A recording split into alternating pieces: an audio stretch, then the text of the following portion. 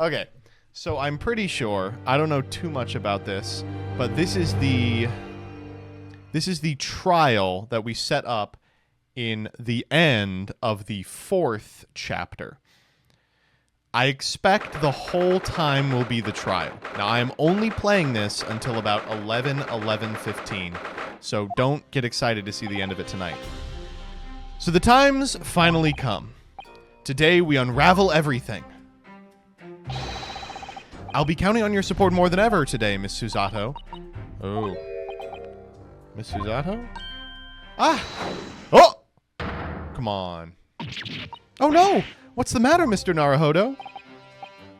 Nothing. I was just saying that I'll be relying on your support today, but... I'm so sorry, of course. I know I can be incompetent at times, but I shan't let you down. Okay, thank you. Would you mind helping me to my feet, then? It's a long trial. No duh? Susato isn't her usual self at all. But that's hardly surprising, I suppose. She's just found out her father is the partner of the world-famous detective, not to mention... Ah, good morning, sir. This asshole. Lord Van Zieks. Thank you for all your efforts yesterday. What? What? Oh, no, nothing. I just, hope we can clear things up today. I really can't make this man out. His face says, I hate you, but his words are jovial today. In fact, he hasn't been very Reaper-like at all since this began yesterday. Lord Van Zieks isn't the Reaper, Mr. Naruhodo. Yeah, good point. The Reaper. I suppose in hindsight, I shouldn't have allowed that misconception to go unchallenged. Huh? It was my tacit acceptance of that pseudonym. My failure to stop the Reaper becoming something more than a mere legend that led to all this. But you're not to blame for that, Lord Van Zieks. It's only because serious crime in the capital dropped off so sharply when the public started calling you that. Oh, that's him. That's why you didn't say anything, isn't it? To be frank, I'm not sure that was the sole reason. What do you mean? There was a rumor at the time that the Reaper was really the ghost of my late brother. That having been slain by the evil killer, Clint's restless spirit returned as some sort of demigod, to wield a deadly blade of justice where I, by dint of the law, could not. Yes, we've heard that story too. When I lost him, I felt as though I'd lost my guiding light. I didn't know where to go or what to do. And so, in some small way, I wonder if perhaps those rumors made me feel his absence a little less keenly. I'm fucking with this new lobby theme. Even if I knew it was just an illusion, just some nonsense conjured up by an over-imaginative public. He was obviously extremely important to you, Lord Clint Van Zieks. Well, what's important now is uncovering the truth. That's all that matters. I know you didn't take anyone's life, and I intend to prove that beyond a shadow of a doubt in court today. I never thought I'd say this, but I can see it in your eyes, that burning desire to cut through all the lies and deception. I can't deny it any longer. You're a lawyer of absolute integrity. Thank you!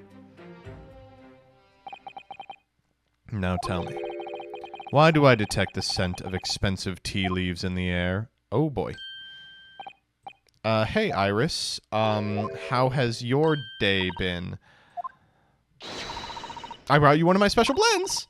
Hurley loves it. He says it helps him clear his head. I thank you. Oh. That's surely the first and last time I'll ever see a sight like this.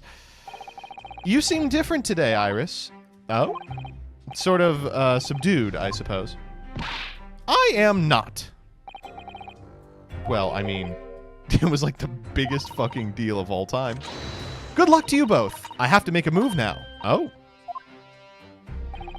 I thought you'd want to watch today's proceedings.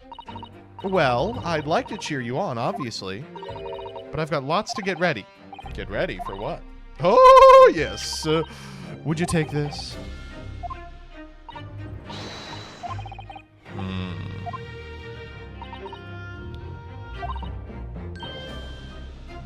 Interesting.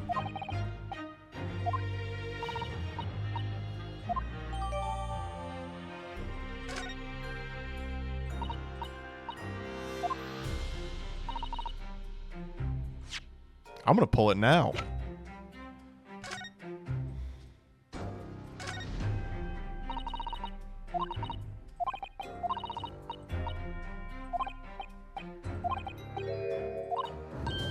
Ah!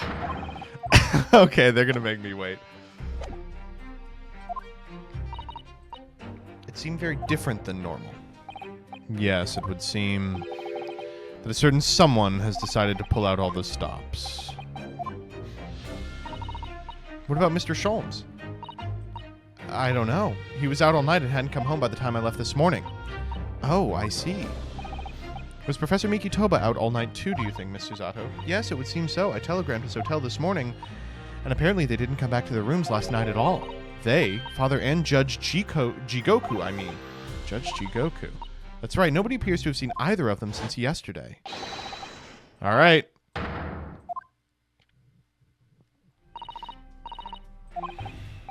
Here we go. Once again, I thank you for the delicious tea. It was very soothing. Oh, great. Oh, we must go inside. All right, here we go.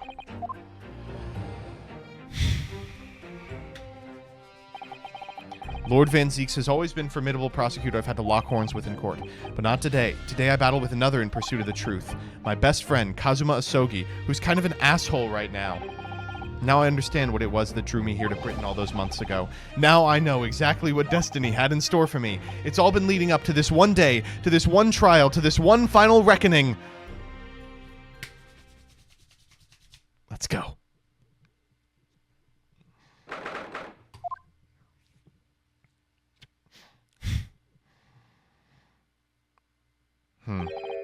It feels even more oppressive here than it did yesterday. Ah, Mr. Naruhodo, look! Huh? Oh, this is no good. Kazuma must have known beforehand. The ramifications of this trial now extend far beyond the murder of one Scotland Yard inspector. In fact, events have come to light that threaten to rock the very foundations of our country's legal system. The escape of a condemned criminal on the night of his execution, the subsequent unlawful shooting of the man, and the revelation that prison staff must have been complicit in the jailbreak. Britain is currently hosting influential members of the judiciary from all countries around the world. It is imperative we uncover the truth in these proceedings to avoid international embarrassment. By royal decree, this will continue to be a closed trial, and one over which I, Male Strongheart, exercise total and unequivocal authority. Oh my god. Oh, this is Kino. The six jurors' flames just... As was the case in yesterday's proceedings, those here present in the public gallery are distinguished members of our judiciary, assembled to bear witness to a fair judicial process. In other words, a collection of your acolytes, Lord Strongheart. I really don't like this guy. On a personal note, I find this most distressing, Lord Van Zieks. You were a prosecutor of exceptional talent. Much like your brother, Clint. Oh! Whoa! Okay.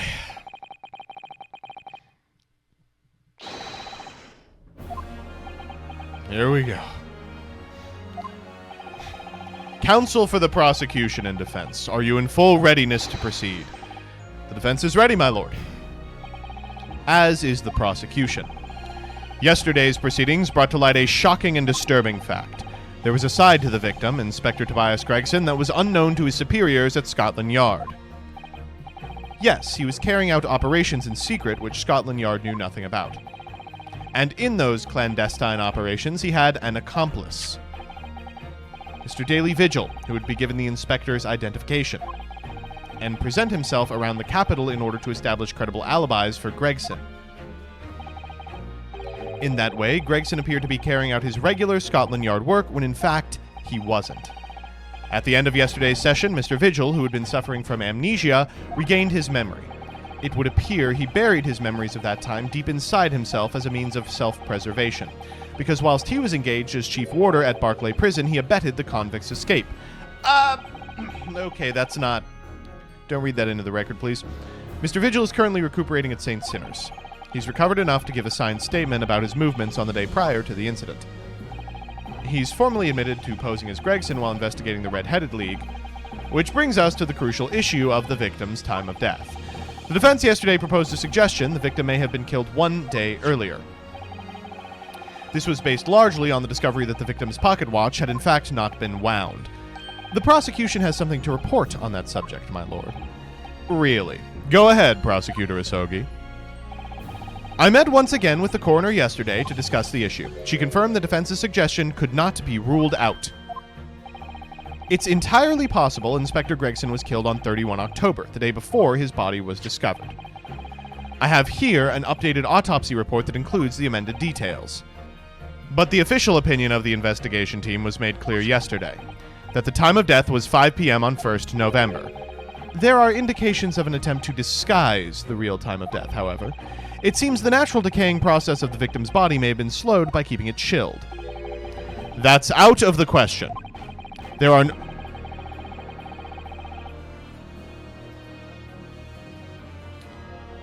Uh-oh. My lord, this is more than just conjecture.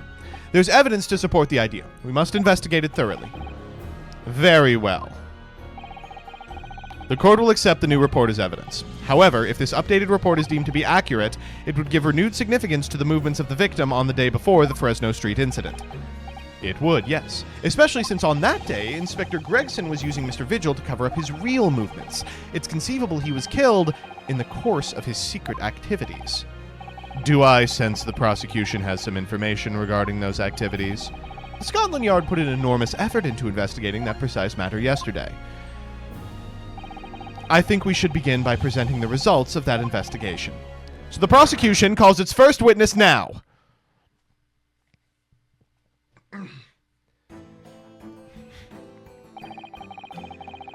State your name and occupation for the court.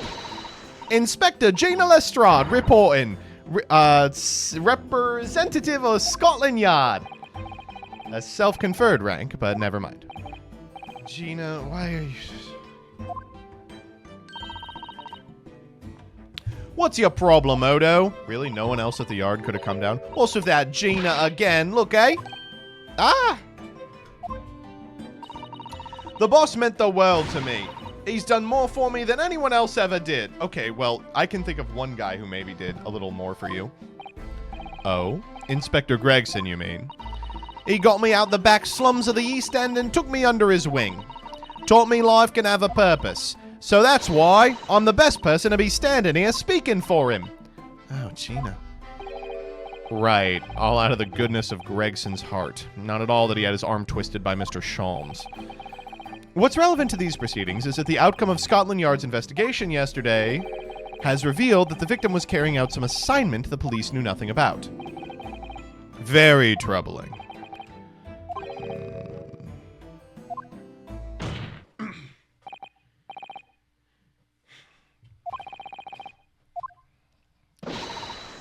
Coming right up, sir.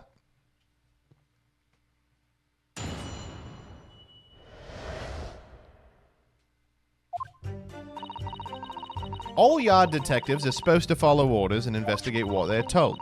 But a little search of the boss's office turned up a notebook that had a load of secret meetings in it. According to that, the boss was looking into some smuggled goods dealing that day. Looks like it was a big job and all, but the coppers weren't onto it yet. What matters most is there's witnesses what saw the Reaper at the place, too. Fucking... I don't know, do I? I'm just telling you what was written in the book. Tobacco, tea, spices, medicines. Goods of all sorts flow into London by illegal channels from across the globe. It's well known they're disposed of at regular black markets that take place in the capital. But the police are rarely able to locate them in time.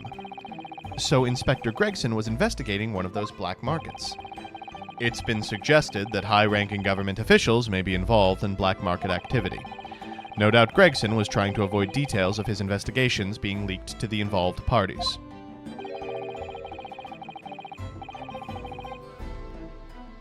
And this guy's got an answer for everything. Why are we just letting him, state this shit like it's fact? He's the judge. And do we know where the dealings were taking place this time? In a particular room of a certain exclusive London gentleman's club. And on the day in question, the accused is known to have been there. That's the conclusion of Scotland Yard's investigation into the matter. Oh my god, that's not helpful at all.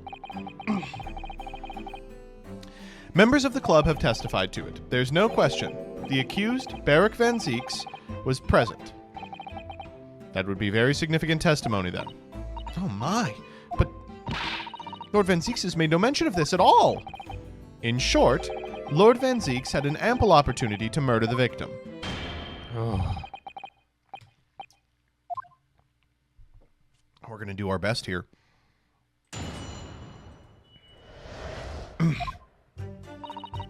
Hold it! So you follow orders, do you, Gina? Nah, not me. I'm above all that, see? Oh. The boss always had special orders for me. Grab us some fish and chips, or go and give Toby his grub, that kind of thing. So errands, not orders. This detective is still an apprentice, after all. Yeah, well, this apprentice ain't one to sit around and wait to be told what to do, even by the boss. That's why I've been doing my own investigations into what happened. I didn't find much at first. But a little search of the boss's office turned up a notebook that had a load of secret meetings in it. Okay. So you went through Inspector Gregson's things. Yup, as part of the independent Lestrade investigation. I'm sure your superiors would be delighted that you're taking the initiative. So I snuck into his office when no one else was about, because if anyone at the yard had seen me going in there, they'd have turfed me straight onto the street. Great. The prosecution understands it was this detective who uncovered the notebook. You got that right. Nothing gets past Inspector Lestrade and her trusty assistant, Chief Inspector Toby. We found it hidden at one of the desk drawers that had a false bottom. So then I went to hide myself where no one could find me so I could have a butcher at what was written in it. Because if anyone at the yard found me out, they'd have turfed me right... Oh, yeah, I know this already.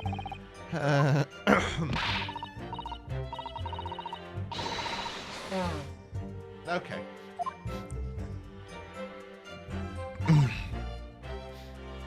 Hold it! I mean, can we see it?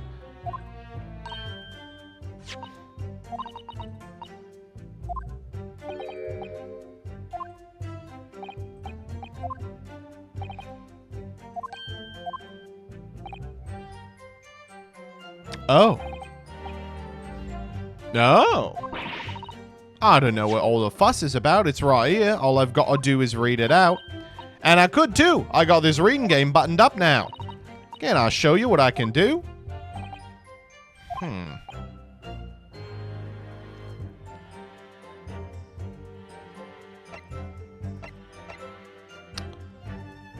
We'll hold for now.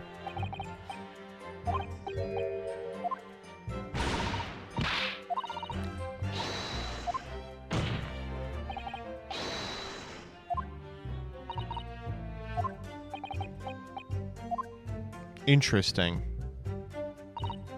Hold it! So how had Inspector Gregson come to find out about it in that case? That's the question, ain't it? But I'm just an apprentice, so... And why didn't he inform Scotland Yard of his findings? Yeah, that's what I was asking myself, because, you know, I'm just an apprentice. When it suits you, yes. Anyway, the point is, something went on at that club, no question. You can't say that for certain, though, surely. Okay, let's talk about this insane... Lord Van Zeeks was at the club. He was. Detectives who visited the club yesterday to make inquiries have confirmed it. Several members report having seen the accused being admitted to the room in question as a guest. Looks like there's no disputing he was there then.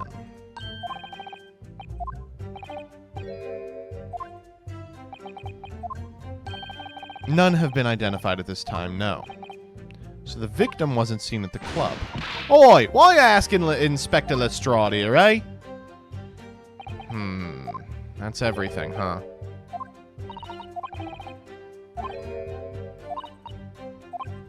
No, the other way to explain it is that Gregson wasn't there yet. And I think we'll figure it out by asking her to read this out. Hold it! Get him back in the club.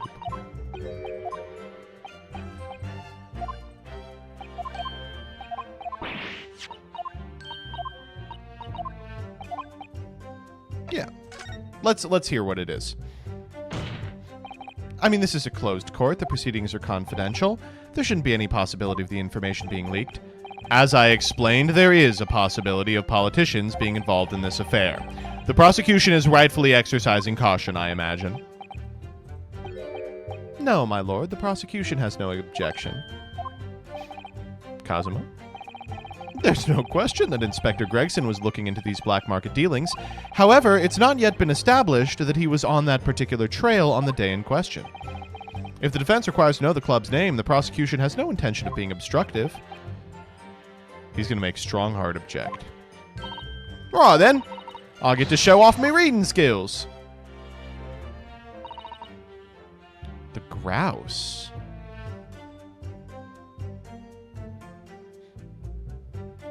Where have I heard that name before? The grouse. It sounds really familiar. Hold it! The grouse. I ain't got the foggiest. Clubs ain't exactly my thing. But I am kind of curious. They're not places where a foreign student like you would be readily admitted. Have you looked in the mirror recently? I tell you what, me and Chief Inspector Toby could go in undercover. Could you, though? I could pick out a few good marks and see what else I could find out while I was in there. I really don't think you should go picking out anything. That's where these black market dealings were taking place, is it? Yeah, it's gotta be. That's what the lower-ranking detectives at the yard reckon.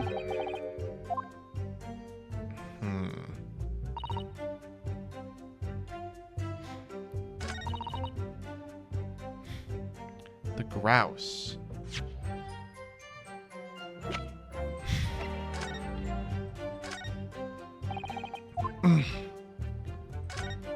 The hell do we do here? Oh, this is normal. The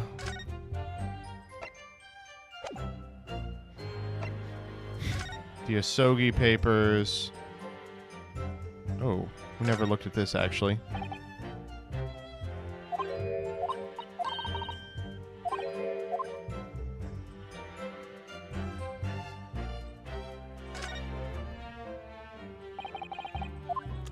I forgot what's in this.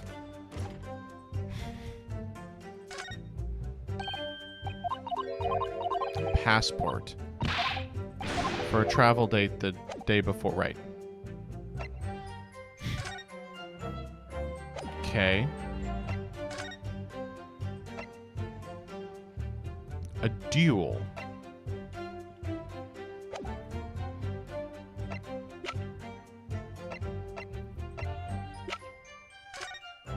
Do you think it's time? Are we pulling on the ears? Damn.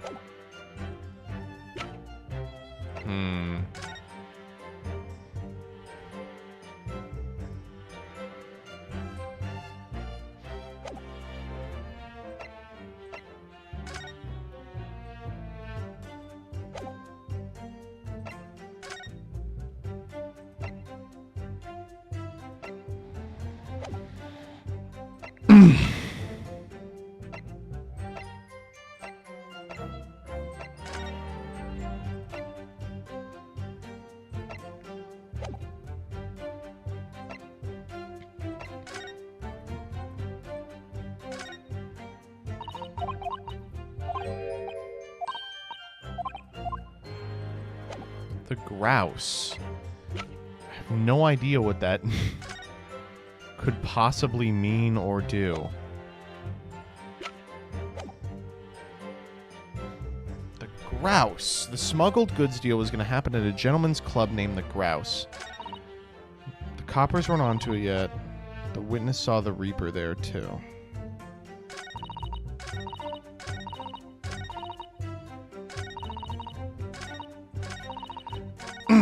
This is hard.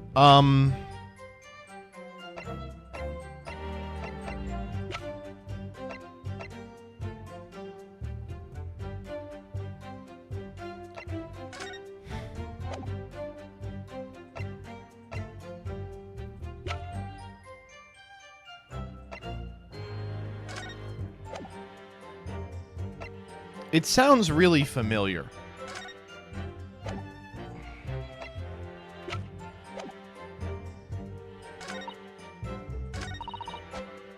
Hold it!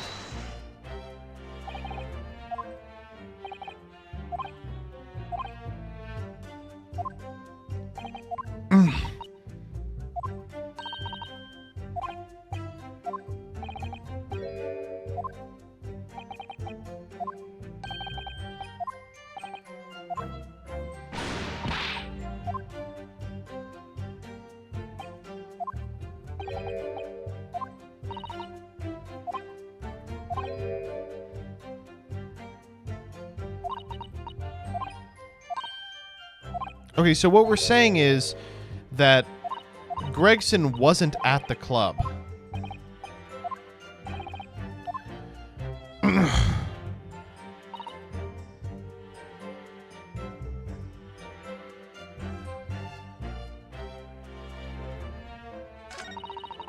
Oh. Oh, I actually do think I know what the answer is.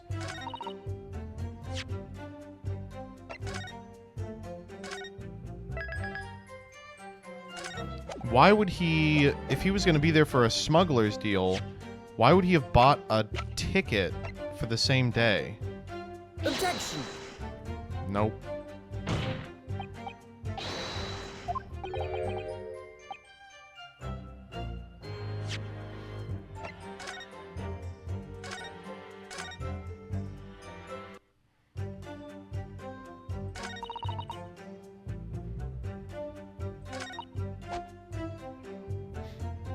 This is hard. I really have no idea.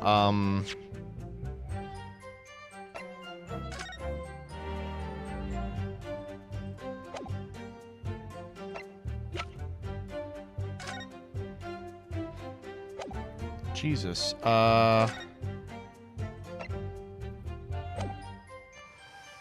gentleman's club called the Grouse. I mean, I literally don't have any idea. Objection!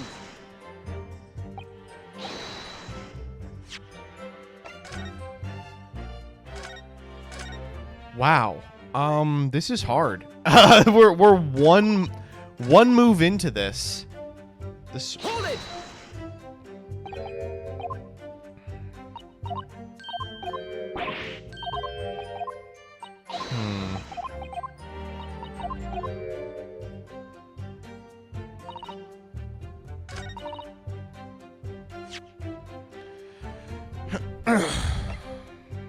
A gentleman's club called the Grouse. I really like this. I don't know why it's not working.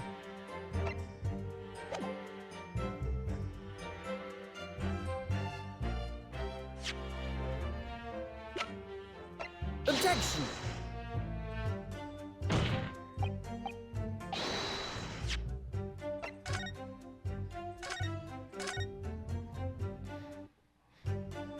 There's very little that we can present that even makes sense here. Let's talk through it.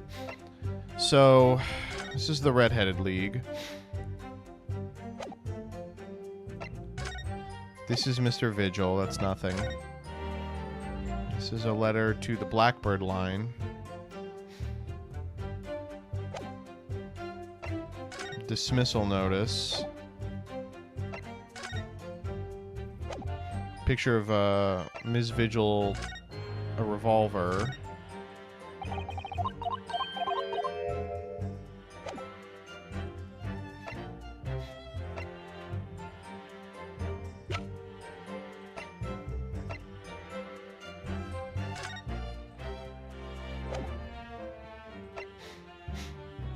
This is the autopsy.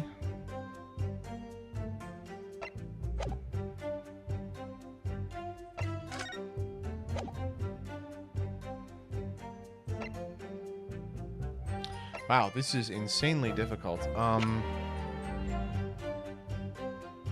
No help, no help.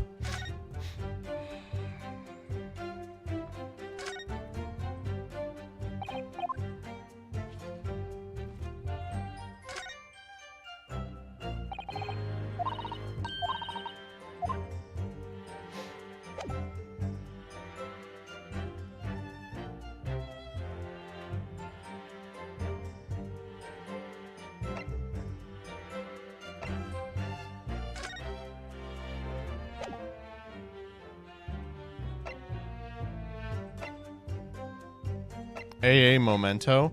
As far as I can tell. Objection. No.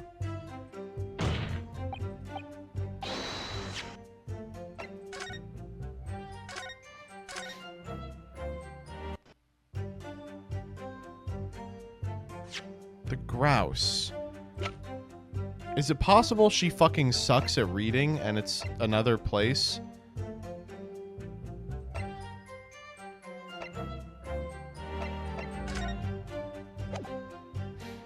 But what else could it be? And why?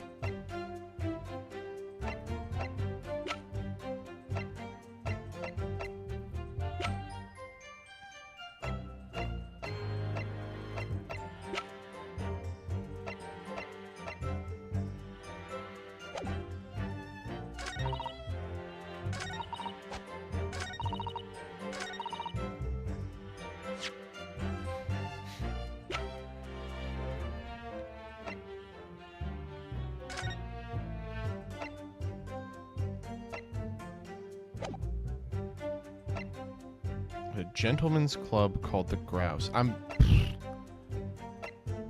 know. The Grouse, more like the Gross. Yeah. Objection.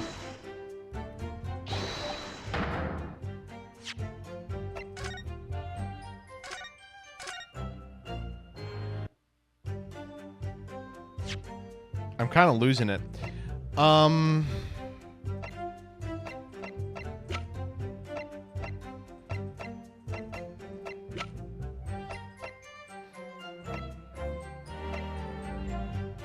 Objection.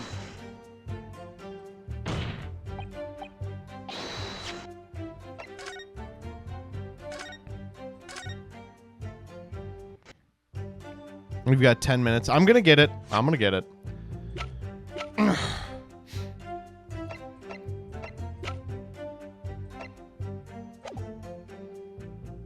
Okay, let's think critically about this.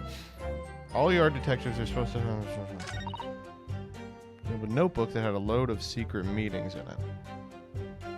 It's not that one.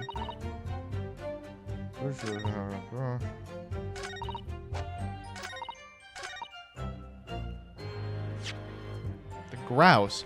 What the hell is the Grouse? Fuck.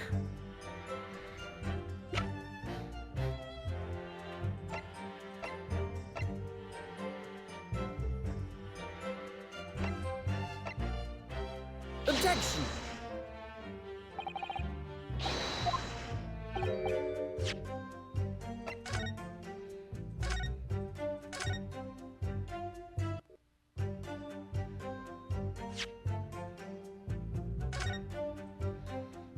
This is actually Japanese for grouse.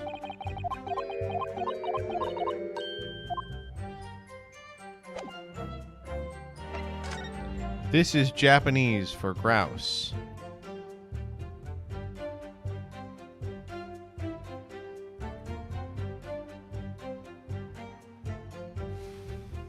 Oh, Lebanon. Lebanon, PA.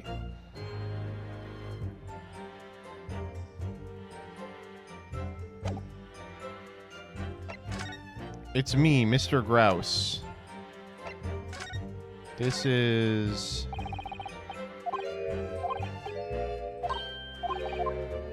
What's the front say here?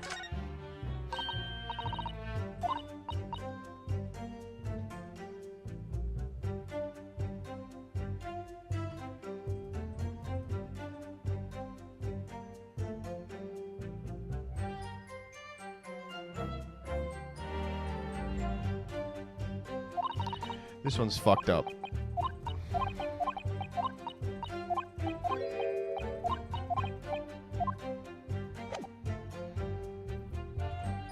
Objection. I've read about these clubs that exist here in Britain. As I understand it, they're places where well-to-do gentlemen socialize with friends and colleagues. Don't imagine for a second that a foreign student like you would be admitted. Okay, dickhead. Do we know for sure the contraband dealings were definitely happening at a club called the Grouse? The police are currently looking for evidence, but haven't found anything definitive yet. And I'm sorry to say, they probably won't. What do you mean by that? I mean, the place Inspector Gregson was secretly going to visit on 31st October may not have been a gentleman's club at all. You're showing a very irreverent attitude towards our country's police force there, Counsel. If it wasn't a gentleman's club, then what was it? A ship. You think it's a ship? I have the evidence to prove it here. This dark-suited young man is not... Okay. No, other side, other side. Ah, this would appear to be a ticket for passage upon a steamship, the SS Grouse. Ooh. Objection! Objection! So there's a steamship named the Grouse that happens to share a name with the club. But I'm afraid to say, there's a flaw in your logic there. How? Look at the ticket. Notice the date of arrival in port. The ship arrived at the port of Dover on 1st November. The day on which the sound like a gunshot was heard on Fresno Street. In other words, on the day in question here, when the victim was at his clandestine mansion, the ship hadn't yet docked on British shores. Objection! Well, the fact that the steamship hadn't yet reached Britain substantiates the defense's assertion that the victim was investigating the Grouse on the day in question. Then show your evidence for that assertion. I actually do have it. Ooh!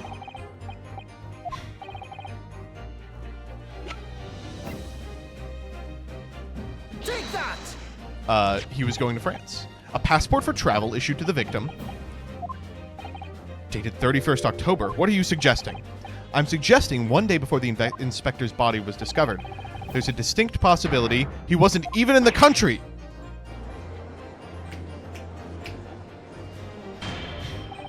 Order, order! This document is for passage to France. It does appear to have been officially authorized. The day before the SS Grouse arrived at Dover, it docked on the northern coast of France for a night. According to my father, who was on board, the port of Dunkirk. Dunkirk, France. What could possibly have taken the victim there? I'm impressed, Ryunosuke Naruhodo. I certainly didn't expect you to get your hands on that passport. What? You mean you knew about this? The prosecution's strategy for this trial has been laid down by the Crown Prosecution Office. On the day before the incident, the victim was investigating contraband dealings at a London club. That's the outcome of Scotland Yard's investigations and the line the prosecution has been asked to follow. But personally, I don't agree. I think the prosecutor's office is trying to hide something. Kazuma. Be careful. The guy who determines if that's the case is right up there. What? And now that you've expertly disproven their assertion, I intend to reveal what I believe that something to be. What are you playing at, Prosecutor Asogi? A courtroom is a forum for the truth, my lord. Which is why it's my duty to present all the facts without exception. Let me guess. This was your intention from the outset, wasn't it? The reason Inspector Gregson secretly made his way to the steamship docked in France on the day in question was to carry out a mission for the Reaper. The Reaper? Order, order! What on earth are you saying, counsel? The prosecution made an assertion in court yesterday. Inspector Gregson was investigating the identity of the Reaper. When he discovered the location of the man's secret hideout, he was killed, as I'm sure everyone can imagine, by the Reaper's hand. But in reality, the truth is the opposite of that. What? Oh, you were lying in court? Inspector Gregson wasn't investigating the Reaper at all. He was, in fact, acting for the Reaper. So you're saying the mission he was undertaking was, obviously, an assassination. Barrick Van Zeeks never carried out any of the actual killings. Whenever the Reaper's victims lost their lives, he had a cast iron alibi. Say airtight, please. Which tells us he must have had an accomplice. And you claim that was Inspector Gregson? Hold it. Oh, what the hell do you think you're saying, eh? My boss would never do nothing like that. And yet, when you consider the facts, it all makes perfect sense. It can't be. We also arrived at the same conclusion, didn't we? Shut the fuck up, shut the fuck up. Even so, There's no way the person giving him his orders was Lord Van Zeeks. The true Reaper is somebody else. Beric Van Zeeks is not the Reaper. A predictable response from someone who's advocating for the man. What do you want? And even if it's true Gregson was operating as an agent of the Reaper, the suggestion he went aboard the SS Grouse on an assassination mission doesn't follow at all. Oh, you have some solid reason for doubting the assertion, do you, Counsel? Absolutely, it's very simple. On the day in question, nobody was killed aboard the steamship.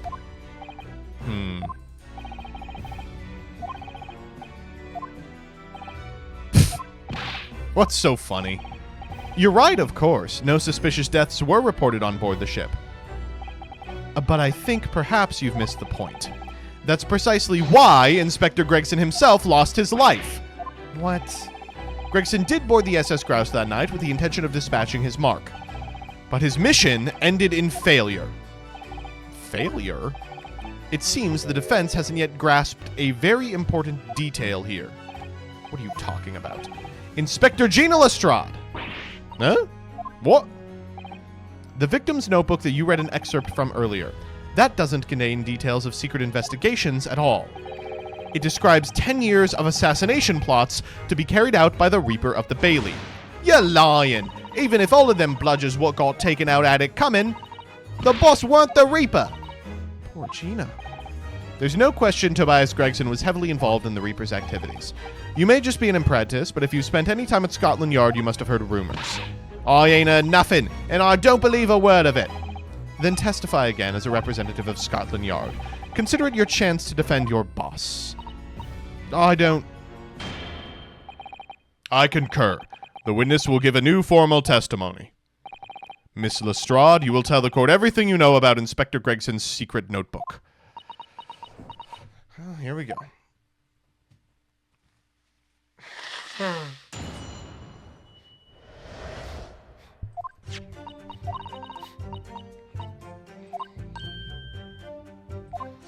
What was the name? Oh, this is not a lot to work with.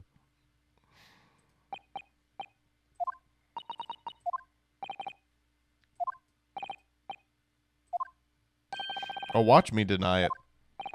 The notebook contained the name of the final mark and the location where the assassination would take place. That's information the victim could have only known if he was working with the Reaper. So, who was to be the final mark?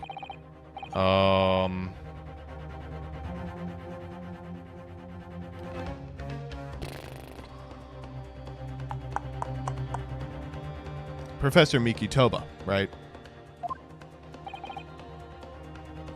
Or Judge Jigoku.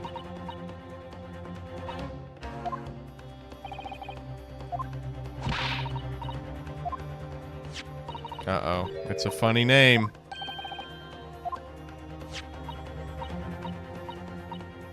Seshiro. Fuck! Saishiro Jigoku. I knew it!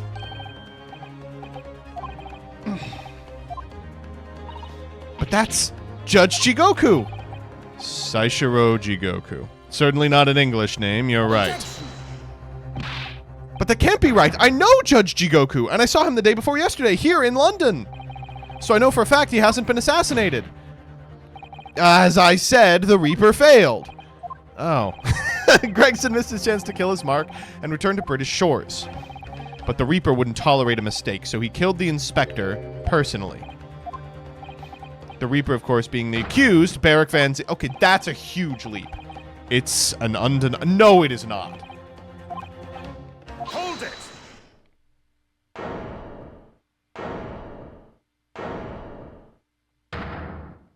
Hello. Yeah! Pray forgive the discourtesy of filling my hallowed chalice while I stand accused of murder. Lord Van Zeeks! The accused has no right to speak uninvited in court. You will return to the dock. I say nothing of whether or not I'm the Reaper. That's the task of this court to decide. But there is one thing I can say unequivocally. That girl is no detective.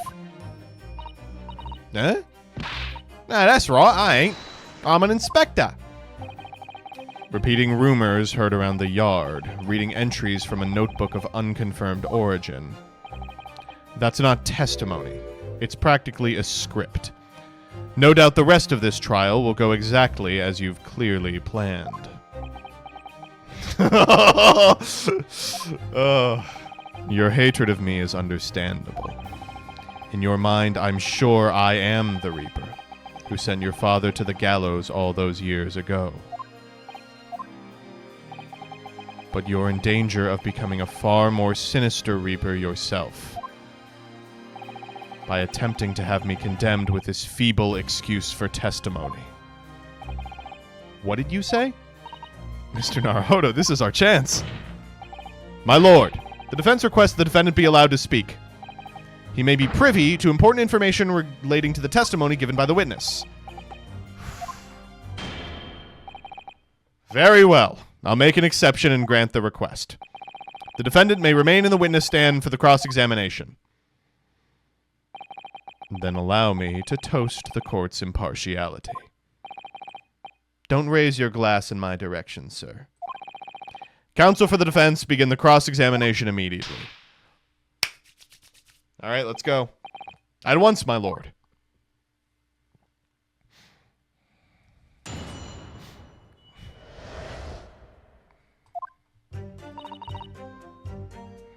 Hold it! In other words, it shows Gregson was basically acting as the Reaper.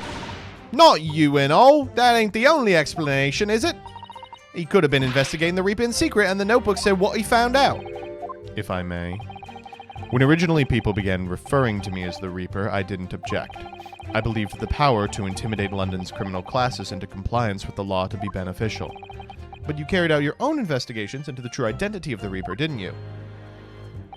Yes. And those investigations proved conclusively Gregson was one arm of the Reaper. One arm? What are you on about? The Reaper's victims were all extremely shrewd criminals at the top of their game. There's no way one person could have taken them on alone. The Reaper is an organization. With you at its head. I had spies at the yard keeping me abreast of Gregson's movements, letting me know when he was elsewhere. So I'd been able to check the most recent entry in this book. I knew the location.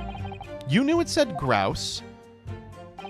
Believing it to be a reference to the Gentleman's Club, I went there on the day in question to investigate, alone. Ah, so that explains why several members of the club claim to have seen you there. But of course, the inspector was not there, because at the time he was making his way to the steamship docked on the northern coast of France. So in fact, he has an incredible alibi for this killing. Very well then, back to your testimony about the contents of the notebook. Fine. Why didn't he tell us anything? Hold it!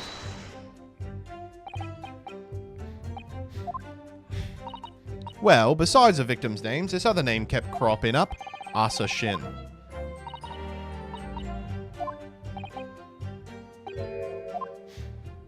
Yeah, that's the one. She's a friend of yours or something, isn't she?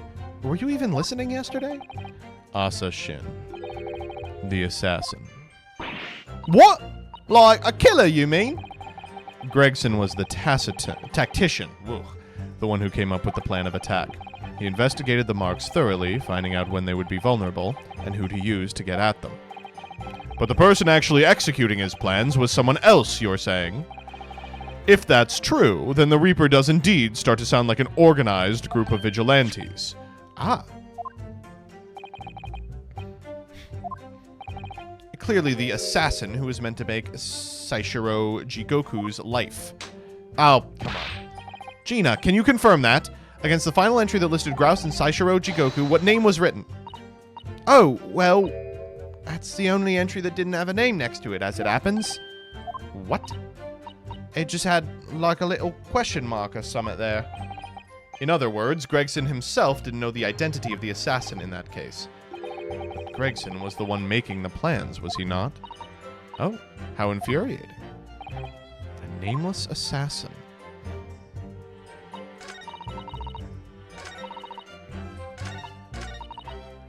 Hold it! There we go, we're back. And you're saying the mark listed was Saishiro Jigoku. That's what it said. Funny name, if you ask me. And I thought your name was odd. So pleased to have lost my crown there. Mr. Jigoku is the presiding judge of Japan's Supreme Court of Judicature. I remember the man. He came to our country as a visiting student 16 years ago, studying international law and diplomacy under your tutelage, Lord Strongheart. That bearded young fellow was a very able man, I must say. So Lord Strongheart was Judge Jigoku's mentor. If I'm not mistaken, he returned to Japan 10 years ago now.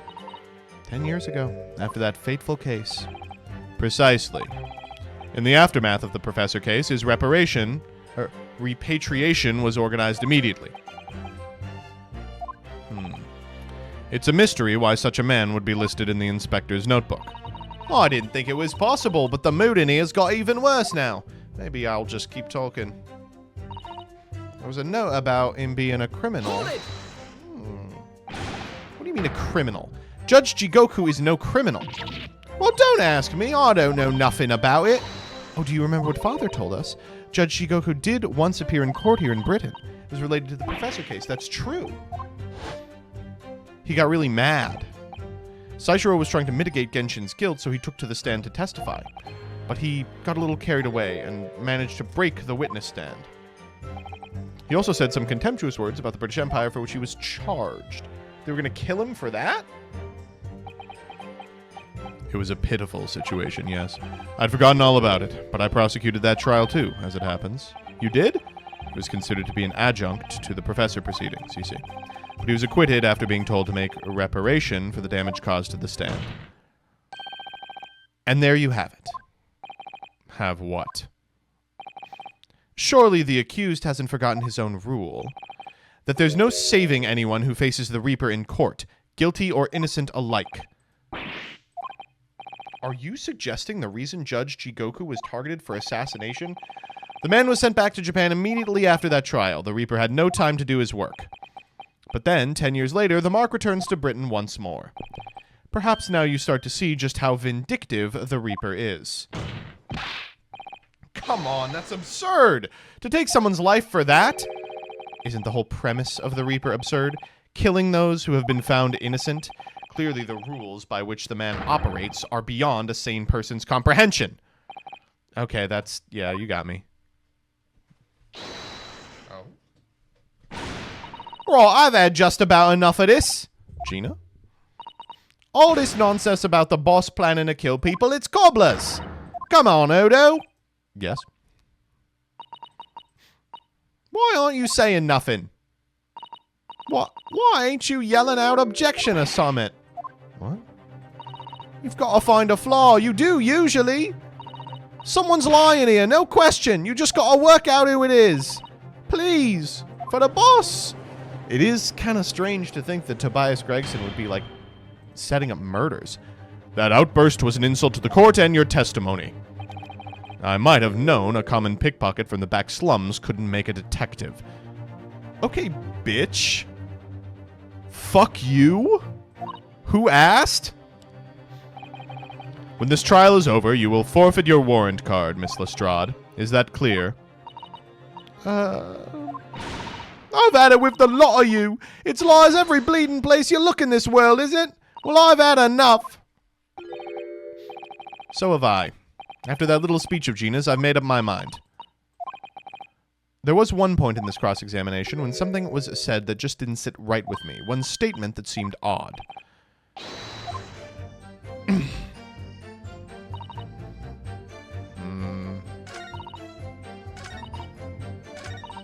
It was his first one. Hold it!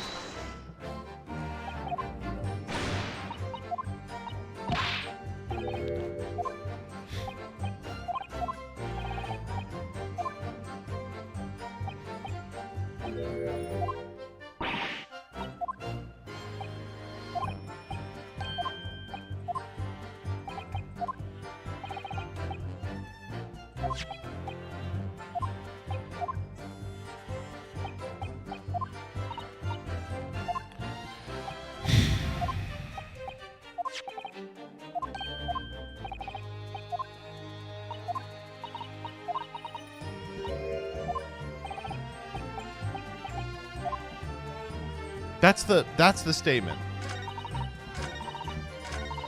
Hold it! What freaks him out?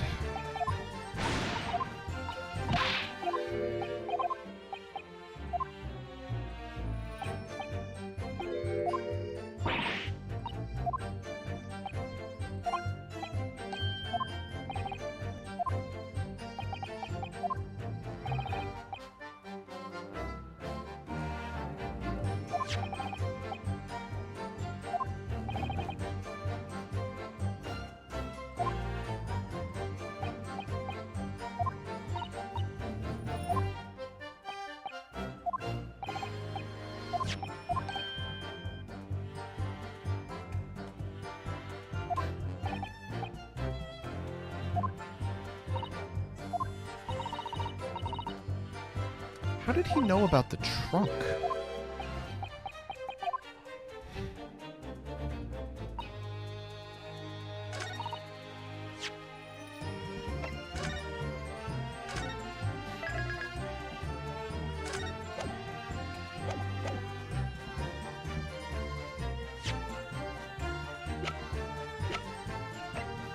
Objection!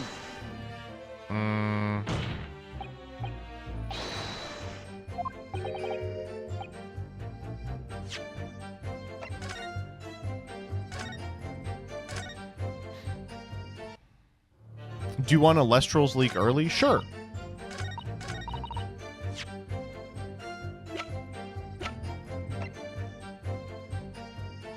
Objection!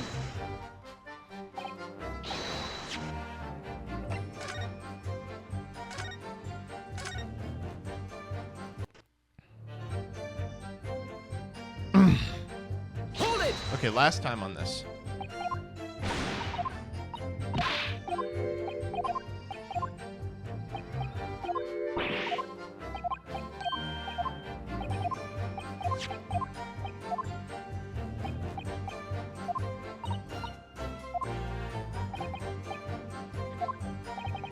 Because at the time he was making his way to the steamship, docked on the northern coast of France, as shown by the passport found in this victim's metal trunk.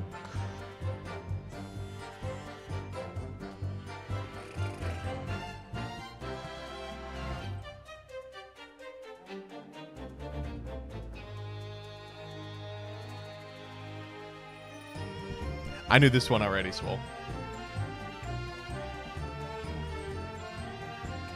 I got to see it when I met A Drive. It is one of the cards I was the most excited about for sure.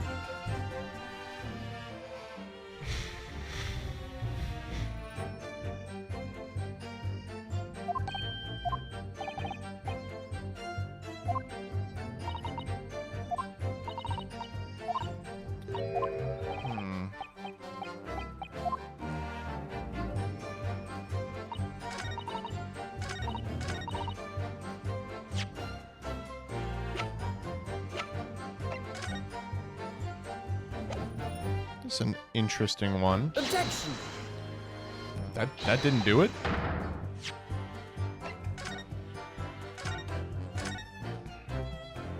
The victim was on his way to the steamship as shown by this from the trunk. But it says...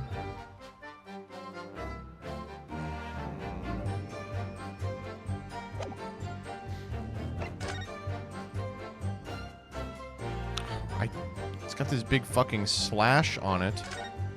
It's got blood on it.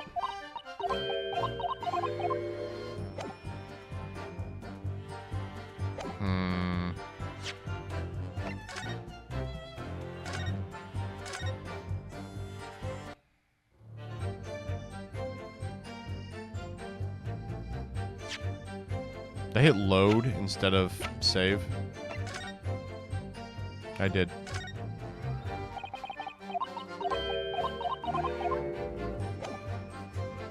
This is a hard one.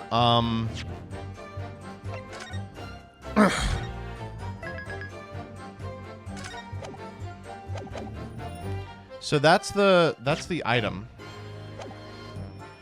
Or that's the... This is the one to press on.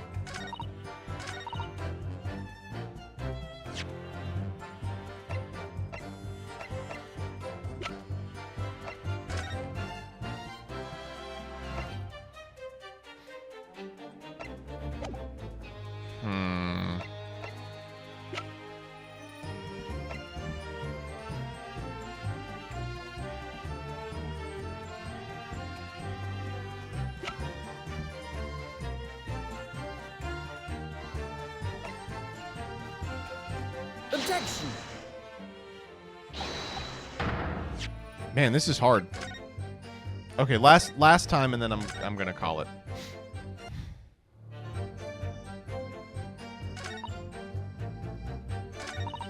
Hold it! Okay.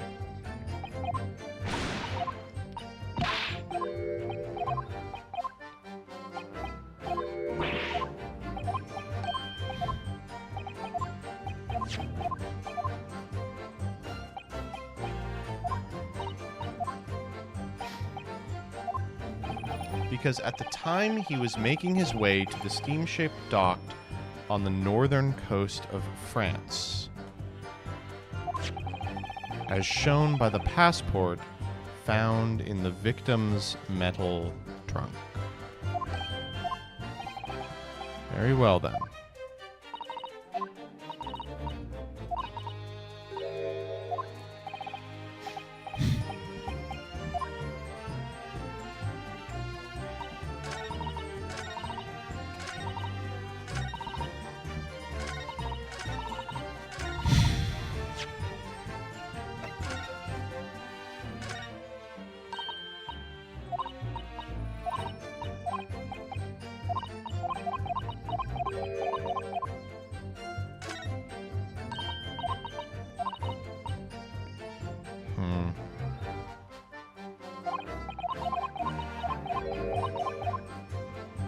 This is strange.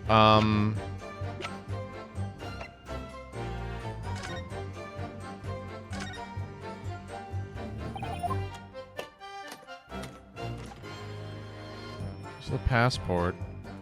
Nothing else in here that does anything, right? Oh. Hello. Hold up. What the hell is that?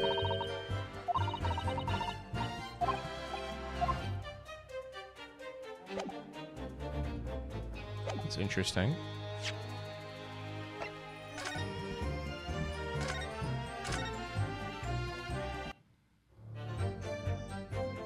I did the exact same thing.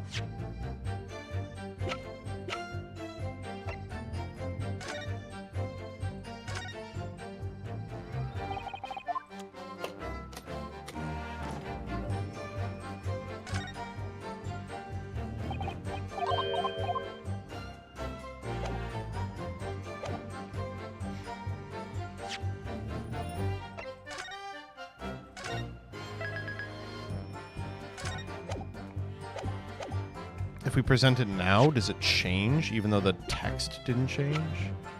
Objection! No.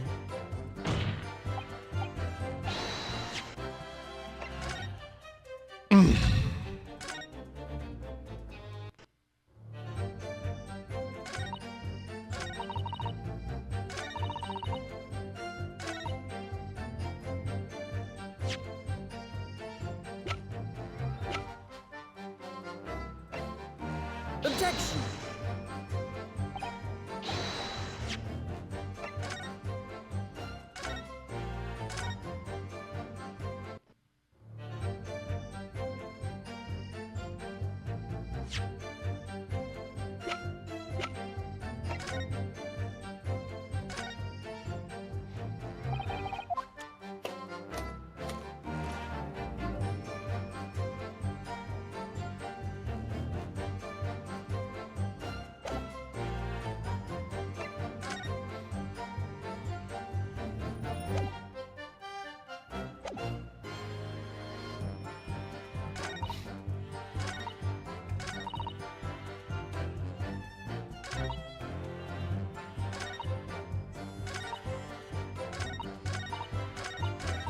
It's weird. We've found something in here that makes it look like Kazuma forced his way in. Something. What do we do about it?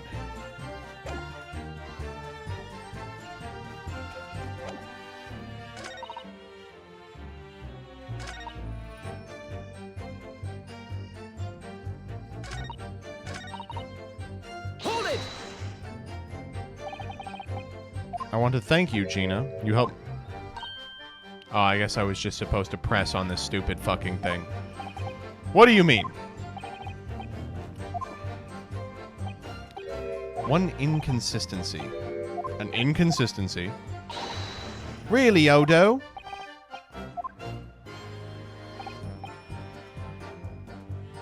Oh. Well, Kazuma.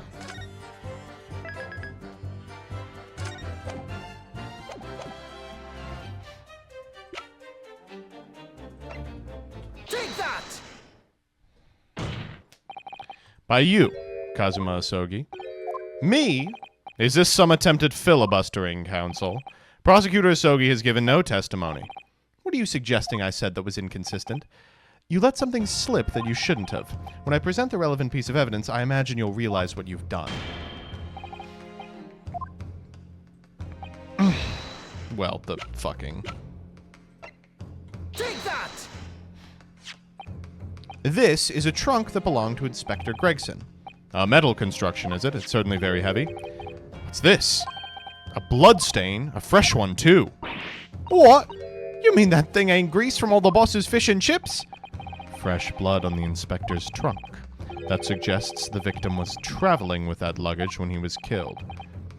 That can't be. There was no mention of any trunk in Scotland Yard's report.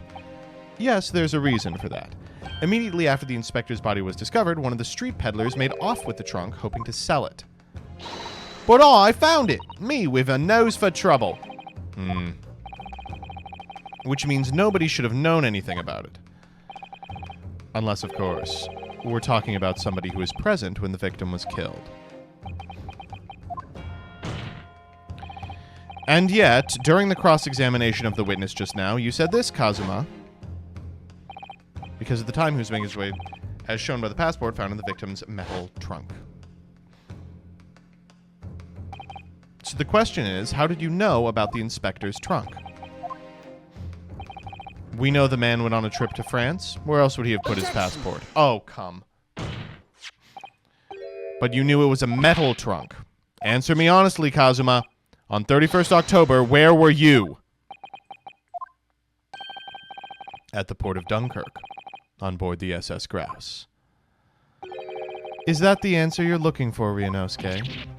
Kazuma, what did you... What the fuck? I hadn't considered the possibility before, but if Kazuma was there on the ship, then it could only have been for one purpose. Oh no, Mr. Naruhodo. Surely you don't think... Come on, Ryunosuke, you know the rules. The only thing that talks in the courtroom is evidence. Well, as I understand it, Inspector Gregson took that case with him when he traveled. So as it stands, you've proved nothing.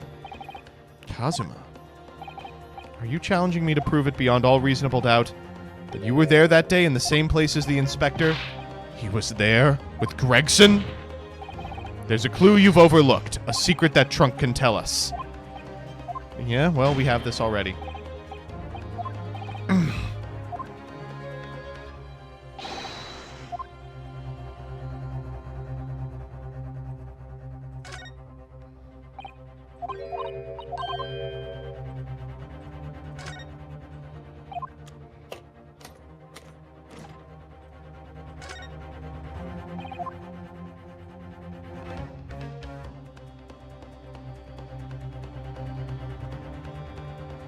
Got it!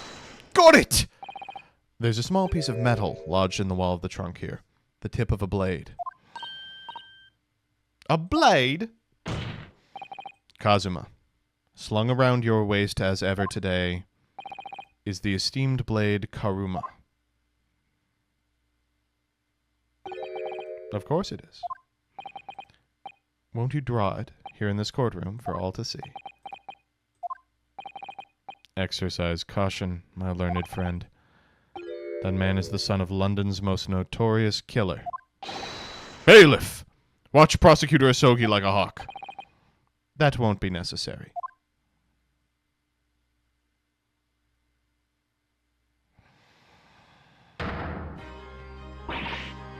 He really is a Von Karma through and through. He predicted this entire line. Oh, it is broken. Never mind. Fuck me.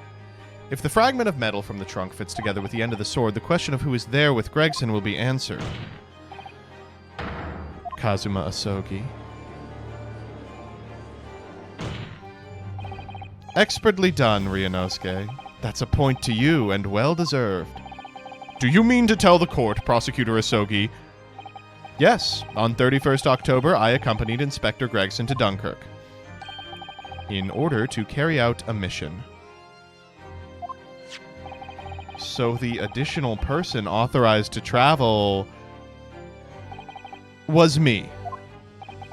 And the mission was the assassination of the Mark. Dude, what is going on? What the fuck? You mean you're the killer whose name was omitted? You were following the Reaper's orders to dispatch Judge Shigoku? Let me make one thing perfectly clear. I have killed no one. Explain. I accepted the assassination mission, yes, and I accompanied Gregson to Dunkirk, but I never had any intention of carrying out the plan. You were never going to do it? We can believe Kazuma-sama, I'm sure. After all, Judge Shigoku arrived safely in London the following day. On the 31st, I boarded a train from London with Inspector Gregson. We traveled to Dover, from where we crossed the channel to Dunkirk. Then we boarded the SS Grouse and made for the cabin deck, as indicated in the plan. You went to Judge Shigoku's cabin? Exactly. He wasn't there, though. We decided to wait, but you've already told us you had no intention of going through with it anyway. I didn't come to Great Britain to take anyone's life, so I left Gregson and disembarked the ship. I spent that night at a boarding house in the town and returned to England the following morning. Boarding house in Dunkirk? My signature will be in the register book. It will be simple enough to verify. Then what became of Jigoku? Gregson was no assassin, so the mark was spared. I'm sure it's easy enough to imagine what happened after that. Gregson returned to England as well, having failed to complete the mission. He met with the Reaper in the room on Fresno Street to report the failure, causing the infuriated mastermind to pull the trigger and end his wretched agent's life.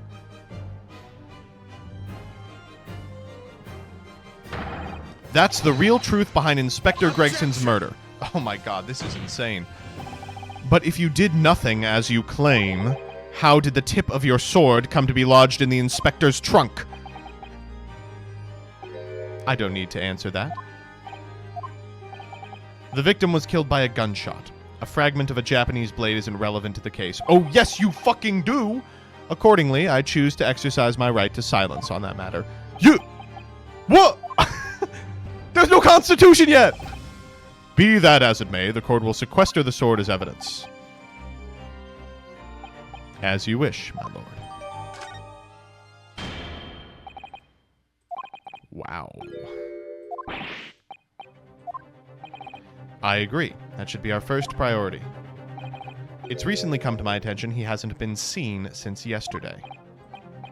How?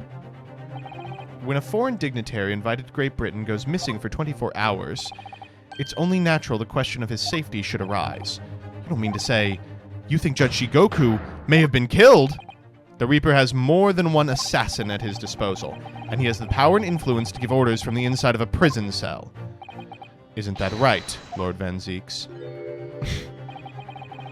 If I were truly the Reaper, I'd be able to tell you. He did write a bunch of letters to his friend.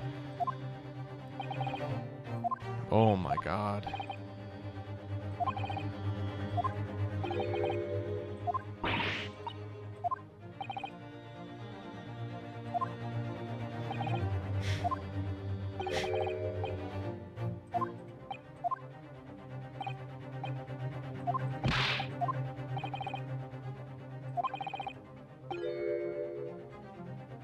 Yeah, I mean, of course. Jesus Christ. What an insane day in court. Kazuma, what is your fucking problem? I have such a terrible sense of foreboding. If something awful has happened to Judge Jigoku... Oh, man. Well, in the worst case, we may only have 30 minutes left.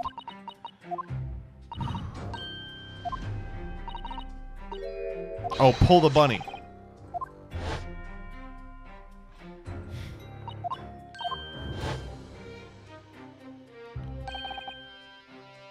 Stop here. You got it. Thank you all for sticking around. When we last left off, it was time to pull the ears of the rabbit.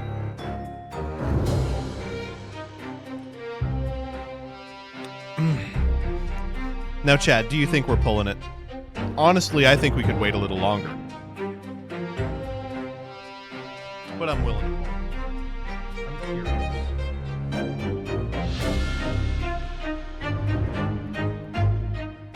We're always pulling.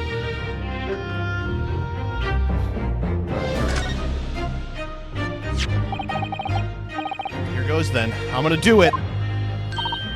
Good luck, Mr. Naruhodo. No looking back. Heave! Ow! That scream sounded like Mr. Sholmes! Mr. Sholmes? Where are you? Here, my dear fellow, here! Oh. It's the felt doll talking?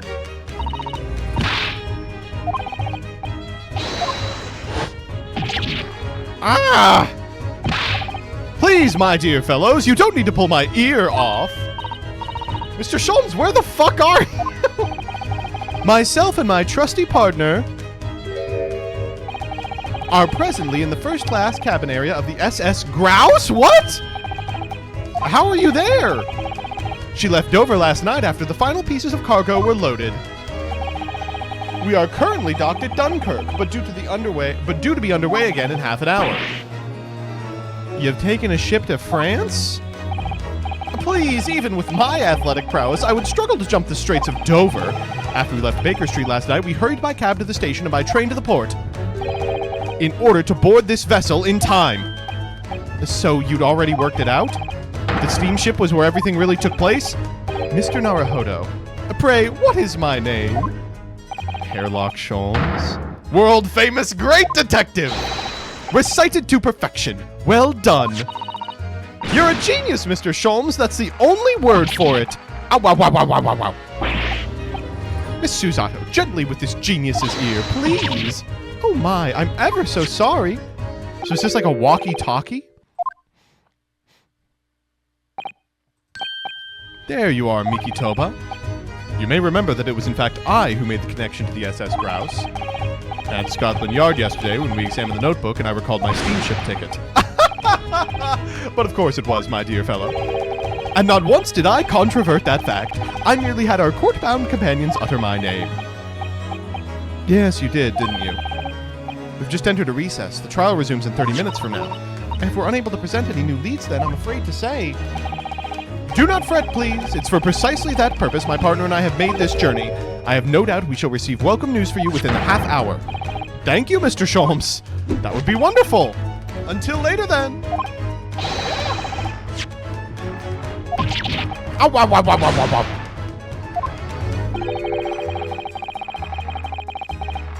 Whatever was the idea behind making a receiver operated in that way in the first place, Sholmes? Why the deuce would I know? It's Iris's invention, not mine.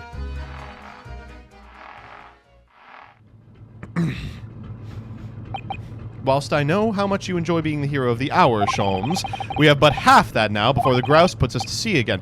We're gonna investigate on behalf of Sholmes?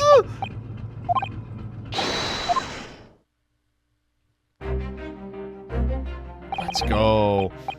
First class cabin number 2. Yes, this is the one. I don't believe an investigation of the cabin is going to be plain sailing. That crewman standing in front of the door is an angry-looking fellow. Why you are loitering here? Who are you? My dear fellow, do you not recognize a world-famous great detective when you see one? The question really ought to be, who are you? Do you not recognize world-traveling's great sailor Chicken Stroganoff when you see? Great detective, I don't think so. Do you see that, Mikitoba? It would appear this man is a devoted follower of mine. Goodness me, is that a tattoo that says Sholmes? I must say, while adoration is flattering naturally, it does leave me a little cold. What are you talking about? Leave now! How distressing. My loyal devotee knows me only by name and not appearance. And yet I already know a great deal about you, sir. You have a brother, I believe. Like yourself, he's a shipman, currently traveling the world aboard a Russian steamship, in fact. How could you know this? Elementary, my dear Mikitoba. I'm sure it was. 3 days ago, I was bound for London aboard this ship, you see. We're looking for one of my fellow passengers, a man by the name of Jigoku. There is no one with this name on board. But we know that he purchased a ticket for passage. Ah, you mean Eastern Man. Yeah, he left ship 2 hours ago. Here at Dunkirk. He said something about emergency, I think. What? Are you sure? His cabin is the one behind you. We should like to investigate, please. No! I have orders not to let even mouse inside. Mikitoba, be a good man and draw the sailor's attention away, would you? Make up some excuse so he leaves the area. Doesn't great detective see that even sailors have ears, both left and right?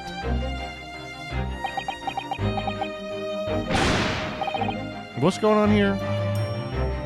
Nah. Wait. Maybe? I'll give you an hour.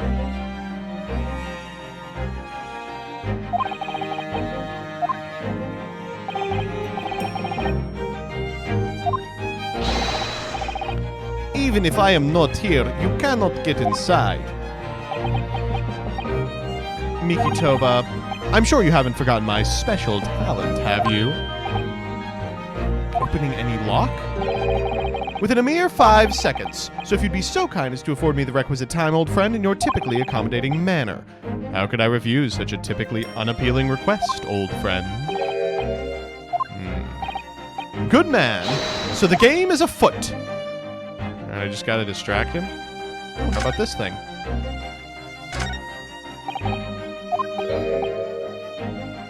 Yeah, why not?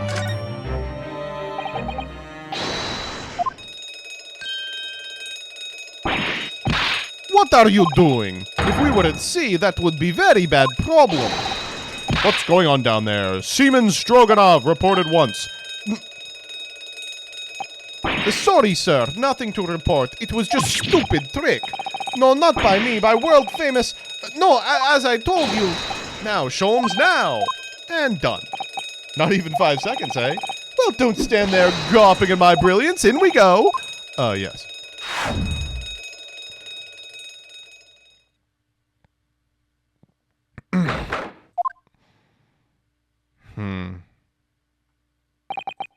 Good gracious.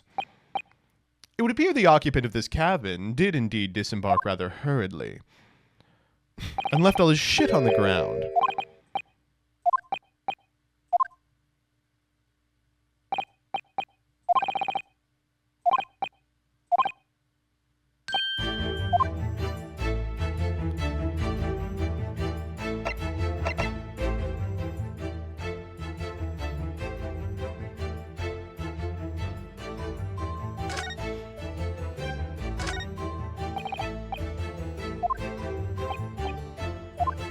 Maybe Jigoku's inside.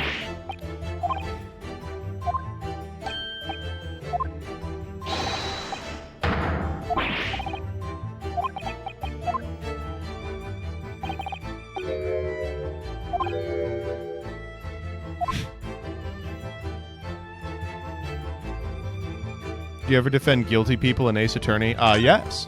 Well, one of them died. Quite the exquisite glass, I must say. See here how it... Well, that should be melted.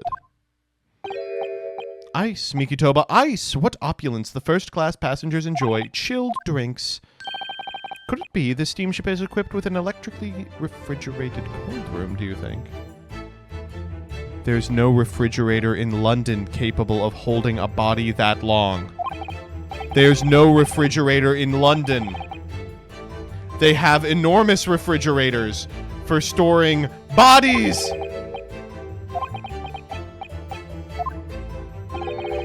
The sight of you is making my mouth water. I haven't taken on the flavor of the food I ate, you know. Okay. There's a speaking tube here, look, though it's been stoppered with some cloth, so the voices of the crewmen on the bridge aren't an annoyance, I suppose. Or indeed, so the voices in this cabin aren't heard elsewhere.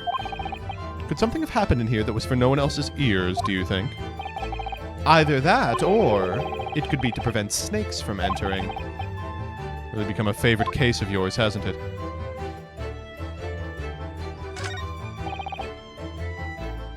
These are the rules of passage.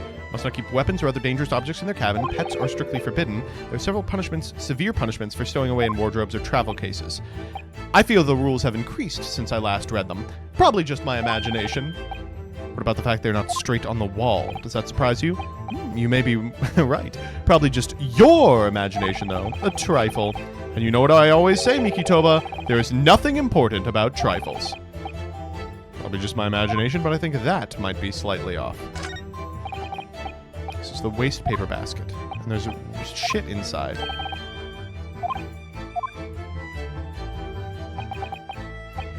Ah.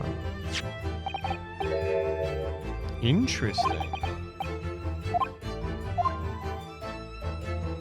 Following the departure from the port of Dunkirk, all crew members are required to assemble on the main deck at 10 p.m. for an evacuation procedure. For our safety and security, all first-class passengers were constantly under the watchful eye of the crew. It was a welcome relief to have some privacy for once.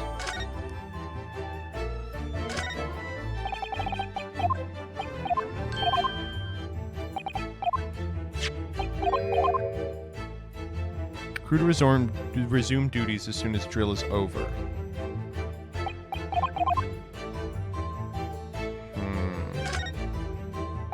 Nothing there. Oh, a substantial heap of clothes. An overshirt, shirts, a dressing gown, momohiki work trousers, a Tanzan robe, a haramaki waistband, the clothing of a Japanese man. And clearly, Japanese men are unaccustomed to the culture of the wardrobe. Looks to me as if they've been thrown in a heap like that in something of a hurry. Indeed. You could help yourself to a Japanese man's shirt, perhaps? I'm sure you made mention of packing too few. I'd very likely drown in one of Saishiro's shirts. No, I just buy extras I need, I think. No, let's see if we can open this fucking thing. 5 seconds, baby?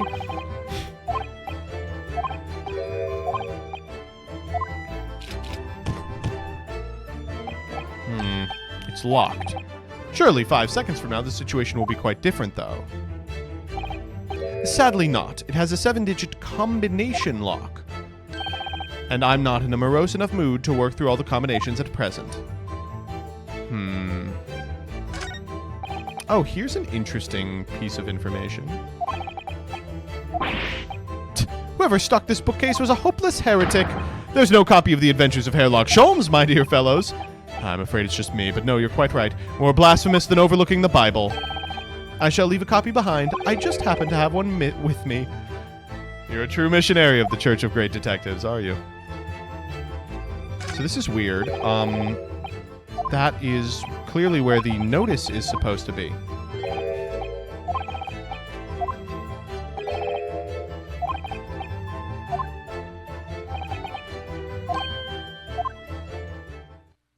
Oh, shit.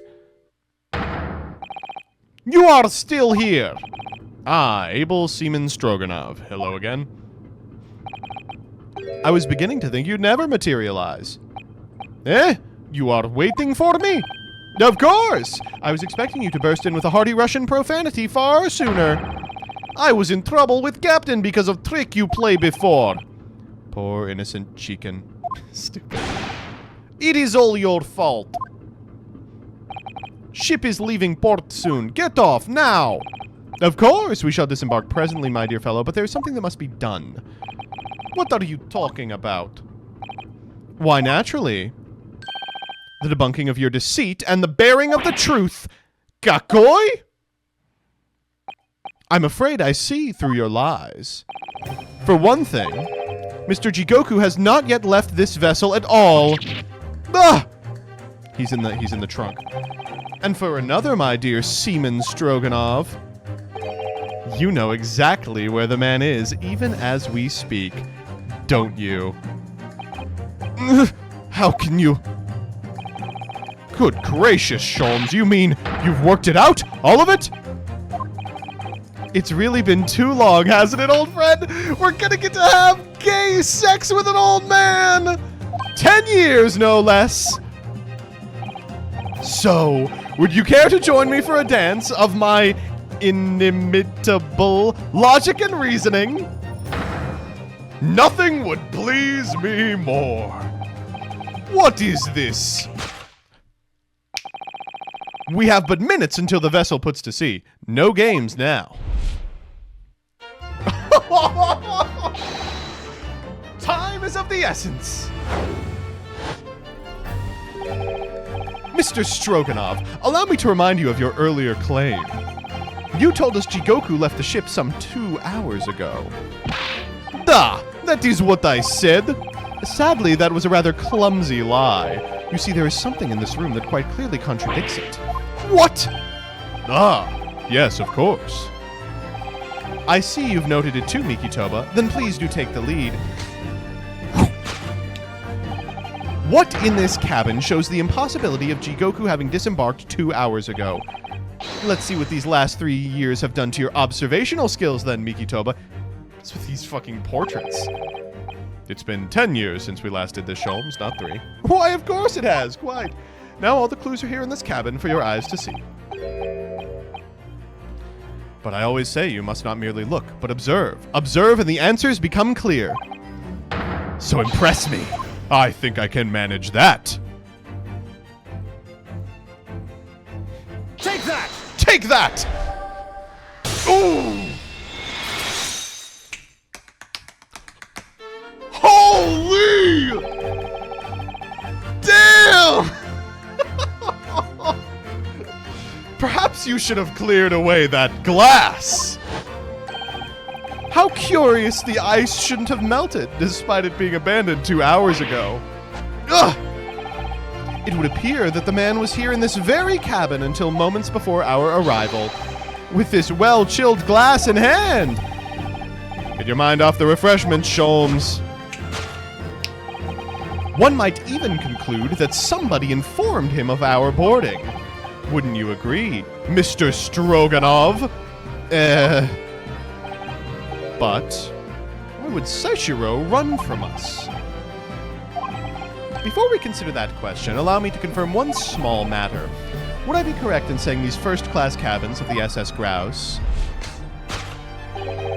are the same ones in which you and Mr. Jigoku were accommodated on your voyage from Japan? Ah, that's right, they are! I was in the cabin next door, and Seishiro was, yes, 50 days in this very cabin during our voyage! As I suspected. For you see, there are traces in this cabin of a dark secret that Mr. Jigoku had to hide. What traces? I know nothing about this. Ah, this is news to you, is it, Mr. Stroganov? Sholmes, what exactly are you getting at? As I said, there are traces in this cabin of some nefarious activity. Something that appears out of place, which I'm quite sure won't have escaped your notice. Something out of place in here. That's the key to this, Mikitoba. The remnants of the dark deed that took place in here are being masked by something quite incongruous. I must say, I didn't foresee ever doing this dance of deduction with you again, Mikitoba. No, quite. But life is full of unexpected twists and turns, as we well know. Now then, let's see if I can't uncover the truth here. Yes, you have the floor, my dear fellow. It's got to be the rules of passage. Or the mark on the wall. Take that! No! Miki Toba. No games now were my words, were they not? Fuck. Quite right you are. Is it not this? Traces of a terrible deed.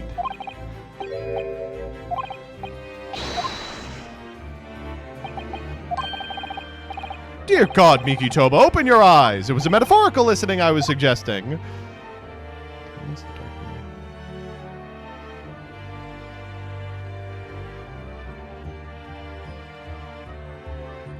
Take that! There we go.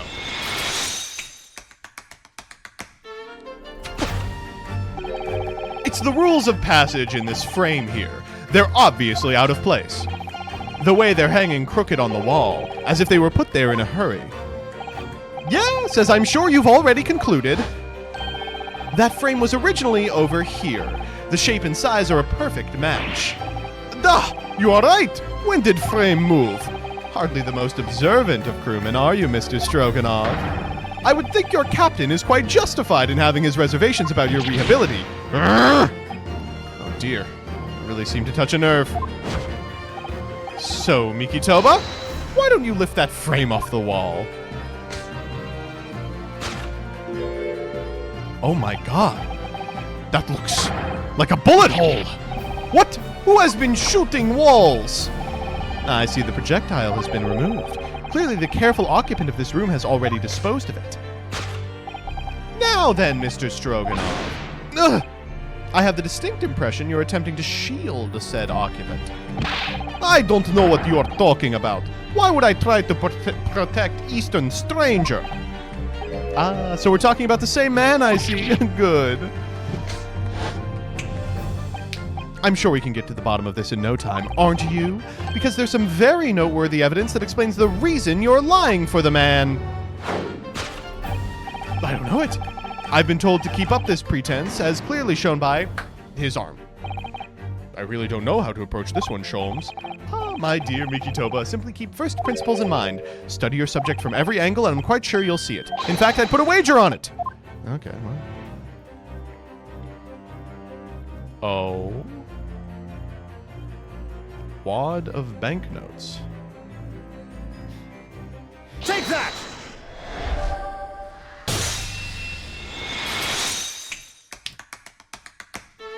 Oh! It's almost too obvious for words. Quite. The universal language of the world. Money. Ugh! And I'd wager the Eastern fellow in question is Seishiro Jigoku, yes? Ugh! So, I presume you realize what this means. There are clear signs a crime has been committed in this cabin. And the way you're going, sir, you'll find yourself accused of being an accomplice. But I believe you know, Mr. Stroganoff. You know where Mr. Jigoku is hiding at this precise moment in time. Ugh. As always, Miki Toba, in matters of deduction, the furtive glance is your unfaltering ally. Yes, I think you're onto something, Sholmes. You found the chink in this burly fellow's armor. We need only follow the man's gaze to know where our prey is hiding. Oh, yeah. Oh, fuck, dude. I'm so in. You can hardly call this barely perceptible, Sholmes. The man turned his entire head. It's not exactly what you describe as a furtive glance, is it? It's almost too obvious. We shall let your tapping toes decide, my dear fellow. I mean, the large trunk. Take that!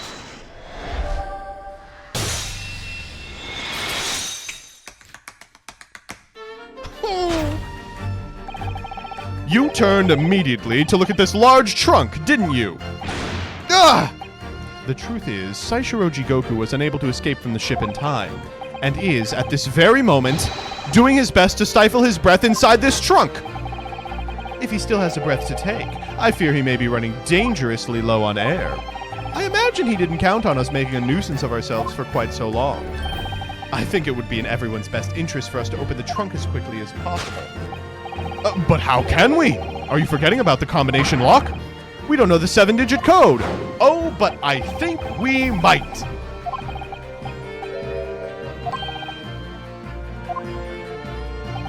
In short, before Jigoku hid himself inside that trunk, he must have told somebody the 7-digit number for the lock. I'm sure you can confirm, Mr. Stroganoff. No! Know nothing about no combination code. Don't move a muscle, my good seaman. Huh? Now, Mikitoba, would you do the honors and open the trunk? How on earth do you expect me? It's a 7-digit number, remember? Quickly now, we have little time. It's so fucking peak, dude. It's so fucking peak.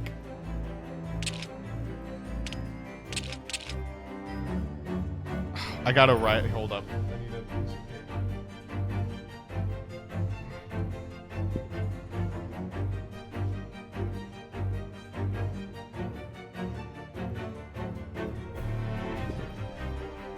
Because it's upside down.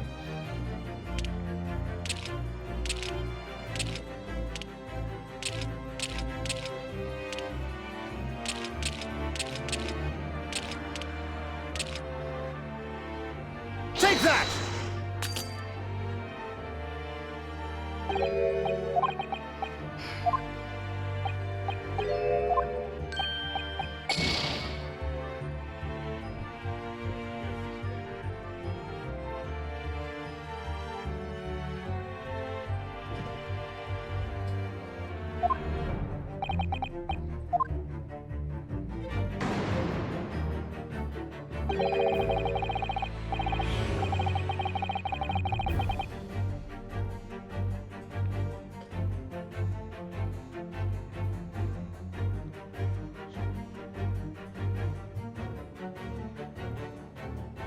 Got it.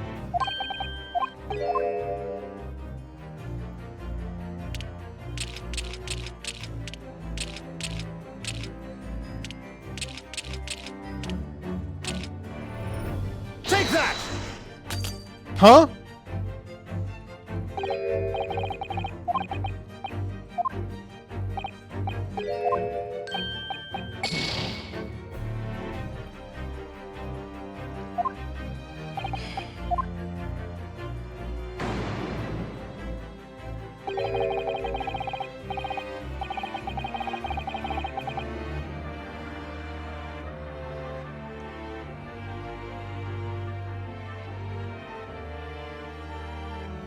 That's the right one. Wait, I literally have it. What'd I fuck up?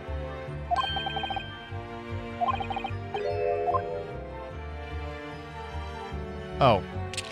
I just didn't write in the right answer here. Whoops. Take that! Okay, whoops.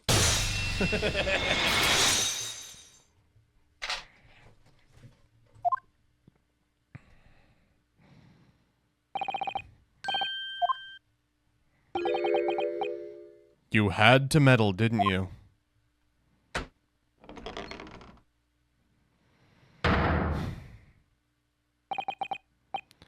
Well, Eugen, you've found me now. Saishiro.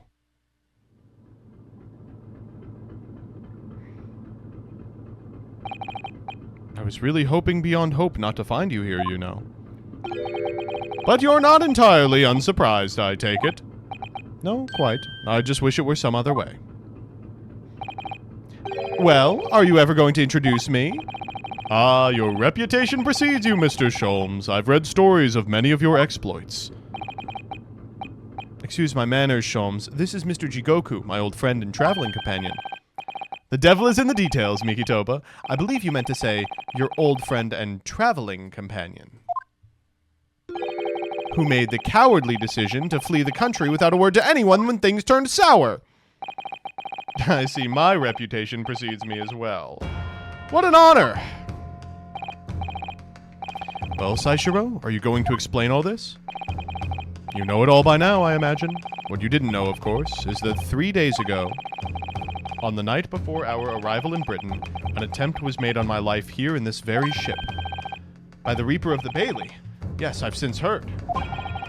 Because you were once prosecuted by the Reaper, weren't you? 10 years ago now, mind you. And I had no idea at the time what a dangerous individual he was. When we arrived in London to find the symposium was postponed until goodness knows when, it became all too apparent to me I might very well be targeted again. So you decided to flee the capital without saying a word to me about it? I'm afraid so, yes. Of course, I realize now that I really ought to have confided in you.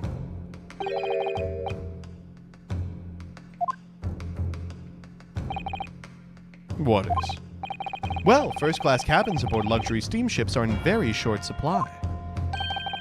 It's more than a little hard to believe that this one just happened to be available. So says the protagonist of some colorful short stories. Well, I don't care for your opinion. The cabin did just happen to be available. So I purchased a ticket, and here I am.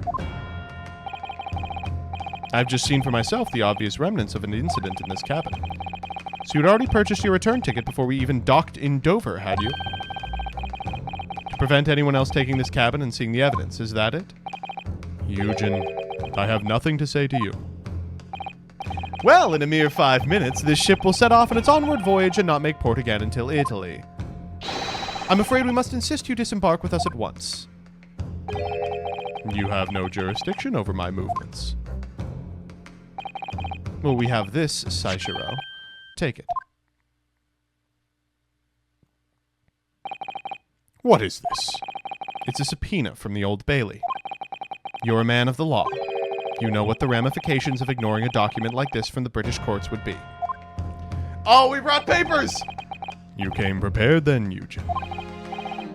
Come on, let's go. One moment. What is it, Sholmes? Inside Mr. Jigoku's trunk. Oh my god. Chat, you can't see it. It's the top to the watch. What is that? Saishiro. I can't help you, I'm afraid. Some small component from something. But what? I have no idea. By the look on his face, I think he genuinely doesn't know. Well, let us pocket it as a small souvenir of our brief sojourn in France.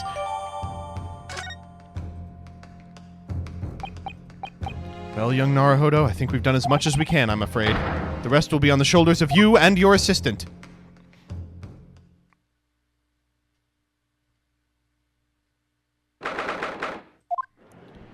Here we go.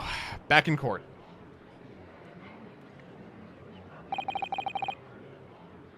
Kazuma Asogi. I know you, and I know you wouldn't lie, but there's still no doubt that you're holding something back. You know more than you're saying. Oh, fuck.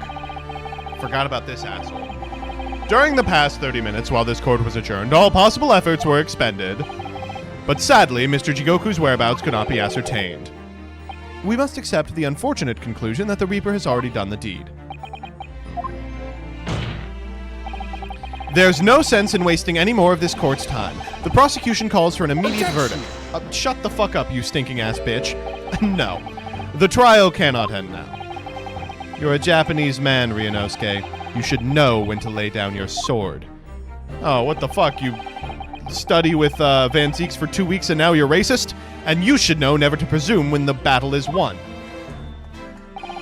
The court has already been presented with all the evidence and heard all relevant testimony, and there can be only one conclusion: the accused is guilty. All relevant testimony? Far from it. There's still a crucial witness from whom the court has yet to hear a single word. In that case, call your witness to the stand at once, counsel. Yes, my lord. Tomorrow, if possible. The witness is already on his way and scheduled to arrive tomorrow. Who on earth is this crucial witness? Why, Mr. Jigoku. Saishiro Jigoku. The very man allegedly murdered by the Reaper. Judge Jigoku! You found him? Yes. But the investigations of every policing resource in the capital suggest Jigoku is already dead. How in the name of God did you find the man? He was located in France during the recess, at the port of Dunkirk. thanks to one of Mr. Hairlock Sholmes' famous deductions. Hairlock Sholmes. Inspector Gregson almost certainly met with Mr. Chigoku on the night of his death, because along with Prosecutor Asogi, Gregson was on a mission to assassinate the man. Which means that Saishiro Jigoku is the sole witness who can clarify exactly what happened aboard the SS Grouse on the 31st October. Well, it would appear it's too soon to move for adjudication. The prosecution concurs. The court must hear Mr. Jigoku's testimony. No judgment should be passed until all testimony has been considered.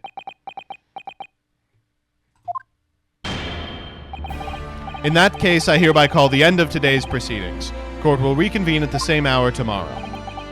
No objections from either side? No, my lord. No objections, my lord.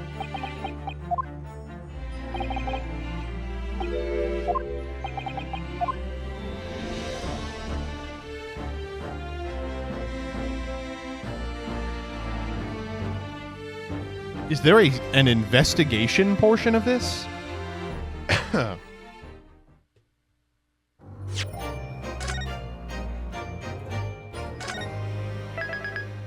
No, it's all trial? It says investigation part 1.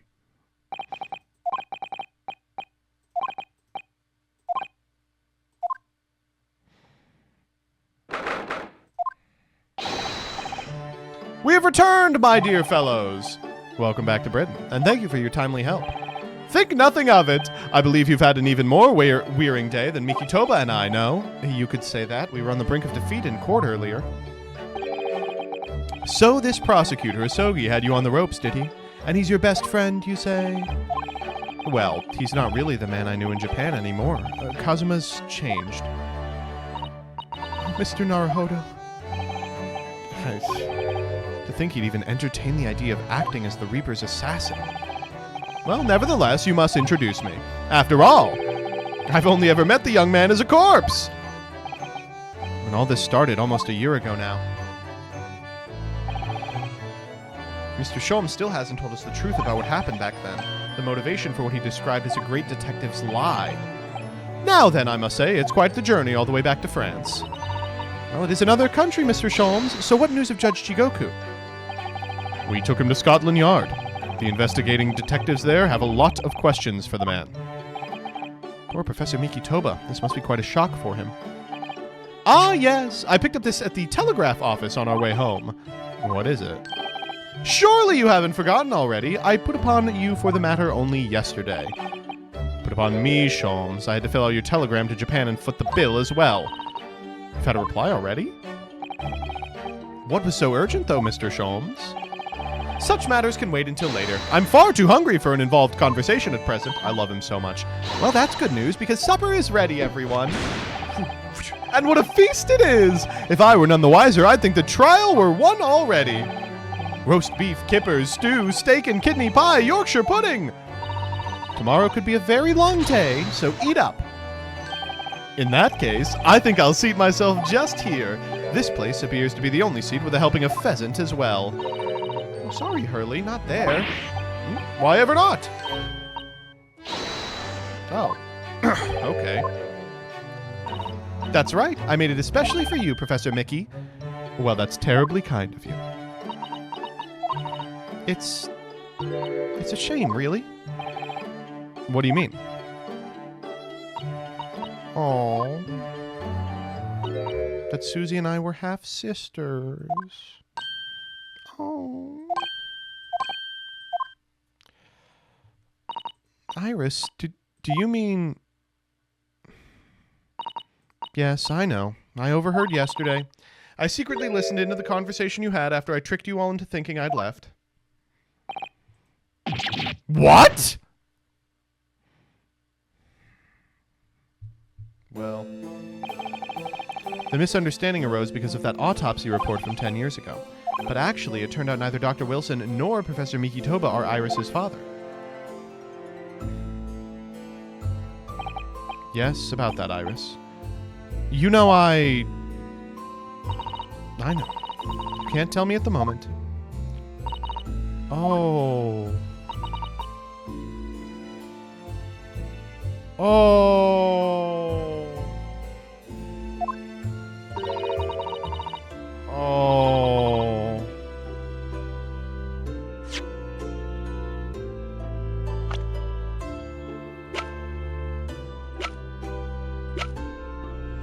$10.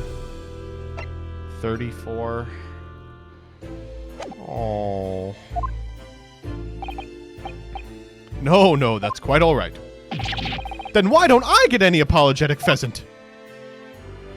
So just who is Iris's father? Well, I mean, I have a guess.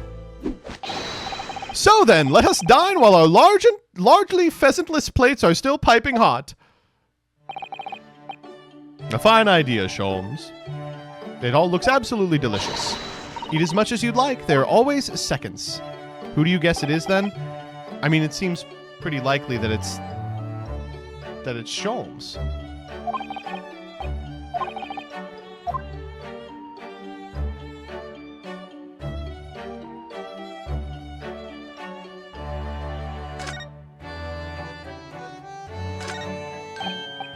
Mr. Sholmes, what are you doing? Oh, he's sad again?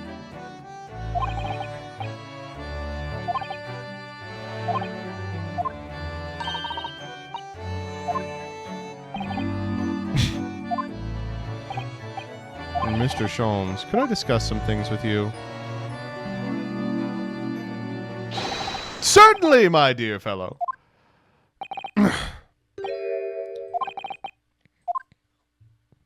What are we talking with him about? It seems that before we discuss the pheasant, we have some rather unpheasant matters to discuss.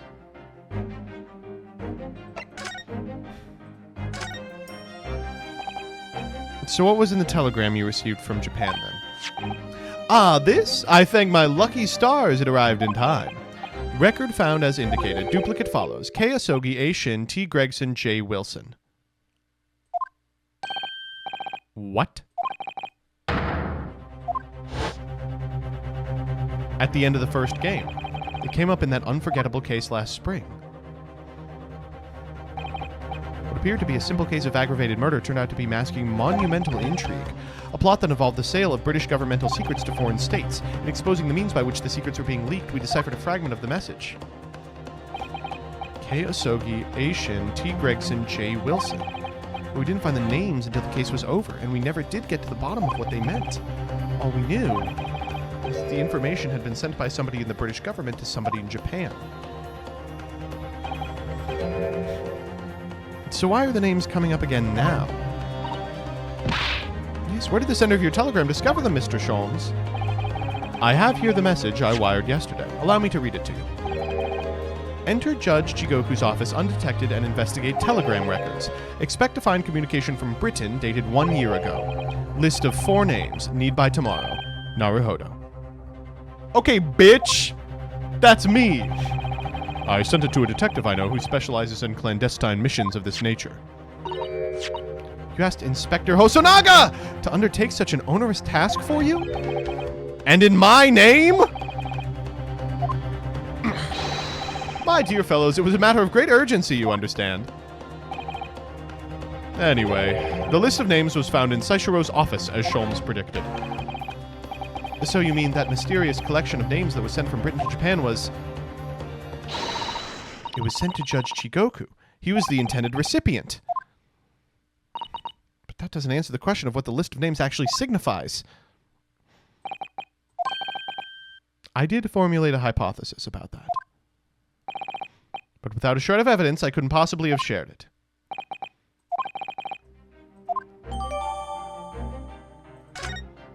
Can you tell me?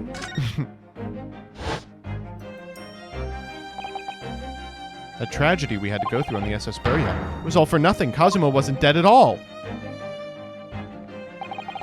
We were completely taken in by the lie you told us, your great detective's lie. I took no pleasure in deceiving you. However, at the time, All that concerned me was preventing the young man's study tour from taking place, whatever the cost. What? I capitalized on the events that happened when I went back to Japan. His remains, you mean? Precisely, Miss Susato. And then I made sure that somebody else was sent to Britain in his stead. Me? The arrangement between our two countries was already in place. One university student lawyer and one judicial assistant to be accommodated on a study tour. In other words, by arranging for someone else to fill the place originally intended for Mr. Asogi, I would successfully prevent the man from arriving on our shores for several years at least. Wait, do you mean to say that it was all in aid of stopping Kazuma coming to Britain? That's why you... Think back, Mr. Naruhodo. Was there not somebody who quite casually urged you to continue on the voyage to England? The terms of this study tour were negotiated by the Department of Justice in both Great Britain and Japan. In light of Mr. Asogi's unfortunate death, I'm afraid the study tour can no longer go ahead. My dear fellows, the majority of problems have an extremely simple solution, you know. All you require is one lawyer, and the study tour can continue, surely. But there is no one else with the necessary qualifications, Mr. Sholmes. We know of no other lawyer. The voyage to London still promises a good month of time. Ample opportunity, I would say, to find yourselves another suitable lawyer. You manipulated me? I've often remarked on the extraordinary lengths to which friendship will drive a man. I was quite sure that you would rise to the challenge for your late friend. I don't believe it. But if it was all contrived... I mean, what happened was treated by the authorities as a murder. A woman was mistakenly arrested as the perpetrator. What do you suppose became of her? Naturally, I didn't allow the misapprehension to have any serious repercussions. I subsequently explained everything and assisted the unfortunate soul in finding the foreign refuge she sought. I seem to remember Miss Susato and I had some rather strong words for her. Well, she was certainly not devoid of all guilt. She deserved every word, I'm sure.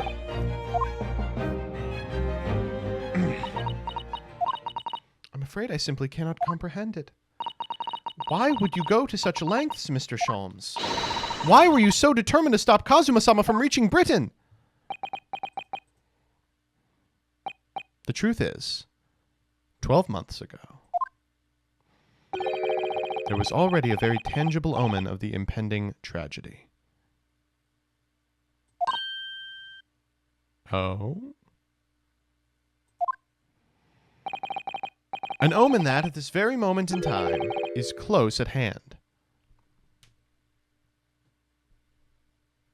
I appreciate that, Data. Hope things get better. An omen of all these tragic events. Can you say something? Okay. What the fuck? Are we supposed to present something? An omen is close at hand? What the fuck does that mean? Oh, let me examine this real quick.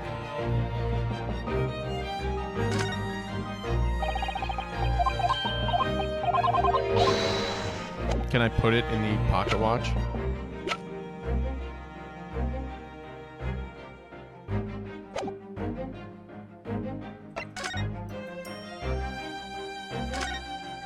How do you feel about Sholmes being smart the whole time? We knew Sholmes was smart the whole time. What would the omen be?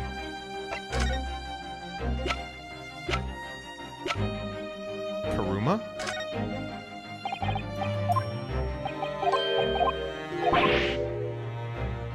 Maybe not Karuma.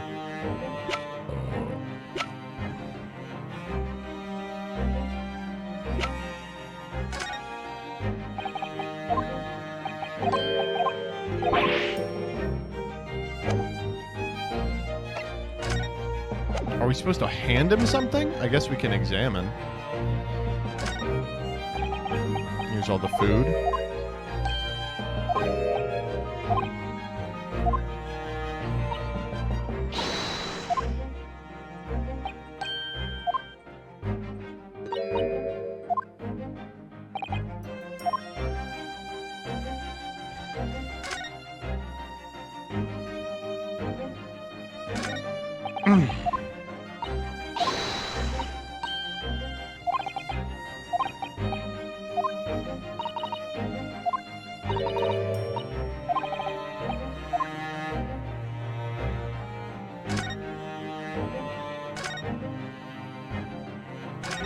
Ah, the Stradivarius.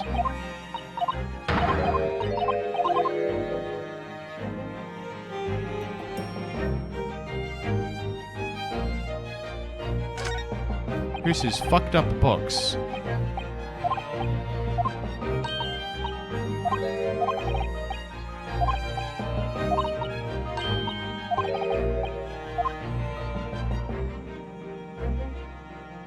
Okay, well, we've done all this one. We've done this.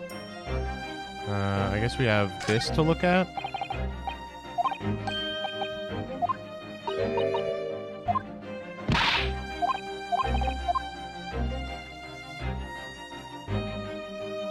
This thing.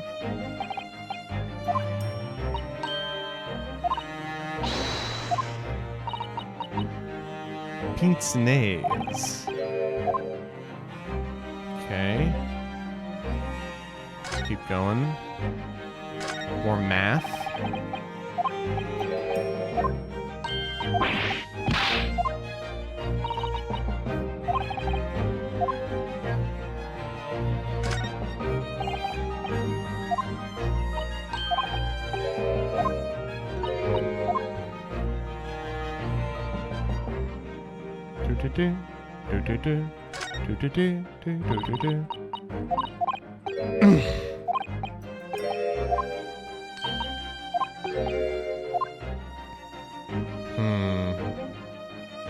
Well, looks like I do need to present him with something. What would be the omen of the scary thing to happen? The gun. No.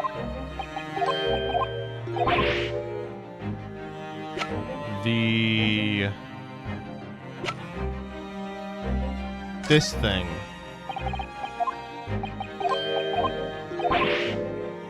How about the rabbit?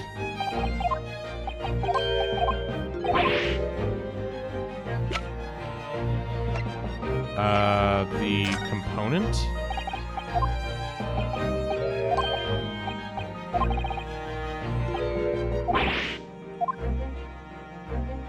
Is there a way we can get this asshole a pheasant?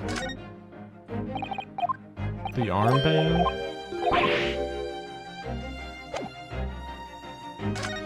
What the hell does he want to see? The trunk?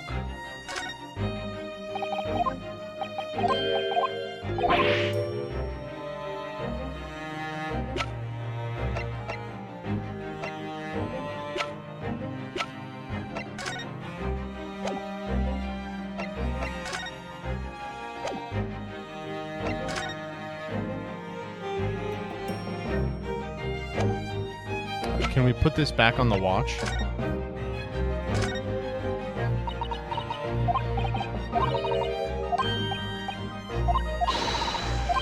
Okay.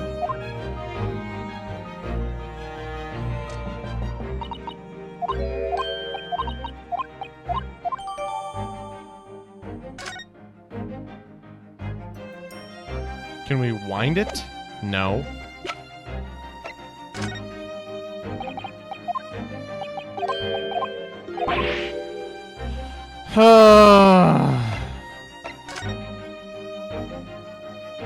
Let us draw the weapon.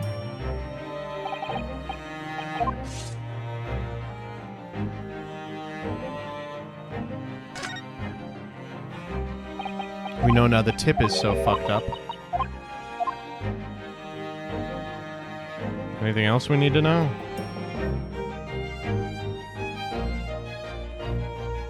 Momento de Ace Attorney, very.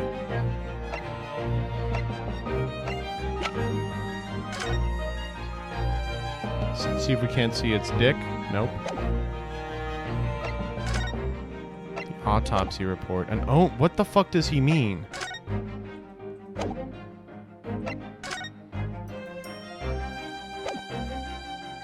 I've already scoured the rest of these.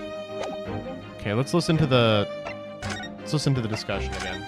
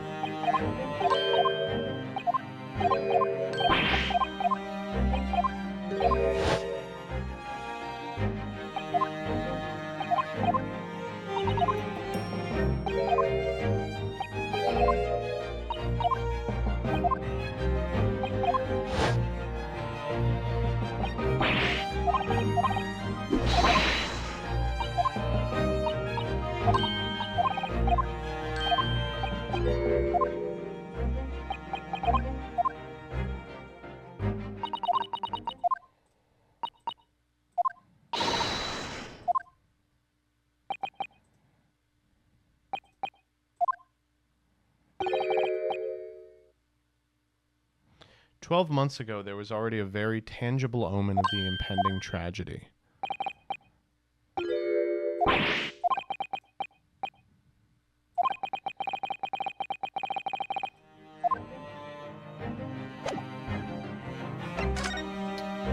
Okay, what happened a year ago? Not that, not that, not that, not that. Maybe this? Nope.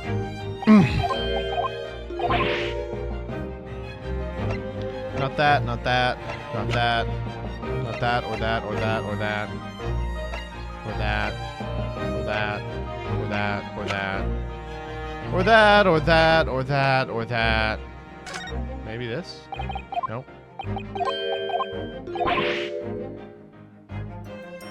Or this, or this, or this, or this, this, or this, or this, or this.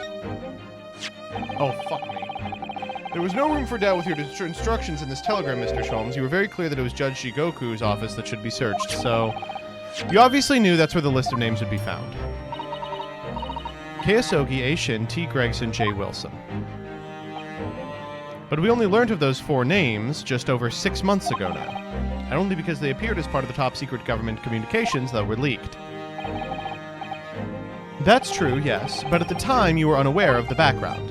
You see, those 4 names were wired to Japan around 6 months before that. Approximately this time last year, in fact, when you were both still in Japan. It really would be hypocrisy on my part to reprove others from intercepting their state secrets. Because after all, I'm perpetually eavesdropping on communications between the British and Japanese governments. Sholmes? Never mind the details, but you should know. No secret is safe from Hairlock Sholmes when he has designs on knowing it. Oh my, Mr. Sholmes, what a fabulous line! Now, 1 month after that list of 4 names was wired to the recipient Jigoku in Japan, Dr. John H. Wilson was murdered. As soon as I learned of the incident, a hypothesis took shape in my mind. As it turned out, I was partially correct and partially mistaken. Nevertheless, it was the beginning of all the tragic events that were to follow. Mr. Sholmes, please, tell us what you know. Tell us the 4 names and the tragedy to which they're connected. Oh, come on. As I said, when I learnt of Dr. Wilson's murder in Japan, my mind immediately turned to those 4 names, because you see, there was someone else on the list who I believe to be recently deceased.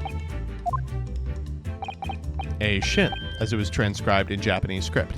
In actual fact, Miss Asa Shin. That was a familiar name to me. She was a professional killer, well known amongst London's unsavory class. I see. But she had completely vanished from existence several months before Wilson's murder. So I came to the logical conclusion she had herself been killed. And accordingly, I became fearful for the lives of the remaining 2 persons on the list, K. Asogi and T. Gregson. Owing to our proximity, I decided to take measures to protect Gregson myself. But I determined it would be safest if young Asogi were to stay away from Britain. Ah, that's why you went to such lengths to prevent his study tour from going ahead. Exactly. So, you already knew who Kazuma-sama was, Mr. Sholmes? Oh yes, Sholmes and I have exchanged correspondence for years. I'd recounted many tales about Asogi to him in my letters. The news of Dr. Wilson's death, of course. So Dr. Wilson is dead, then? I didn't know. Oh! I thought you had heard that part. I'm so sorry, Iris. We knew the significance of the name, obviously, but we just couldn't bring ourselves to tell you. No. But what you just told us, Mr. Sholmes, doesn't completely tie in with the facts. There's a hole in your hypothesis.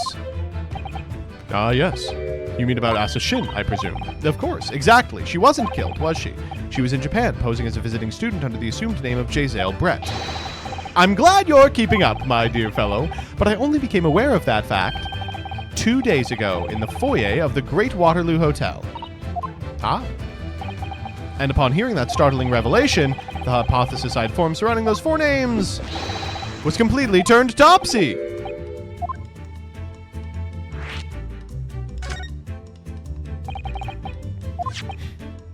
I believed all 4 names on the list to be the names of victims. However, I was mistaken. Very much so. Asa Shin was a killer. So this telegram is a list of both victims and killers, is it? Indeed, and it would seem Miss Shin was dispatched from Britain with the sole intention of dispatching Dr. Wilson. Her visiting student status merely being a front. Which would of course explain why no motive could be determined for her actions. So the real reason Dr. Wilson was killed by Asa Shin is because he was the target of an assassination. And forearmed with that knowledge, fresh consideration of this telegram puts the list in a very different perspective. Well, does it not strike you? There is another among the 4 who subsequently became a visiting student. But of course, a name you know too well. You mean Kazuma? He did say in court earlier today that he had taken an assassination job.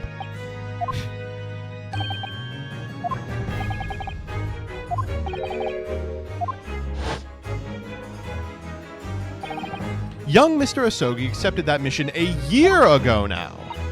Surely not. In conclusion, this document is a contract of sorts. An international agreement, one might say, detailing an assassin exchange.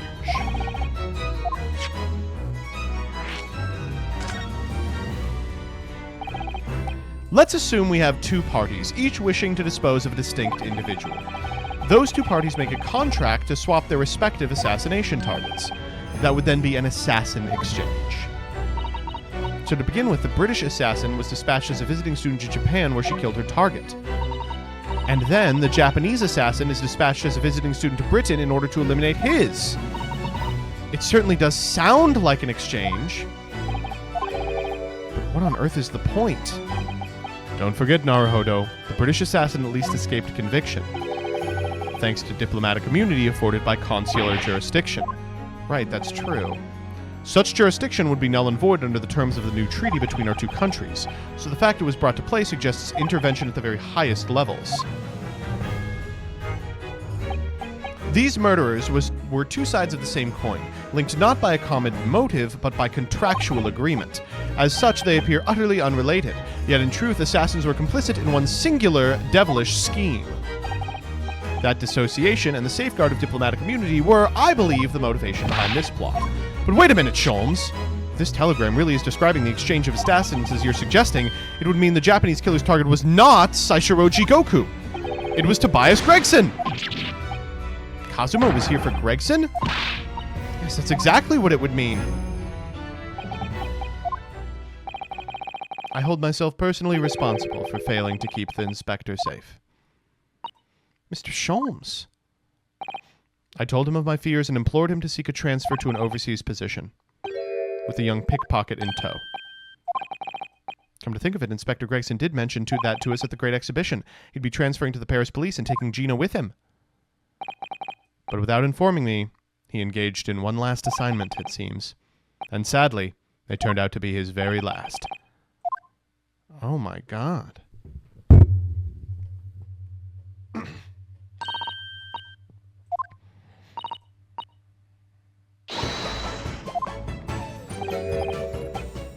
Are you sure? I feel like... Well, I think I shall make my way back to my hotel room now. This has certainly been a night to remember. It is a little bit sad, though. I like the idea of you being my daddy, because then Susie would have been my big sister. I'm sorry, Iris. I know, Iris. I was thinking the same thing. Were you? Oh, they're so cute.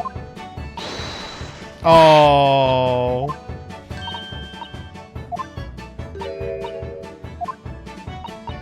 Yes, of course. It would be my pleasure. You'd please don't do that. Wait a minute. If Susie's gonna be my big sister, you could be my big brother. Well, hold up. I mean, yes, of course. Well done, Iris. We must always be mindful of feelings.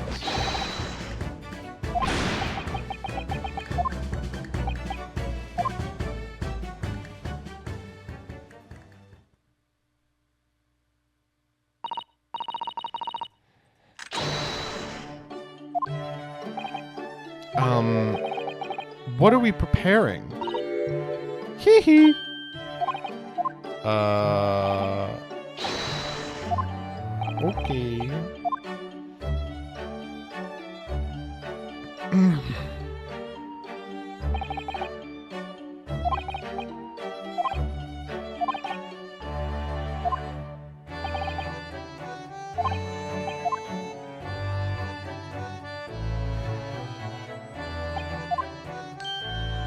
Oh.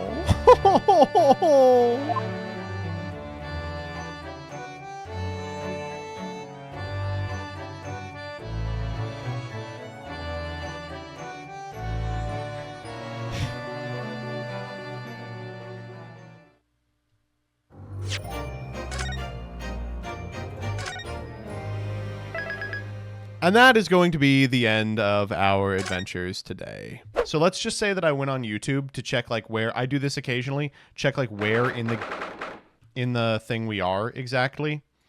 And I learned that we are like not even a third of the way done with this case. Before we begin today, I have a brief announcement. As with the closed trial 10 years ago, some astonishing facts have come to light in these proceedings. The revelation that the well-known Reaper is an organization illegally executing its own brand of justice, and the discovery that a respected yard inspector was at its heart until he himself perished in an assassination plot. Well, I say to all the members of the judiciary here present on this occasion that we will stop at nothing to uncover the whole truth behind these disturbing findings. Counsels, you will undertake this trial with resolve to pursue the truth to the bitter end. Longest case in the franchise can't be longer than 1-5? Or 2-5? What's the one? That's my intention. My lord, if I may inquire. The defendant may speak. On what grounds is Kazuma Asogi permitted to continue in his role as prosecutor? He has admitted to colluding with the victim in a plot to assassinate an innocent man. He shouldn't be enjoying the privilege of freedom, let alone leading the prosecution. Good question, actually.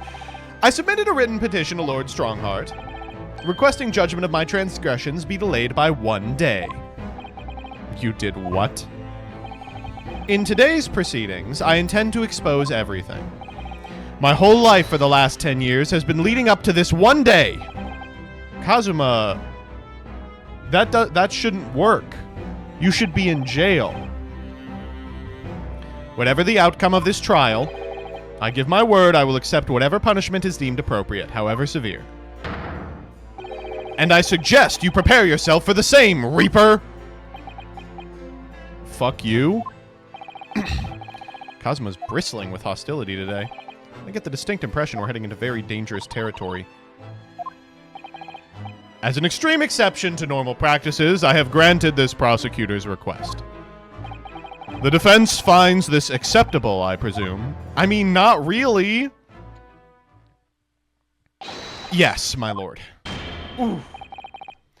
In that case, in the name of Her Majesty the Queen, I hereby declare this court in session again. We resume the closed hearing of Beric Van Zeeks. Well, the defense is ready. I mean, it's pretty clear it wasn't him. Very well. The preamble has taken long enough. Prosecutor Asogi, begin. As you wish, my lord. The prosecution calls the first witness to the stand. Brings Saishiro Jigoku into the courtroom. Okay.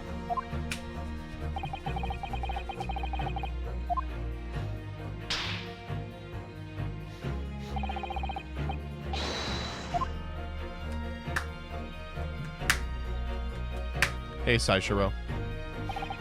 Witness, state your name and occupation for the court. Ha. So it was you who issued this, was it?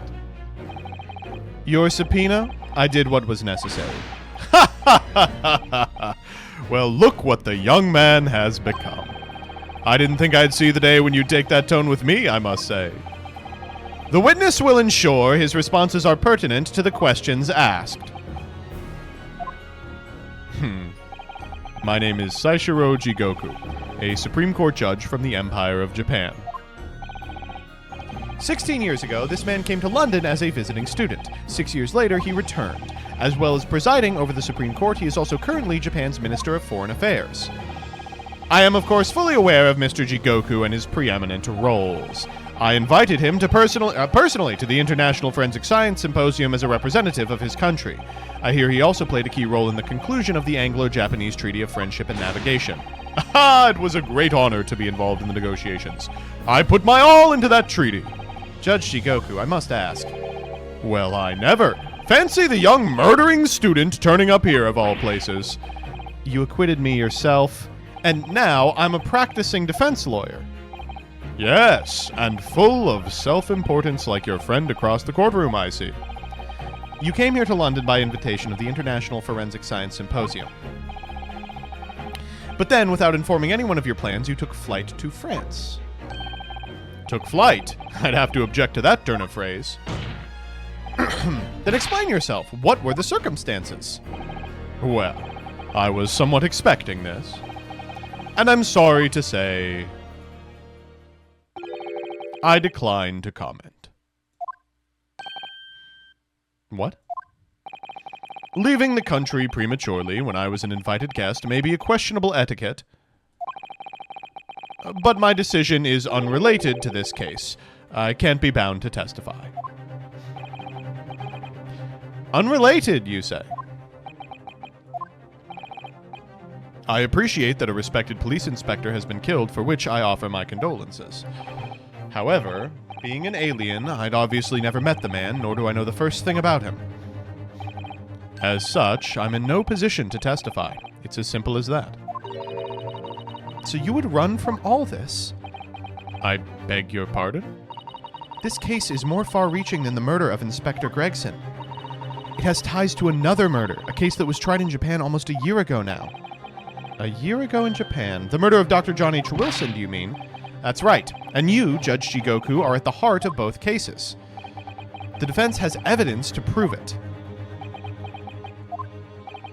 Well, Ryunosuke, I see from the look in your eyes that you're resolved to carry this through to the very end, too.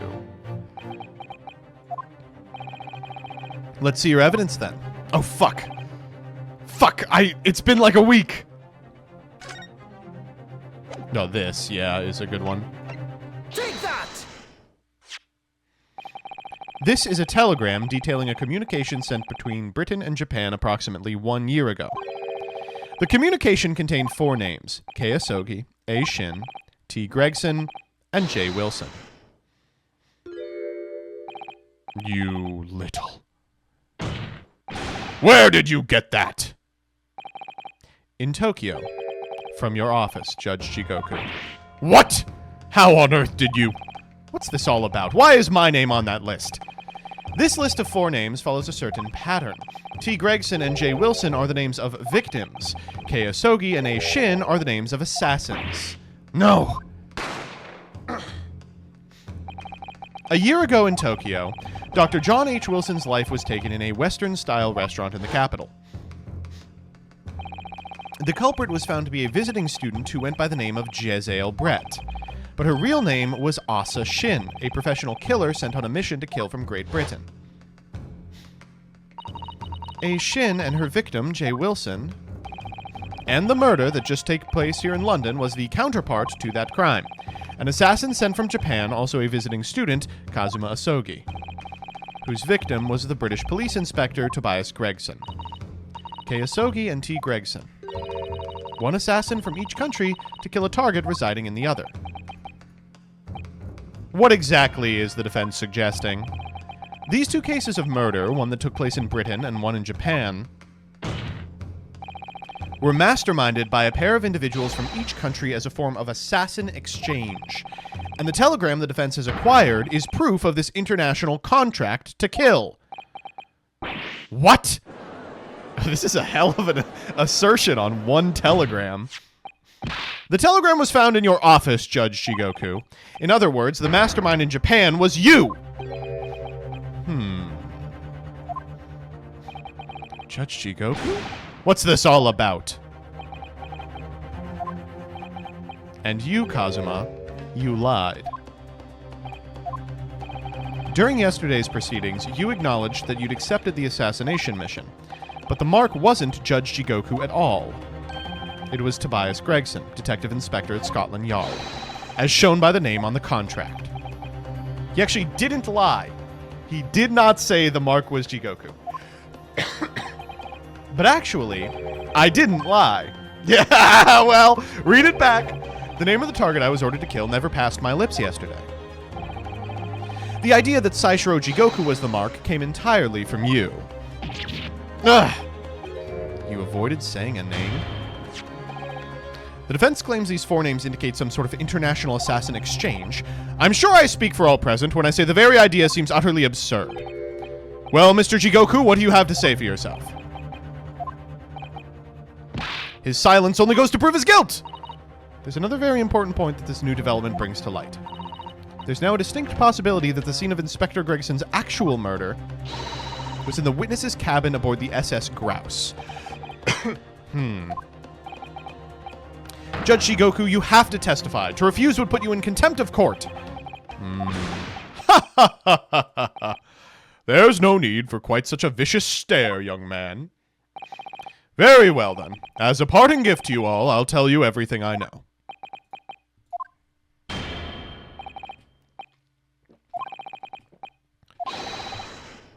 All right. Let's make it happen. As you wish, my lord.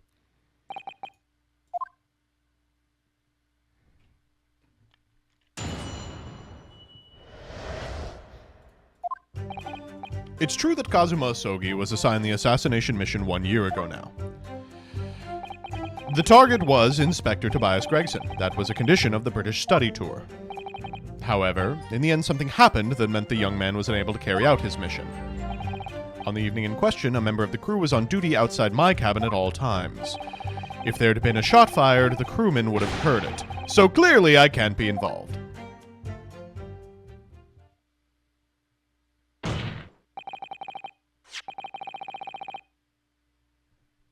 Okay. So what are we here for? We're trying to clear the name of Van Zeeks. Here's a guy saying, yeah, that's right. A political endeavor at the highest levels. Not something I can discuss here. To use such a worthy practice as foreign study to coerce somebody to commit murder? It's the most appalling thing I've ever heard. Appalling? Well, it's easy to judge. Pardon? Asogi had a reason for taking his sword to that British inspector, you know. What? Which is why he accepted the mission in the first place. Isn't that right, counsel? Can we get this asshole on the stand? Kazuma? Judge Jigoku, if you are the mastermind behind this operation in Japan, then tell the court the identity of your counterpart in Britain. I'm not obliged to divulge that information. I think he's right up there! As I said yesterday, I've killed nobody. I freely admit I accepted the mission, but on the night the plan was to be executed, I backed out. In short, this assassin exchange that the defense has identified is unrelated to the events of this case. No? The crucial point is this. Your police inspector can't have perished aboard that steamship in Dunkirk, because if he'd been shot in the cabin, it's inconceivable a member of the crew wouldn't have heard it. That's right. Gregson was killed after returning to London in the room on Fresno Street. And the perpetrator of the crime was the Reaper, Barrick Van Zeeks. The prosecution's accusation remains unchanged. I mean, it kind of remains changed. To think a seemingly innocent foreign exchange program was a facade for such Machiavellian dealings. Oh, I bet you're surprised. Clearly, it's a plot only a government minister and high-ranking judge such as the witness could hope to execute. Well, I seem to recall it was someone on the British side who controlled everything. Be that as it may, it is not the place of this court to pursue this villainous assassin exchange plot.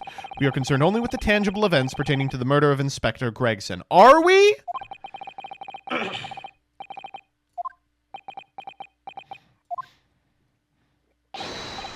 Yes, my lord, I'll keep that in mind.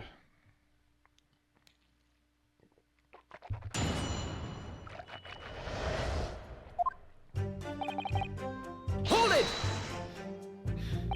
A year ago, when Kazuma was still in Japan then. Correct. It was the examination center for applicants for the study tour that I approached him. I'll never forget it. I remember exactly what you said. You just came out and asked me forthright if I'd consider traveling to Britain on an assassination mission. Surely not. I thought it was a joke at first, of course. But then, it was made clear to me that if I didn't accept, I wouldn't be considered for the study tour. Oh. So you agreed to it just for that? I mean, I know how much you wanted to study in England, but assassination?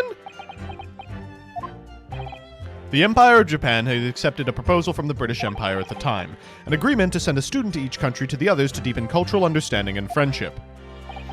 But behind the scenes, the chosen students were to be given assassination missions. I had no choice but to accept the proposal that originated from my British counterpart. Why?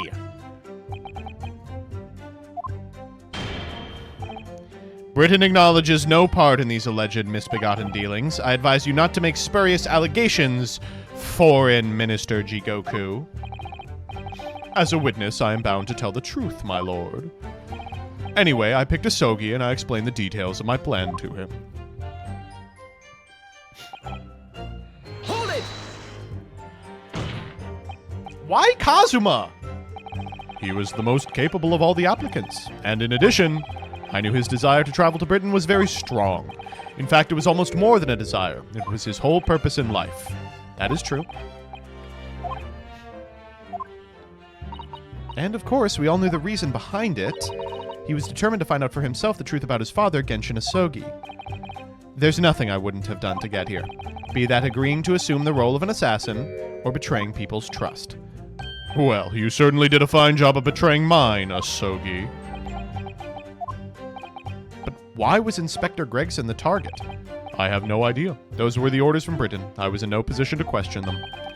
You have no idea, really? I find that hard to believe.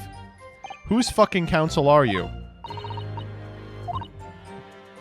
The defense really ought to catch up with the fact that the assassin exchange has nothing to do with the case under scrutiny here. Yes, I've already admitted to recruiting Asogi. Hold it! What happened? The incident? The fact that he was, knocked out? Word arrived at the ministry some 2 weeks after the ship's departure from our shores. The visiting student had been killed, but his body had gone missing in Hong Kong. The news was wired to me from a detective I'd placed on the ship to accompany the assassin, Hosonaga. Kazuma didn't really die at all, but he did lose his memory, including details about the mission. Did you not consider dispatching another assassin at that point? That wasn't possible, simply because that black-clad young student over there had already put himself forward as Asogi's replacement. Hairlock Sholmes is so good. Oh my god. He literally was like, you need to be his replacement seconds in so that they don't send another assassin. Wow. Hairlock Sholmes is so good. My hands were completely tied. He is actually the great detective. He's the great detective! He predicted everything that would happen! Months later, my memory returned. But I never intended to go through with the assassination mission anyway. So you were playing me right from the outset, were you? Is that it? I'd sooner be guilty of that crime than taking somebody else's life. I was prepared to do whatever I had to in order to get myself here to Britain. This line of questioning has gone on long enough. All the court should be concerned about in the testimony given by this witness are details regarding his relationship with Gregson. In that case, as I've already made perfectly clear, I had no connection to the man or his death.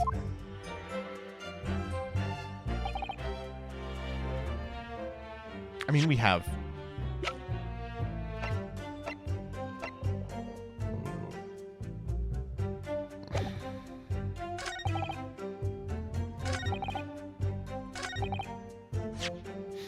If there'd been a shot fired, they would have heard it.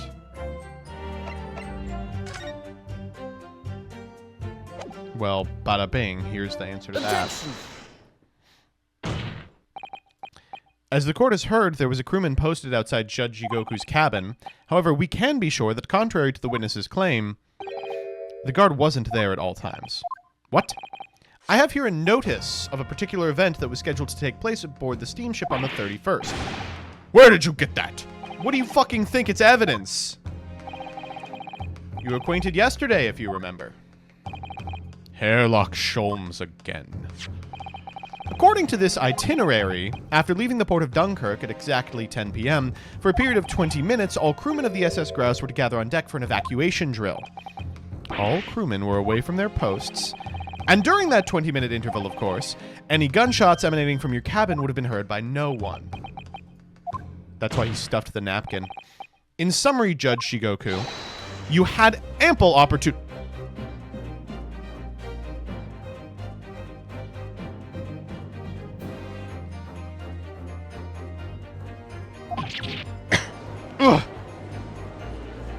Objection!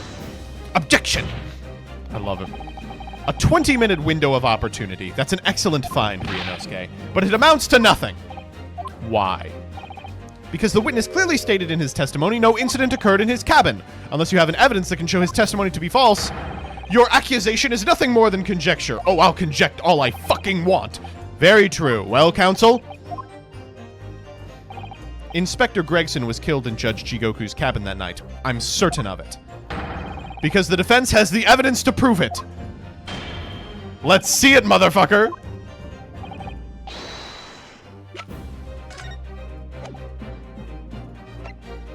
Take that! Take that! Judge Jigoku, this was found in your cabin yesterday. What is that? The crown of a pocket watch. A pocket watch. And if you will observe, the victim's pocket watch, which we know he treasured, is missing precisely that part. It can't be! Moreover, this crown is a perfect fit on the spindle protruding from the victim's watch.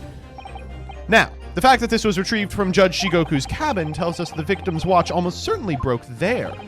Urgh. In other words, the victim was killed on the 31st during the 20-minute evacuation drill in the cabin occupied by you, Judge Jigoku. Well, you're razor sharp, aren't you, you young murderer? You acquitted me! Objection! Expertly maneuvered, Ryunosuke. Thanks. And your argument sounds entirely plausible. At first. Fuck. But rather like this pocket watch, it's full of cracks. What? And I believe Judge Jigoku feels the same way. I was wrong to acquit you earlier in the year. Sorry. If I'd known it would result in anyone having to listen to this drivel, I would have declared you guilty just to spare the world your ridiculous bombast. I think it's clear that the witness will have to give further testimony. When you hear what actually happened in my cabin, you'll notice the pitfall into which you've stumbled.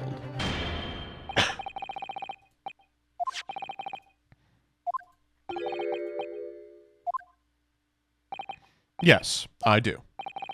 Very well, then. You may proceed to give your formal testimony about what exactly happened in your cabin aboard the ship on the evening of the 31st October. Of course. As a man of the law, I have no intention of obstructing justice.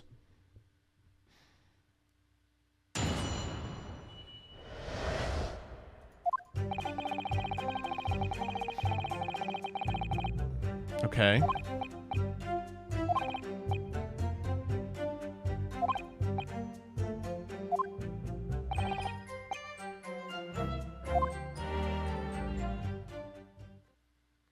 You're saying he tried to kill you. Ryunosuke Naruhodo. I imagine you can see the flaw. What? The fact the pocket watch was broken in the witness's cabin in no way proves the victim's murder took place there. I guess not?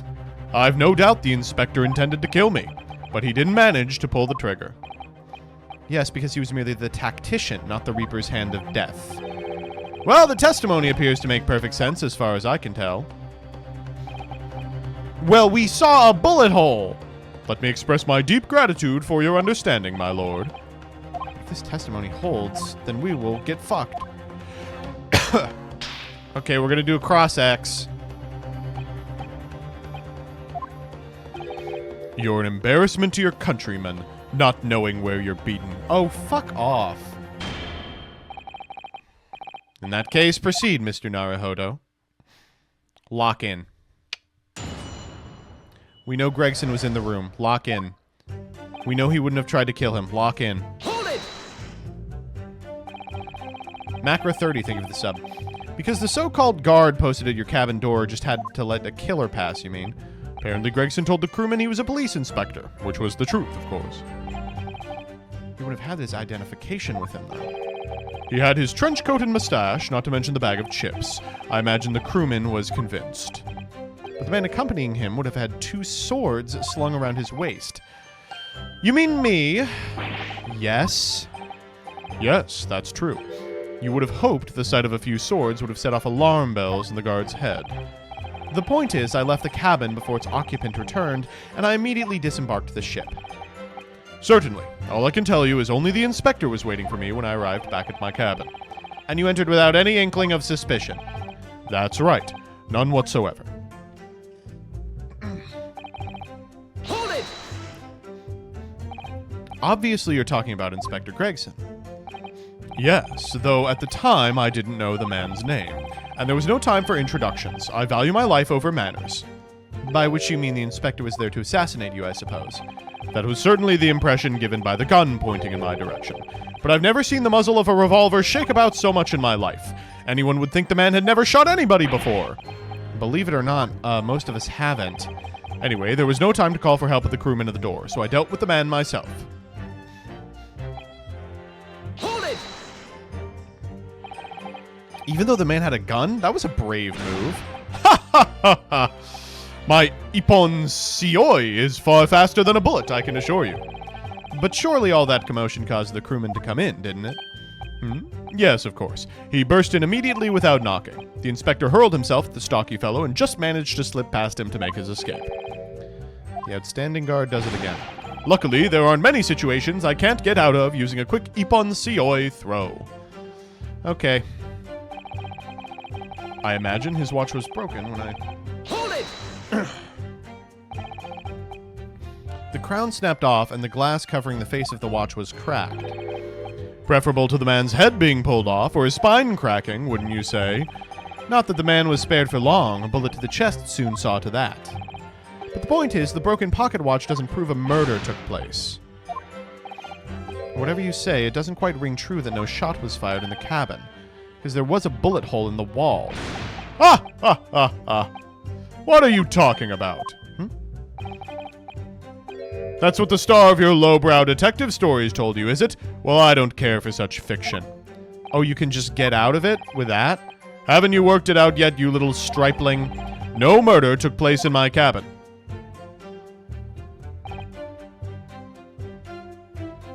Hold it! But there's no evidence that proves the victim ever returned to London alive. Just take a moment to think that idea of yours through now, stripling. What? If the inspector was killed on the steamship in France, how on earth could he have gotten back to Britain? Well, they stuff him in a fridge. When people die, their bodies remain at that same spot. It's a devil of a thing. Well, then, obviously the culprit would have moved the body. How exactly? Carrying a corpse off a ship in your arms would raise a few eyebrows at least, don't you think? Well, yes, that's true, but...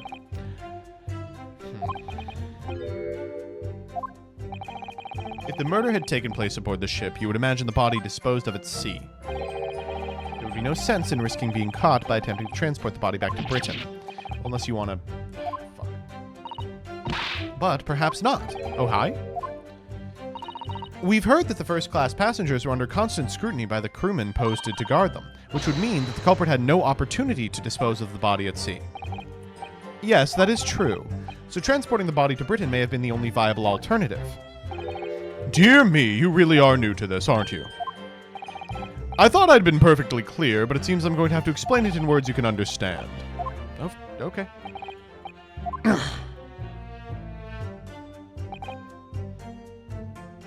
Well, I certainly don't think that's true. What about the trunk? I mean, it's not that big. Hold it! There's an idea. All passengers and crew disembarked at the same time and passed through the same check at the border. The symposium guests were driven straight to the hotel in carriages organized by the ministry. And we met you as soon as you arrived at the hotel. So you did! Well then, remind me, did I have a corpse over my shoulder at the time? No. So we're in agreement then. I couldn't possibly have brought the inspector's body back to Britain. Unless, of course, they've developed some clever... Oh my god, instantaneous transfer!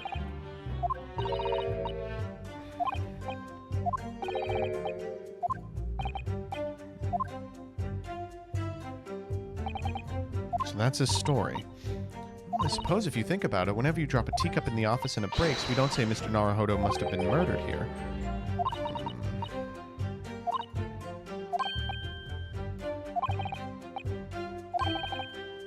Special circumstances that made it...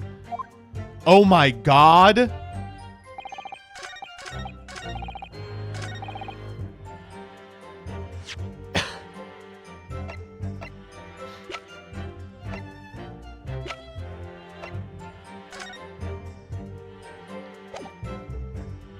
Special circumstances.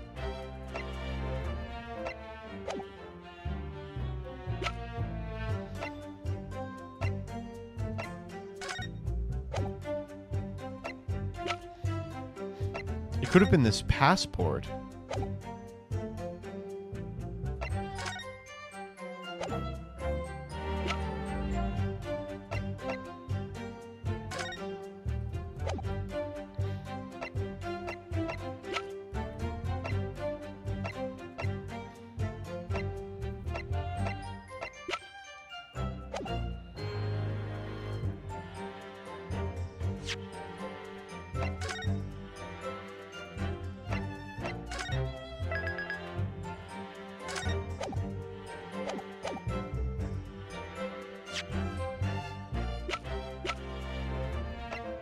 Objection!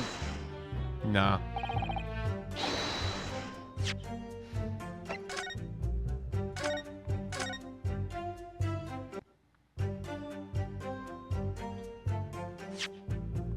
The big-ass trunk. Objection! Okay. I didn't expect it to be the big-ass trunk, but I did want to try.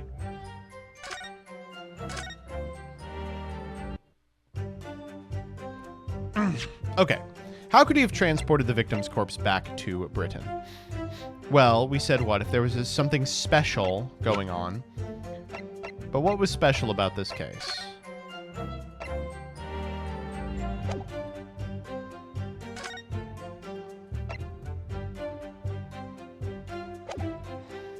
Teleportation, true.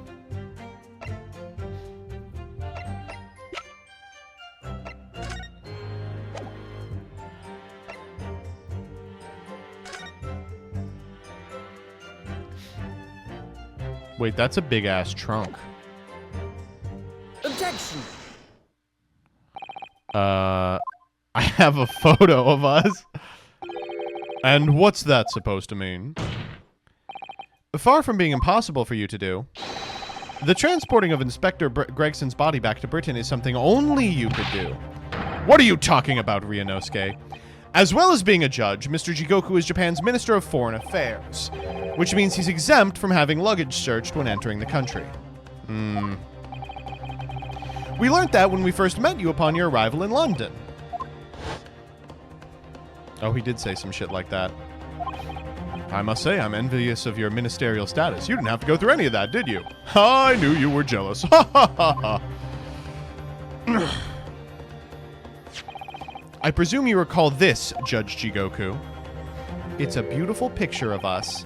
It's a photograph we took in the foyer of the hotel to mark the occasion. As the court will note, you have with you a large travel trunk. Large enough, in fact, to have a corpse inside. Mr. Naruhodo, surely you're not suggesting... I'm afraid I am, yes.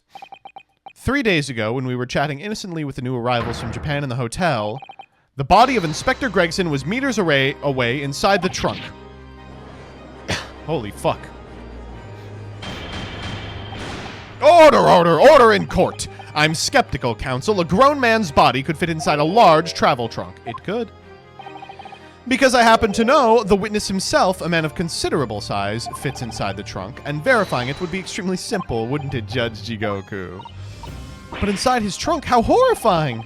And after we'd spoken with you at the Great Waterloo Hotel, you had the opportunity to visit the apparent scene on Fresno Street, taking your trunk with you in a cab to deposit the inspector's body. I don't have to listen to this nonsense! Dr. Gorey, the current coroner who examined the body, has confirmed the possibility. She's acknowledged there are signs that steps have been taken to disguise the true time of death. The onset of the body's decomposition could have been delayed by storing it in a refrigerator. As I've told you, refrigerators of the requisite size are few and far between. Yes, I'm sure they are. But there's one place they're certainly found: on large ocean liners. Such ships are equipped with electrically refrigerated cold rooms to keep food fresh on their long sea voyages, and the SS Grouse is no exception. Professor Mikitoba told me about it only yesterday. Well, Judge Shigoku? However much you prolong this debate, you can't eliminate the truth. All the evidence points to you being the killer.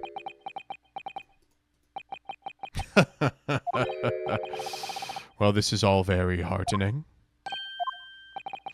I can see that it was a wise move letting Asogi and you embark on this study tour. What are you talking about now? Logical reasoning, of course. All court proceedings will be built on logical reasoning in the new century. And I can see that you've both laid firm foundations for that already. Judge Chigoku? The defense has made an accusation. How do you respond? Respond? There's really no need for me to respond, is there? Why? Because before you can even begin to answer the question of when the victim was killed, you must first establish one key fact: motive. Where?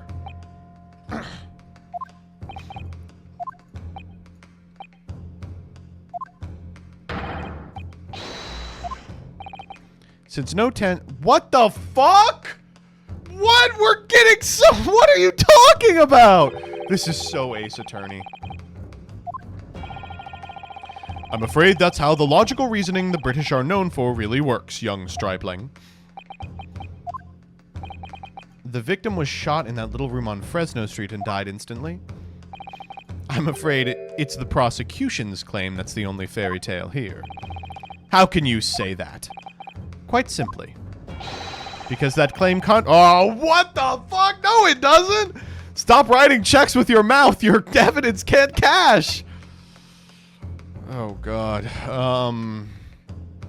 I don't fucking know. I have no idea.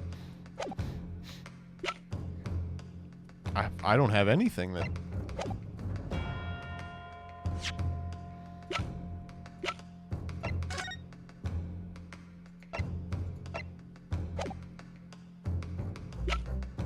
I'm legitimately shocked.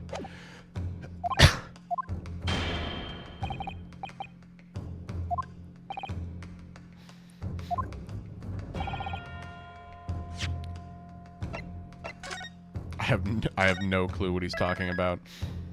He died when he was shot on Fresno Street. This evidence contradicts that claim. I don't know. I have no idea. I mean, we've basically... It could be anything, honestly.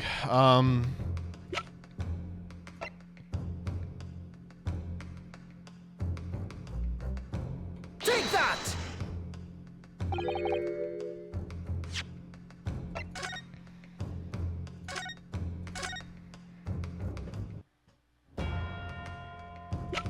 God, I have no clue. So it's not the telegram. It's not the component. Because his assertion is that he... Yeah. It's not the this. It's not Karuma. I mean, maybe it's Karuma. Take that! It's not Karuma.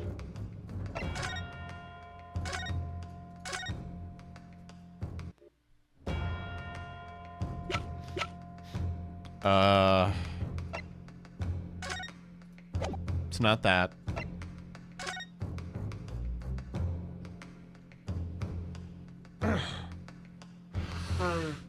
Not this. not this. I'm pretty sure it's not this. Have you examined all evidence? Yes.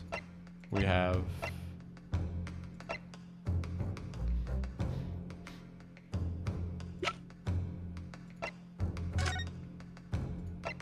It's not the will. It's not the photo. He's not even in that. It's not the ID. It's not the watch. I mean, maybe it is the watch. Like, why would he be carrying a broken watch with him? I mean, I think that's a pretty logical inference.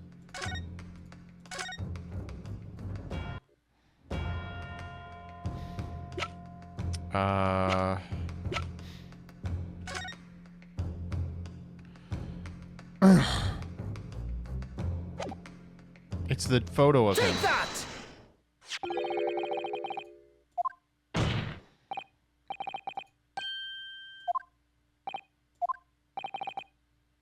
This is such a stupid one. I really didn't know. This is so bad, dude. I'm sorry to disappoint you, but your logic is flawed. He could easily have adopted a fetal position due to the pain of the shot, which subsequently proved fatal. Oh, dumb fuck. I'm so sorry to disappoint you, but it's your logic that is flawed. According to the autopsy report, the victim died instantly. He would have felt no pain, much less have been able to draw himself into that position. Ugh! Which begs the question of why the victim's body is curled up that way. Though the answer should be abundantly clear by now. You're suggesting the inspector's body took on that posture ahead of its arrival on Fresno Street before it was coldly turned out on the floor from the inside of a large travel trunk!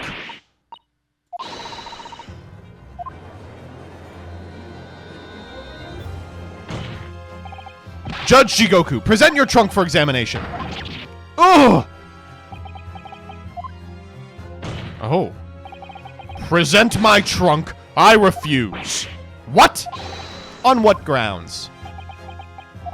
I'm the Minister of Foreign Affairs from the Empire of Japan. I shouldn't have to put up with this treatment just because of some stripling's baseless accusations. In other words, Judge Jigoku, there is blood in your trunk. I decline to answer that. As the Minister of Foreign Affairs, I have privileges that allow me to... Oh, bitch! At this moment, you're not a government minister. You're a witness in a trial. I don't care who you are or what your status outside this courtroom might be. You will not withhold information. Nothing is more important than the truth. Oh, man. Order in court. Well, Mr. Jigoku, what's it to be?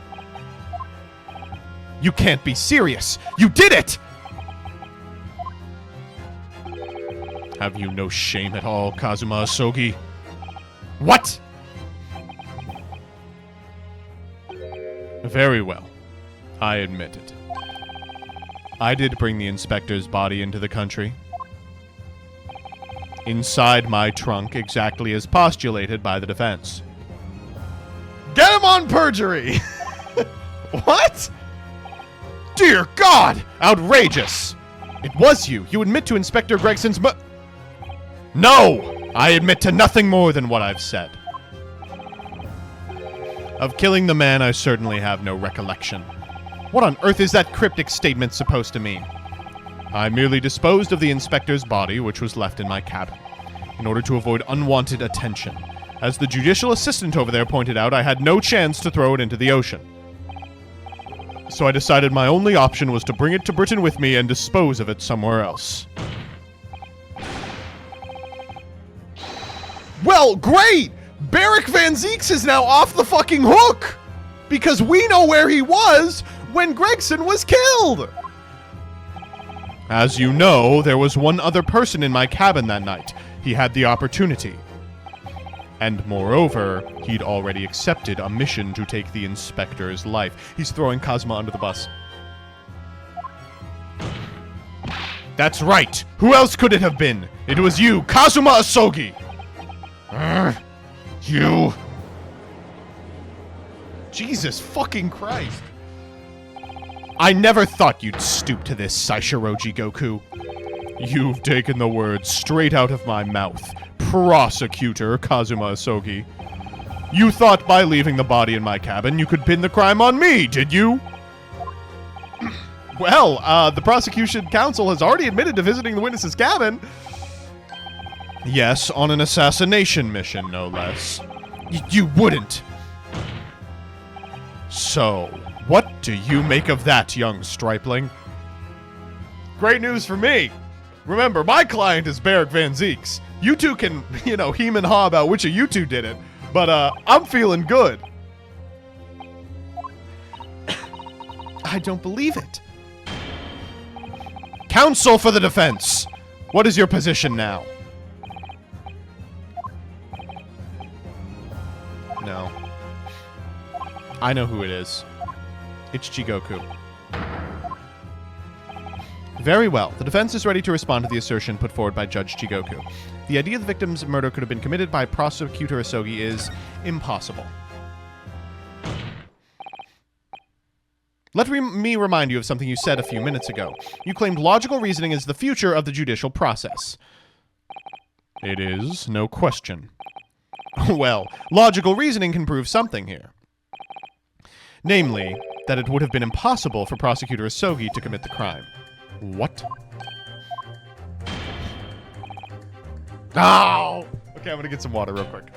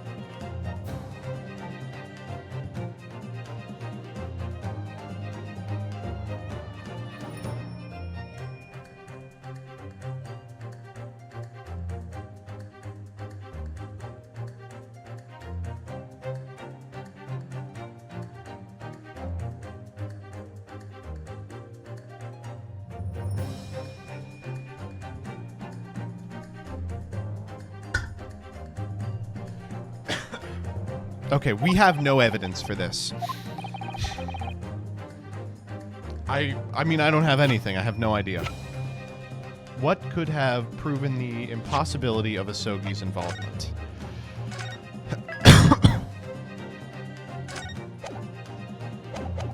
I have no clue. I legitimately... Karuma. Take that!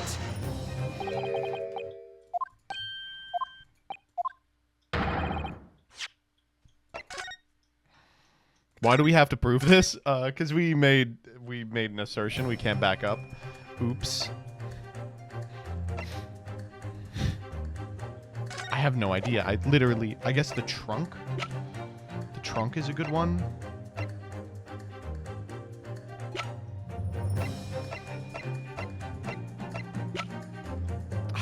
Fucking hell. Take that! Fucking hell. Why did I say this? We don't have anything that proves that he couldn't have been a part of it. Nothing at all. What, were we fucking out with him? No, we weren't.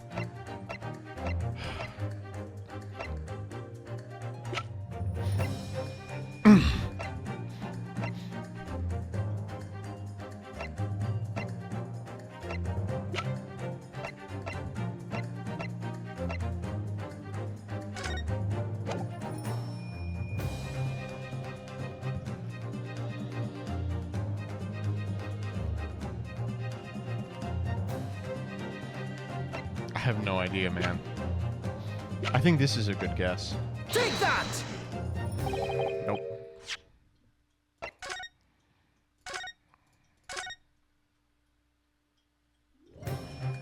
Really, I don't know.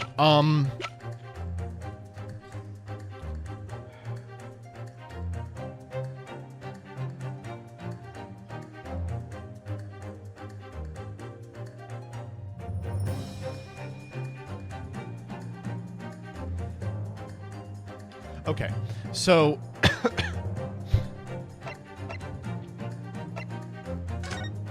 why could Asogi not have been involved in this? I really have no clue.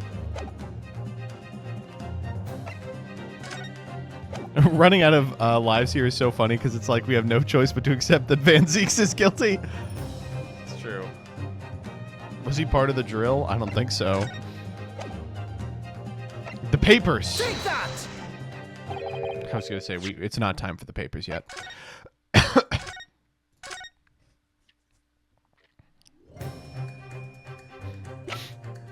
I don't know, man.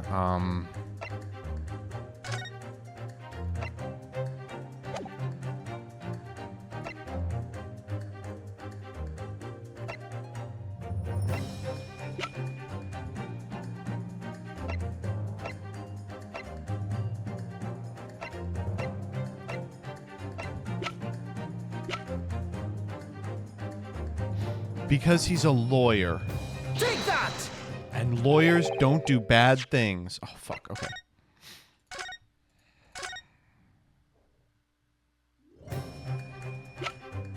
I tried.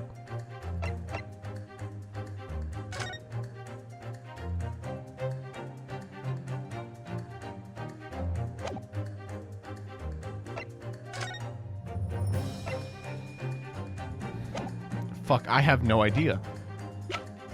What proves the impossibility?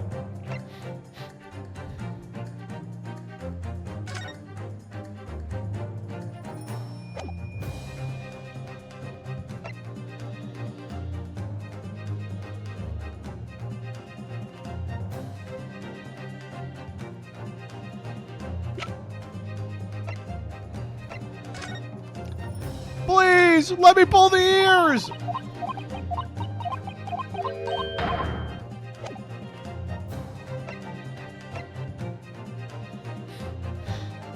I really liked the trunk idea.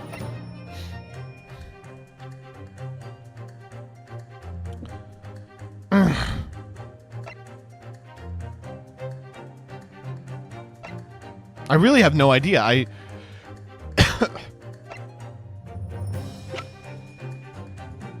Why could Prosecutor Asogi not be involved?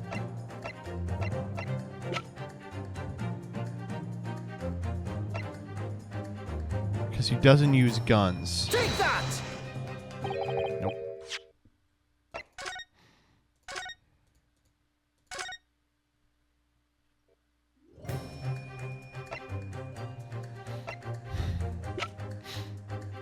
Take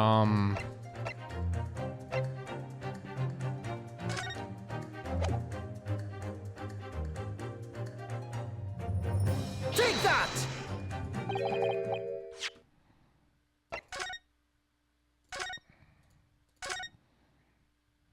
Okay. Let's take a think again. Why couldn't Prosecutor Asogi have done it? The problem is I'm coming up empty with an answer to that question. He totally could have. Let's eliminate what it can't be. Well, it can't be the telegram. That proves the opposite.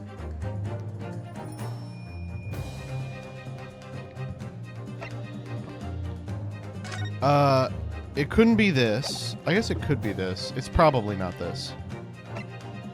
Take that!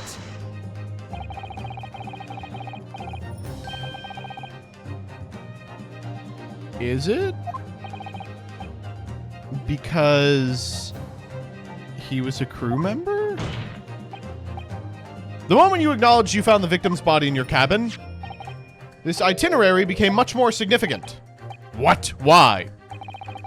On the night in question, as always, a crewman's sentry was on guard outside your cabin door. As long as he was there, nobody could have fired a shot inside the cabin. Absolutely, because it's inconceivable the guard wouldn't have heard it and come to investigate. So that tells us the crime must have taken place when the guard was elsewhere.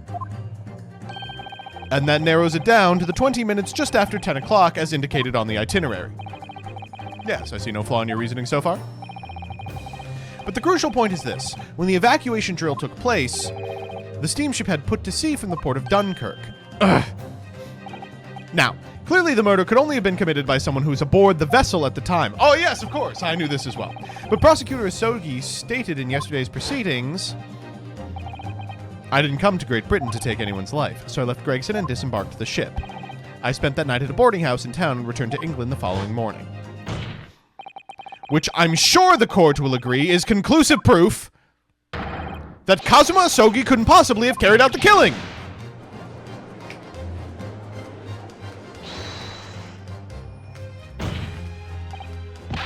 No, absolutely not. I don't accept that at all. What do you mean? The boy's just saying that to exonerate himself. We can't trust he really disembarked the vessel. No, no, no. You stupid fuck. Attention! He signed a guest book. Isn't it, Kazuma?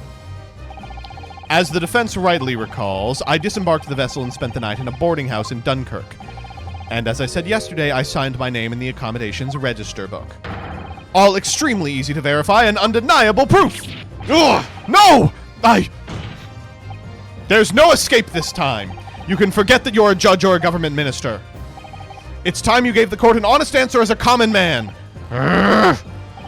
You killed Inspector Tobias Gregson and transported his corpse back to Britain. Then you dumped the body in the room on Fresno Street to make it look as if the murder had happened there. That's what happened, isn't it? Saishiro Jigoku! It was that damned trial 10 years ago. That's when all this began. He's gonna break it! He broke it last time! My fate was decided that day. I was doomed already.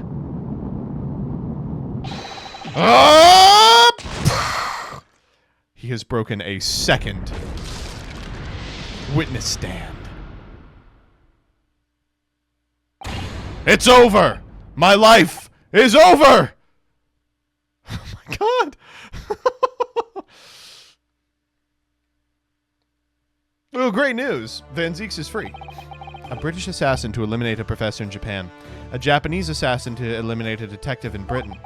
Both assassins will use diplomatic immunity to evade conviction and return to their homelands. The assassin exchange request arrived from Britain 1 year ago. Though it was hardly a request. It was a demand. And for that, you decided to recruit Mr. Asogi. But things didn't go according to plan. Your chosen assassin never made it to Britain, and you found yourself unable to dispatch a replacement, because I was already on my way to Britain at that time in Kazuma's place. And that left me with only one option for carrying out my obligation. To eliminate the mark myself. personally. Of course, there was but a single opportunity for me to do that. The International Forensic Science Symposium, I presume. That's right. I decided it would be safest to carry out the plan before my arrival in Britain. So I enlisted the help of my British counterpart and made arrangements for a pretext that would take the inspector to Dunkirk. To lure the man in, he was given a sham mission by the Reaper. Wait, what? Oh fuck, the Reaper? But there's only one person who could have done that! The mastermind of the entire operation, the Reaper!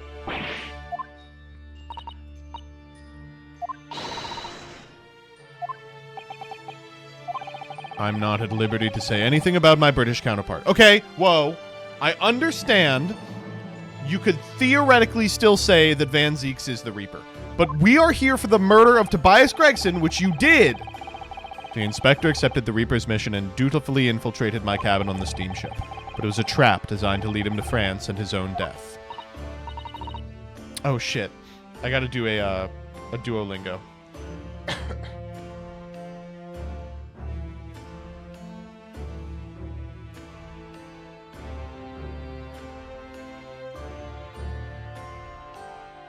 Hold up. Eddie is walking past the train station. A young man bumps into him with his suit. Pardon. Bonjour. Je m'appelle Eddie. Je m'appelle Oliver. Eddie is eager to get to know Oliver. He thinks it might be the beginning of a friendship. Tu étudies à l'université? Non, je suis journaliste. J'habite en Angleterre et... Moi, j'habite ici. Eddie is so excited to make a friend from another country that he keeps interrupting Oliver. Oliver tries to finish his sentence. Je travaille en France et... Super! Je prends le train maintenant. Oliver grabs his suitcase, as if in a hurry. He looks relieved. Au revoir. Ah, bonne journée.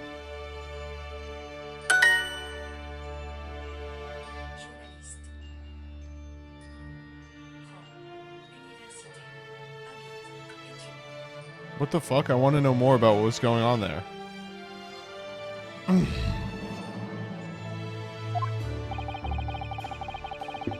It was past 9 o'clock when I returned to my cabin from the dining hall that evening. I didn't give him time to attack me. I choked him until he lost consciousness. But there was a guard just outside the door, so I left it at that for the time being. The slightest noise might have aroused suspicion, so I bided my time waiting. I had intended to finish him by strangulation, but moments before I had the chance, he came round and went for me in a reckless move. So I fucking shot his ass. I'd received the British issue gun 16 years earlier, being a member of the judiciary as a visiting student. I never imagined I'd have to use it for something like that. So the revolver belongs to you, does it? Then the victim was killed inside your cabin on the SS Grouse, which begs the question of why you arranged for his body to be discovered in Fresno. The young judicial assistant over there has already answered that question. There was no way I could take the body up on deck to throw it over the side. That's precisely where all the crewmen were gathered for the evacuation drill. So before the first-class cabin sentries returned, I took the corpse to the refrigeration room. I knew I needed to take steps if the police were to be convinced when the body was found in London. In that case, you must have known. You must have had intimate details of Inspector Gregson's intended schedule. Yes, my British counterpart sent me everything I needed to know. The inspector was due at Fresno at 5 o'clock that afternoon, in order to meet a man by the name of Hugh Boone, from whom he would take back his police identification. Right. I decided that man would be the perfect person to set up as the culprit, so I took a hackney carriage over there with the body still in my trunk. Right. You were in a hurry. I wasn't expecting a welcoming committee. I was more than a little nervous. On Fresno Street, I spotted a young girl selling firecrackers. Miss Venus, right? I conceived of the candle trick there and then, so I donned a simple disguise and approached the girl to buy enough firecrackers to replicate a gunshot. What sort of disguise? For some reason, the inspector had a bright red hairpiece in his traveling case, so I put it on, although I suspect I drew more attention to myself than I would have otherwise. Okay. I only arrived at the room around 4:45, so I placed the body on the floor, moved the notice board, and set up my candle trick. I arranged it so the firecrackers would go off with a bang around 15 minutes later, so that Mr. Boone, who was due to arrive at 5, would walk straight into a trap. Except, at the last moment, I made a careless blunder. was the bag of fish and chips. I didn't notice it had fallen out of his overcoat pocket when I moved the body to the refrigeration room. I put it back, but, well, it seems the warmth of the cabin had accelerated the decay of the fish. Anyway, that's everything. All the sordid details of what I did. Shit. All right, let's go. Done. Wow. Van Zeek's walks. That's nice. I have a letdown, though. Oh. I've heard enough. Yep. We've arrived at the truth about the murder of one of the country's most capable and respected police inspectors. The witness will be tried in the coming days. For a crime of such a vile nature, you can expect the most severe penalty.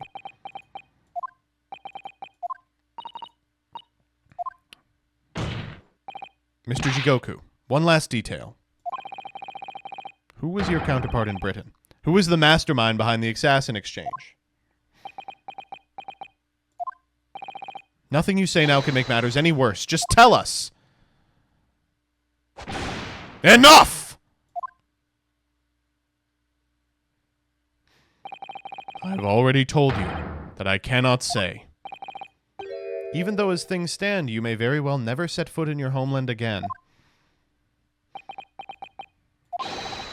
What are you waiting for? Can't we get this over with now? It's finished. All of it! I'm finished.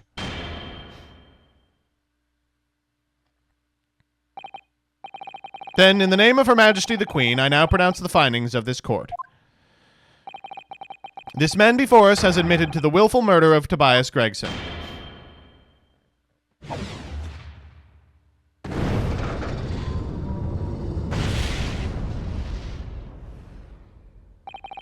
Saishiro Jigoku, it is the opinion of this court you found guilty!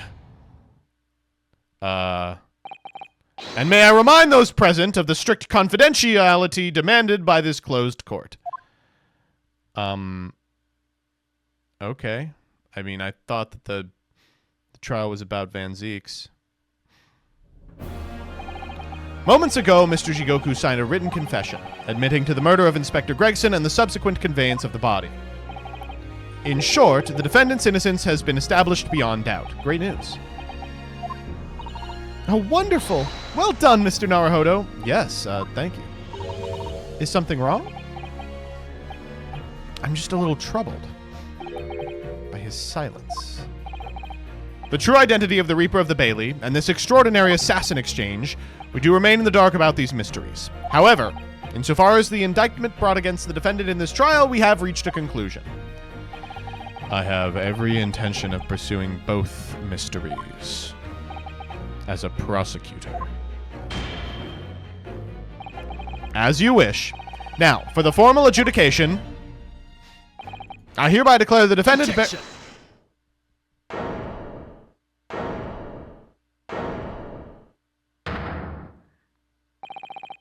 The prosecution calls for adjudication to be deferred. Counsel? The accused's innocence hasn't been established at all. And therefore, it would be wrong to deliver a verdict at this time. That is the prosecution's unwavering position. What? But Judge Jigoku has confessed. Nevertheless, Beric Van Zeeks has committed crimes for which he must be punished. Well, it would appear you have information the court needs to hear, Prosecutor Asogi. Certainly, the murder of Inspector Gregson was carried out by Saishiro Jigoku. But it's clear from the witness's testimony he was coerced into complying with the plot, into this sick, merciless assassin exchange. That may be true, but... So what I want to know is who coerced Jigoku? Who was pulling the strings? The victim went to France having been ordered on a mission for the Reaper, only to be murdered. In other words, the mastermind behind the assassin exchange is someone in a position to give such an order. As we've established, the Reaper himself. Well, certainly that would appear to follow. The prosecution hereby formally accuses the man in the dock, Beric Van Zeeks, of being the Reaper of the Bailey, and furthermore, I'm going to prove his guilt beyond all reasonable doubt. What?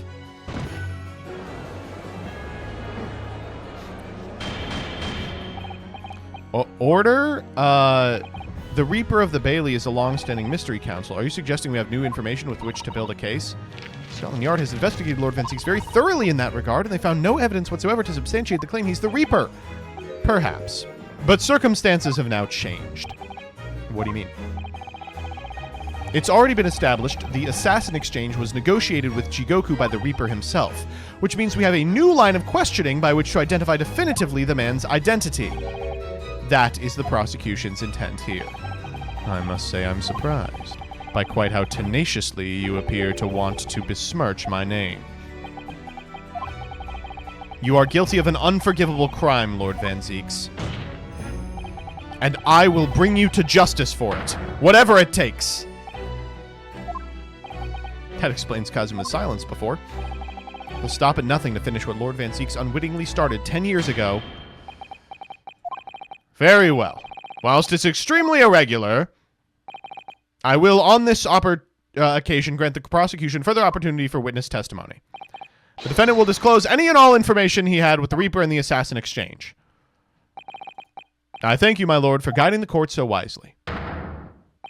I hereby declare this court to be in session for a supplementary hearing.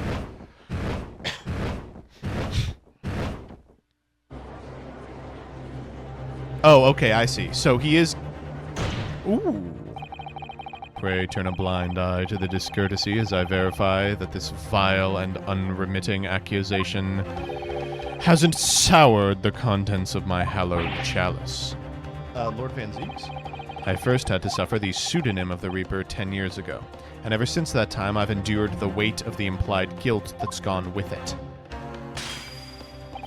So I welcome the chance to testify now and crush these allegations once and for all. Good. Then let justice decide, Lord Van Zieks.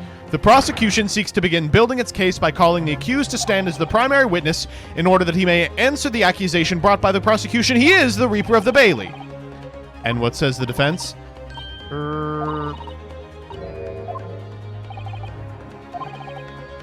It'll be fine.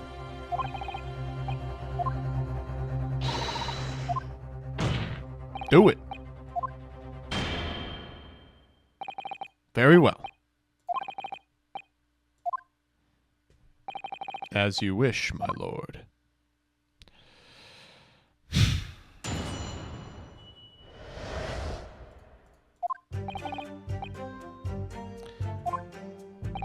I've been investigating the truth behind the Reaper for years, and I was aware of Gregson's involvement.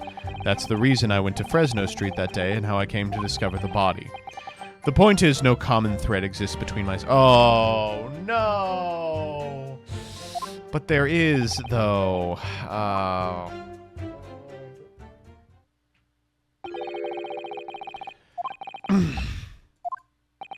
I acknowledge that the public at large believe me to be the Reaper.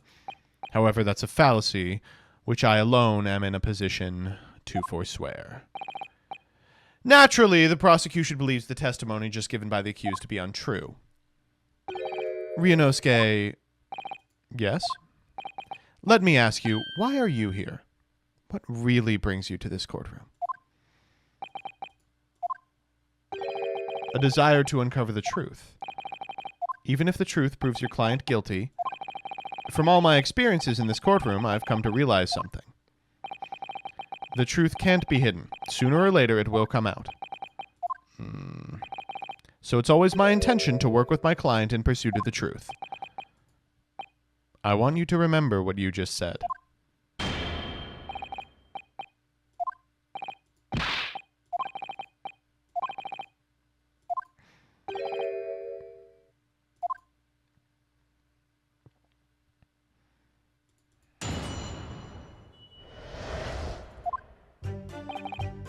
And that's all we're going to do today. Thank you all so much for sticking around. Really appreciate it. We will perhaps try to knock this out next time, but we'll see. When we last left off, Barrick Van Zieks had been found completely innocent for the murder of Tobias Gregson. But Kazuma Asogi, our partner in bed, remains convinced he's the Reaper of the Bailey, so we now have to clear him for that. I've been investigating the truth behind the Reaper for Oh, you know what? Let's go back and start pressing. Hold it!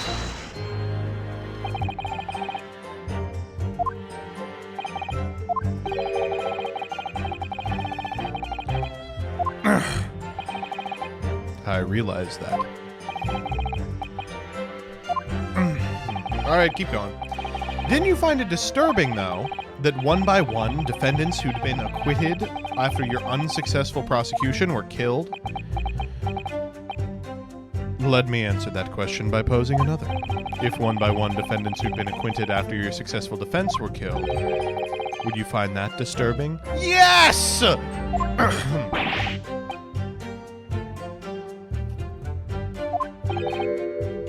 Exactly.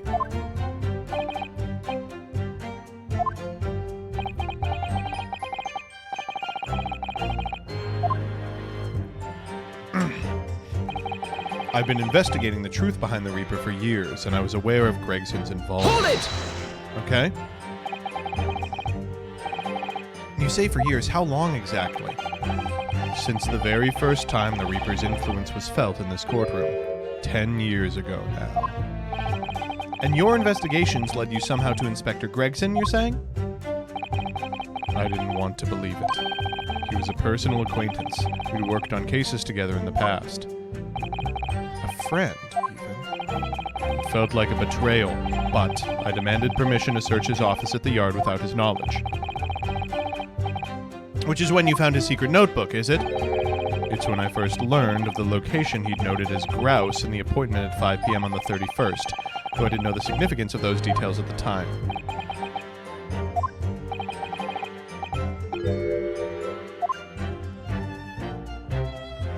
Can you, Hold it! Okay. But why did you go to Fresno Street? I thought that if it was the Reaper's headquarters, then by turning up here at 5 o'clock, I would catch whoever was involved red-handed. Sadly, all that was awaiting me was a setup, was the inspector's corpse. Yeah, we know. Exactly. Jigoku had intended to implicate Hugh Boone, but unhappily for me, I arrived at the scene first. Ha! A ridiculously careless blunder. Alright, this is not prosecution. Think what you will. It doesn't change the truth.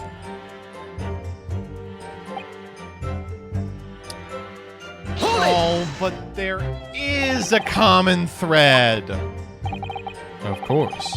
We were close acquaintances. We'd worked on numerous cases together. I considered the man a mentor of sorts. He taught me a number of important lessons. He did? Where to buy good fish and chips, and such like. Well, I mean, he would know. Dr. Wilson was a coroner, of course, but that was sometime in the past. And in any case, I understand it was several years ago now that he was invited to work at a Japanese university. That's right. He was a visiting professor at the Imperial Yume University in Tokyo. It should be unambiguously clear, then, that no link exists between myself and him. Yeah. We know that that's not the case, right? Okay, here's the weird link. Is that Clint is his brother.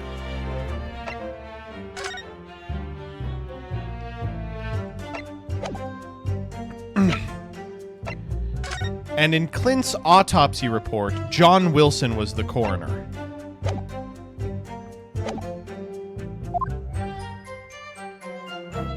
I guess probably showing off the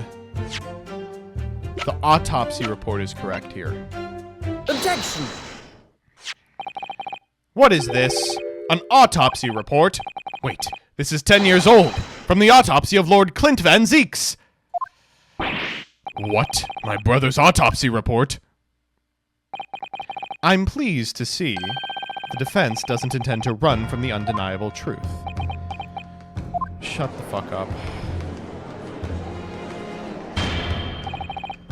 Order in court! What reason do you have for presenting a 10-year-old autopsy report here, counsel? The autopsy report of the professor's final victim is an indelible link between Inspector Gregson, Dr. Wilson, and the defendant. Not that accursed name again. The professor.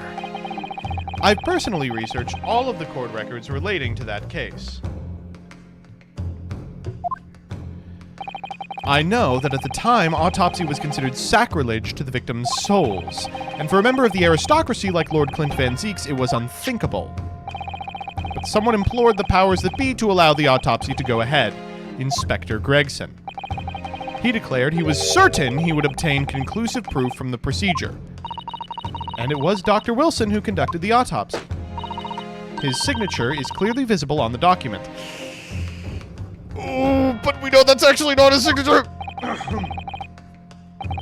As promised by Gregson, the autopsy did indeed produce evidence. Evidence that conclusively proved Genshin Asogi was guilty of the murders. In my brother's dying moments, he mustered all his remaining strength to leave that vital clue behind. Indeed, that was the key to indicting the professor for his crimes and the conclusive evidence that convicted him. It enabled Lord Van Zieks here to avenge his brother's senseless death with a marvelous victory in court. Thank you. A marvelous victory, was it? I wonder if that's really true. What? Come on, don't be this much of an asshole. Could the same be said if it turned out that the key piece of evidence in question was in fact fabricated? If the inspector, the coroner, and the prosecutor all colluded together to cast an innocent Japanese man as a mass murderer and send him to death, that's outrageous! And now, 10 years later, for some reason the secret has been threatened and needs protecting. Which is why the inspector and the coroner had to be silenced, isn't it? By someone in power in Japan and in Britain, using the two killers recruited for the assassin exchange. Okay, wait. But you understand how insane it is to imply that it's Van Zieks. We're talking about the killer of his brother. You think he orchestrated a situation to make it look like his brother was killed by a different person than he was?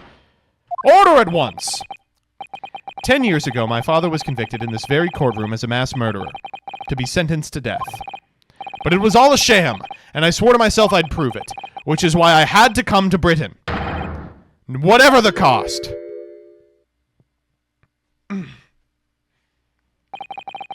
You'll have to forgive me if I feel compelled to toast this vengeful Nipponese's tenacity of purpose here. However, he who fails to quash his emotions in the courtroom has failed as a lawyer. What the fuck, Kazuma? Does he have evidence? As it happens, I have evidence. Oh, shit! Here we go. Alright, I'm in. Play me that theme. As the court has heard, I crossed the channel to France with Gregson on the 31st. I went with him on the pretext of being the assassin recruited to kill Saishiro Jigoku. But my true intentions were to make the inspector tell me the truth. What truth? The truth about the evidence, and he acknowledged what I'd already deduced. There's a closely guarded secret about what went on in that autopsy 10 years ago. What? A secret? I know nothing of any secret. While we waited for my supposed mark in Jigoku's cabin, I drew my clan's illustrious sword, Karuma, before the inspector's eyes. He very quickly understood what my motive was. Right, I see. You're that Asogi's young lad, are you? And what? You're gonna cut me down with that thing, is that it? That will very much depend on the answers you give to my questions. I want to know what really happened 10 years ago. The truth, that's all. Before we get into it, let me make one thing clear. I still believe your father was the professor. There's no doubt in my mind. But unfortunately, back then, we didn't have the evidence we needed to make the crime stick. So you admit it then? the evidence used in my father's trial was fabricated. It was for the good of the country. Anyway, I was just following orders. From who? I'm not saying another word. Even if your life depends on it? That's right. Even then. That's when we got his trunk. Oh, Kazuma. If the results of Clint Van Zieks' autopsy were fabricated, then the investigating officer Gregson and the lead coroner Wilson must have known about it. And they can only have been ordered to pervert the course of justice in that way by one man. The man leading the case for the prosecution, Beric Van Zieks. Hold. You understand how crazy this is, right? Exactly. And as was established earlier, it has to have been the Reaper himself who liaised with Jigoku in Japan to arrange the exchange.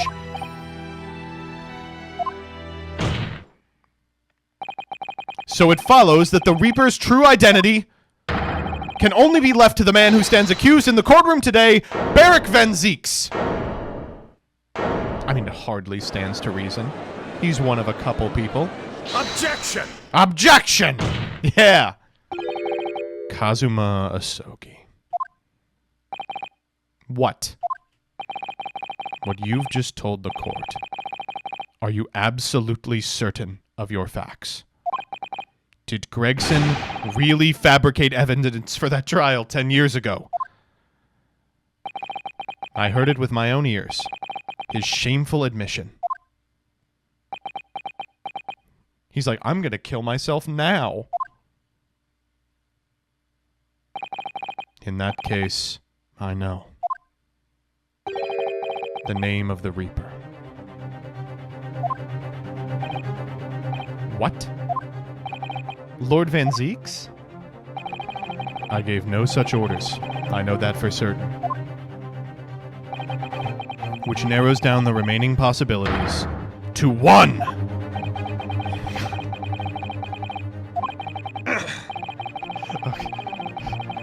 I mean, I think I know it too, but it's not gonna fly. I believe I know who it is too. You? No, no, no, no. The true identity of the infamous Reaper of the Bailey is... Hairlock Sholmes! No, I mean... There's only one person it could be.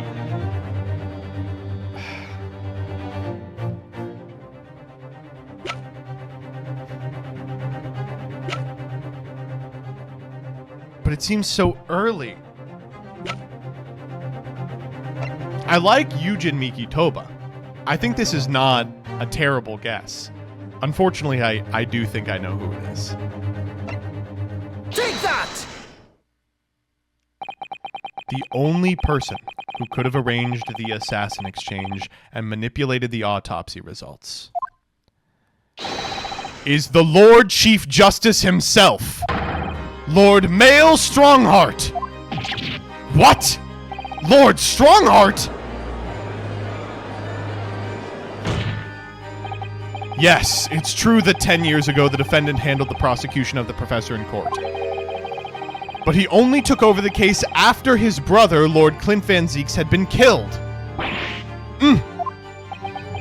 Oh no. I can only assume this is the most inappropriate joke in British judicial history.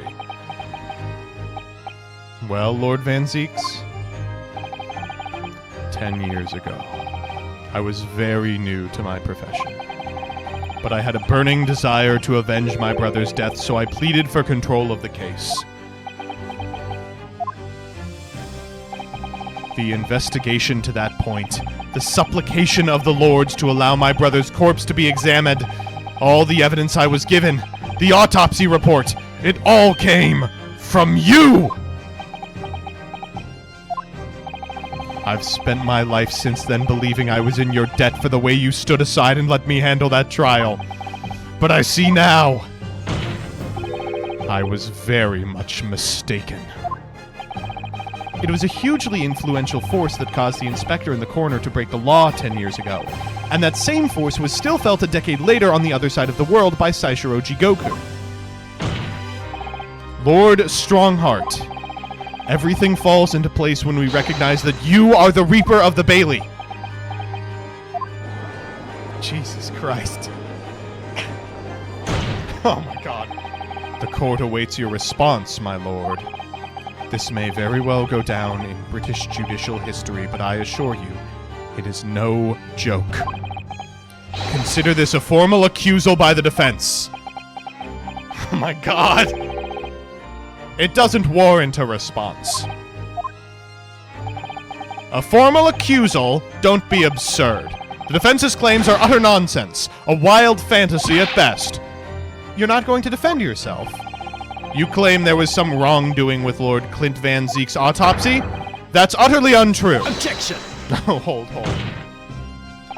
But I heard it from Gregson's own lips. He admitted to it. And where is your evidence? What? Gregson's dead now. Unless you were thinking of summoning a ghost to the stand. Okay. We summon one ghost to the stand. You mean to say... I forget how the system works in your little backwater country. Uh-oh. He's pulling out the capital R racism. But in the courts of the British Empire, without evidence, there is no case. Oh, fuck! I have no intention of entertaining some wild fantasy that can't possibly be substantiated by anyone or anything. Oh my God. This is crazy. Order in court! Following Inspector Gregson's murder and in the light of Dr. Wilson's death as well, there's really no one left who could testify about the events of 10 years ago, is there? Maybe gloating about it is not a good idea to prove your innocence. So that was the real purpose of the assassin exchange. This court has no business raking over the coals of a case that was concluded a decade ago. The accusal brought by the prosecution and the defense is categorically denied. I take it there are no objections. Yes, there are?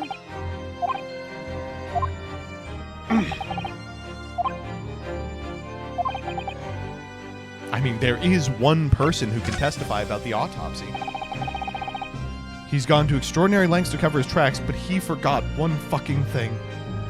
And that's the great detective's assistant! There's one ray of hope.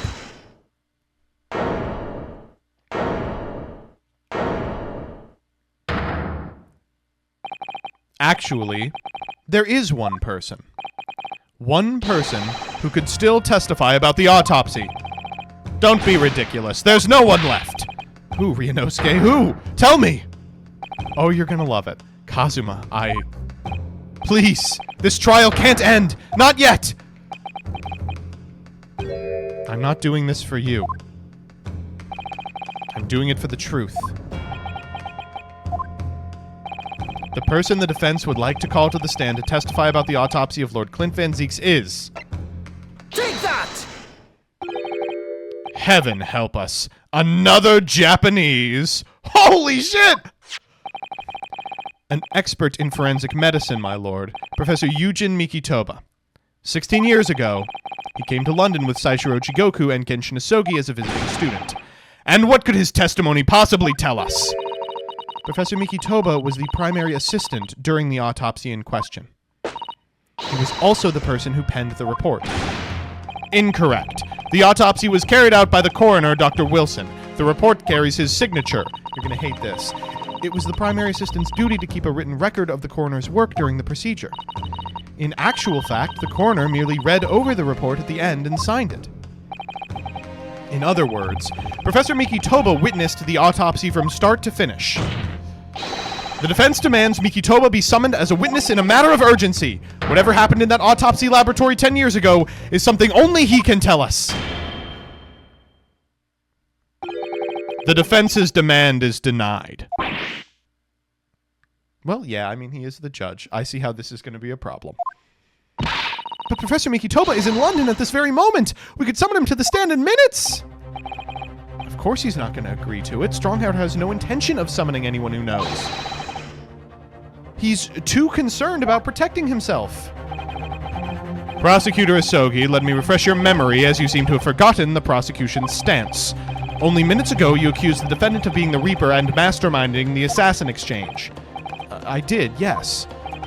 So present your evidence for those claims and make your case complete. At this time, I don't have the requisite evidence. But that's exactly why we need witness testimony. The Professor case is closed. There are no clues in the distant past that will bolster your argument today.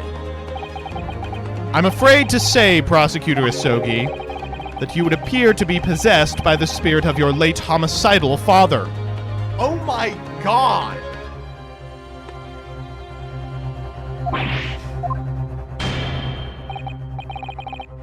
Now, as I stated earlier, this court has already reached a conclusion with respect to the matter at hand.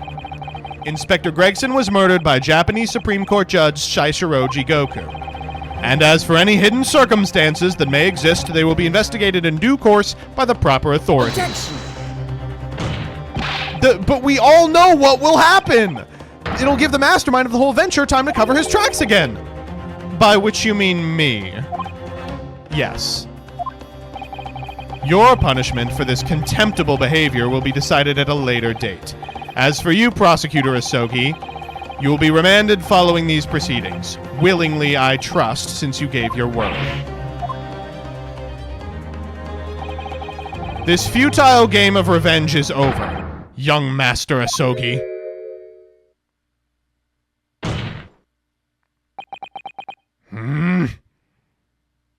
We can do this. Come on.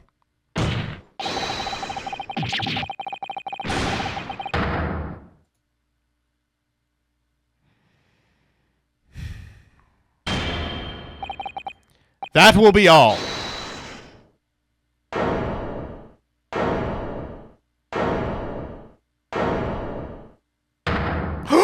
Yeah! Mr. Sholmes! This is no place for amateur detection, Mr. Sholmes. May I remind you these proceedings are closed to the general public. You will leave the courtroom at once. He's a key witness. Mr. Sholmes was instrumental in the apprehension of Saishiro Jigoku before he fled from Europe. The court should hear what he has to say! Lord Mail Strongheart, it's imperative that you refrain from bringing this trial to an end at this stage. Is it really? And why would that be? You need only recall your own words from the opening of the trial to answer that question, if I may. We will stop at nothing to uncover the whole truth behind these disturbing findings. Surely it can't be that the shock of being accused of being the Reaper yourself has erased that from your memory, can it? The whole truth, sir, has already been uncovered. It would seem that we have a great many important members of the judiciary present here today. I put it to you, my dear fellows, should the trial end at this juncture? After all, why have you been invited to attend? To nod along to the prevarications of your superiors? Crowd work, crowd work. Order in court! It seems to me that we stand before a door that leads to a new era of legal practices. A door that is ajar. Let us emerge from the shadows of the Reaper's decade-long ascendancy. For you and you alone, my dear fellows, have the power to push this door open now! The auditors in this gallery have no rights to express an opinion on court proceedings. Silence! He's right. The judge has absolute authority here.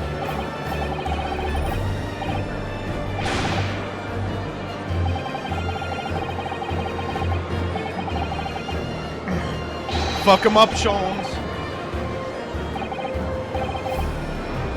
What?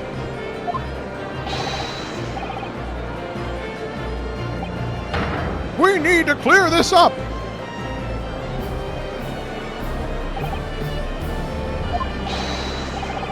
You assured those present you would uncover the whole truth here. Vindicate yourself of this accusation.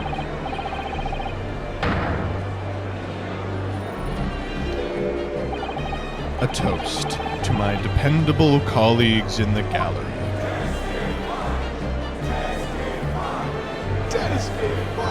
Holy shit! It's Kino! Well, my lord, you hear the voice of British justice, I take it. I think you'll find it will be rather awkward to silence.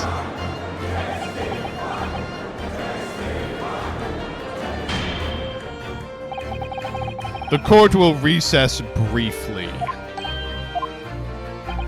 I have no intention of shrinking from these allegations. Bailiff, arrange for the subpoena of the witness at once. As soon as the gentleman arrives in the courthouse, we shall reconvene. A recess won't be necessary, my lord. Pardon? Mikitoba is a close friend of mine. He accompanied me today and is waiting in the antechamber as we speak. Fuck, he's so good. I do believe he's been enjoying a little trip down memory lane, in fact. What? Professor Mikitoba is here in the courthouse? Mr. Sholmes, you didn't know this would happen, did you?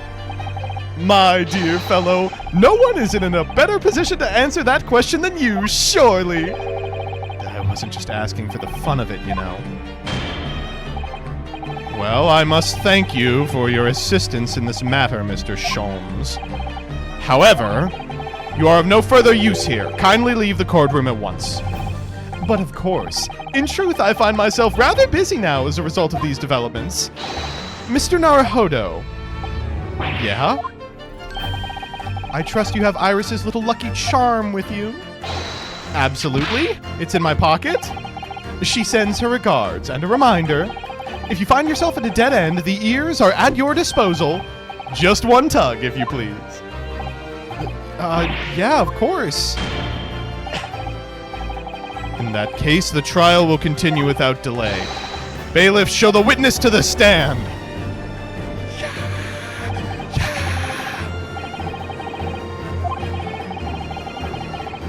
Oh, God.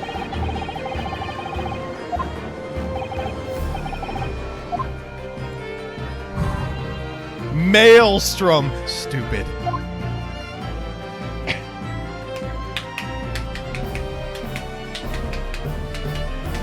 How is it to be continued? We're not even leaving the courtroom.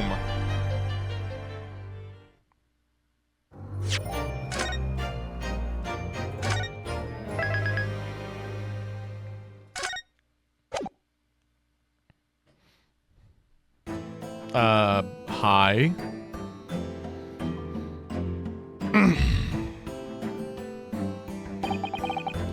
So, witness, please state your name and occupation for the court.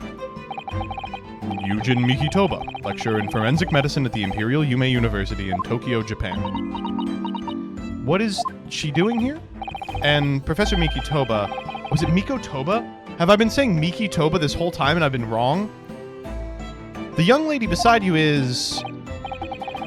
this is Dr. Maria Gori.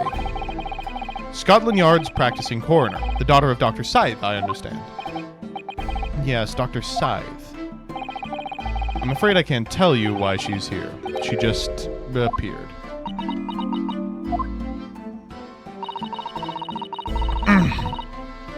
You summoned this strange Japanese man as a witness to that autopsy. Oh, I had her doing like a nerd thing, right? But you don't summon Mama. That makes no sense. She was there too. That's about the size of it. I've had her eyes boring into the side of my cheek constantly, whilst I was in the antechamber too. Poor man, the idea of it's making me shudder. The revelations about Dr. Scythe that came to light some days ago defiled the reputation of the entire judiciary. She was deemed unfit to appear as a witness in today's proceedings. The Ministry of Justice's decision on that is final. Well, we wouldn't want any more perjury to be committed, would we?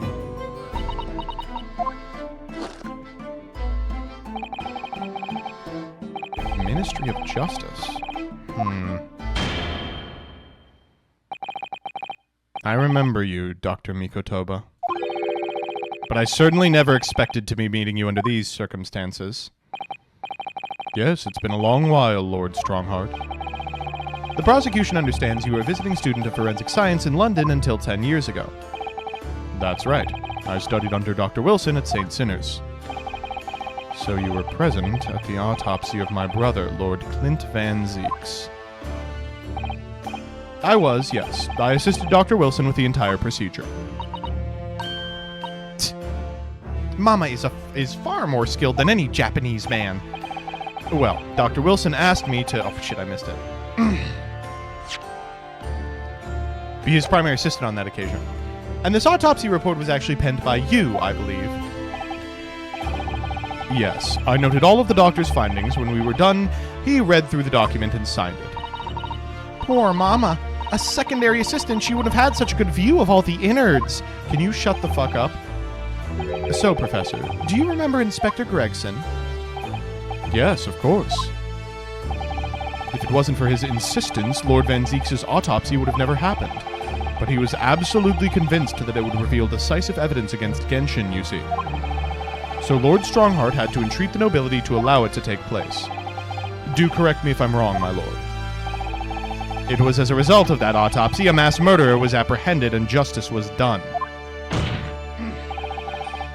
But Gregson admitted it before he was killed. He admitted the results of the autopsy were fabricated. You were there at the time, so you must testify. You have an obligation to tell the truth about what really went on. Absolutely. That's precisely why I'm here. And that's why I'm here too. Oh, very well. A word of warning. Oh? You will state truthfully and accurately what you saw and what you heard at the time. I wouldn't dream of doing otherwise, my lord. The moment your testimony verges on supposition, I will expel you from my courtroom. Remember that.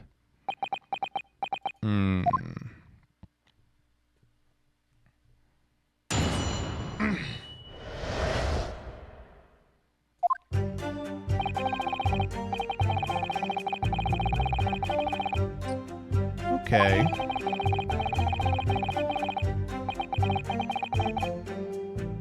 I found a little strange.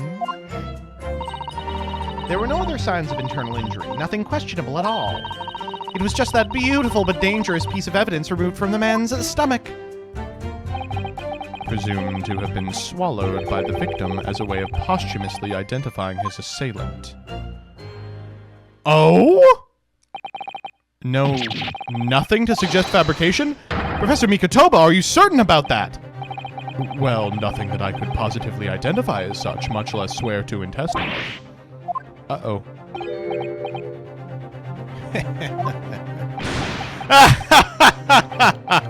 Well, that clears things up nicely.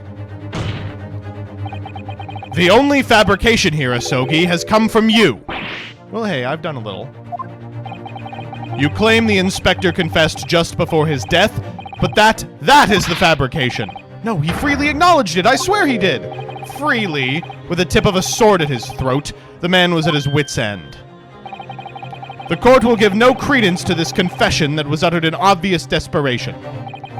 Quite simply, there was nothing questionable about the investigation of Lord Clint Van Zeeks' death. And with this testimony we have, without question, we have uncovered the whole truth. Let me fucking cross-examine! If I may, my lord.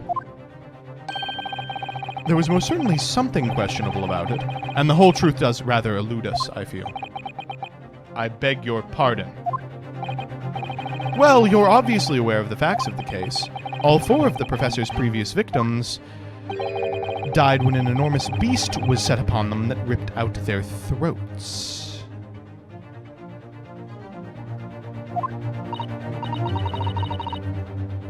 Huh? But curiously, the killer's last victim, Lord Clint Van Zeeks, suffered a different fate. Yes, you're right. He was stabbed through the heart with a sword. That's enough. I believe I warned you about this, witness.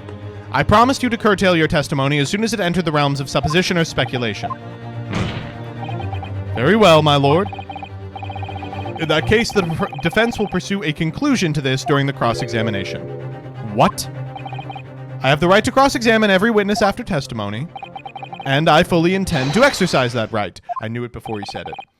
Ryunosuke, I'm afraid that even the presiding judge has no authority to contravene the letter of the law, as I'm sure every member of the judiciary present in the gallery would agree. All right, let me cross-ex. Let's make it happen.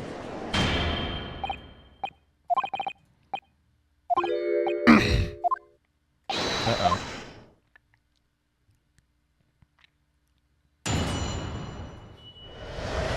I like that Asogi is still on the other end.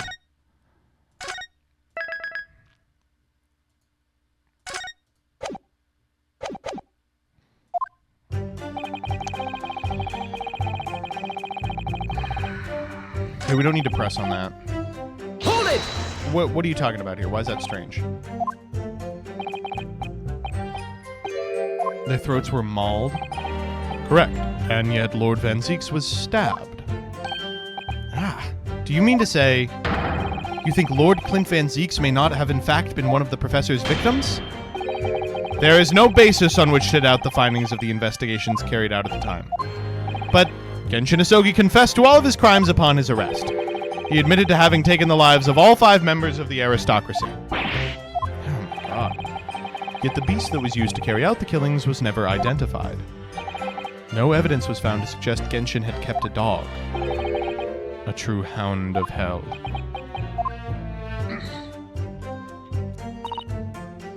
Hold it! Talk to me, Gory. What are you up here for? You weren't present at the autopsy, were you, Dr. Gory? Does that matter?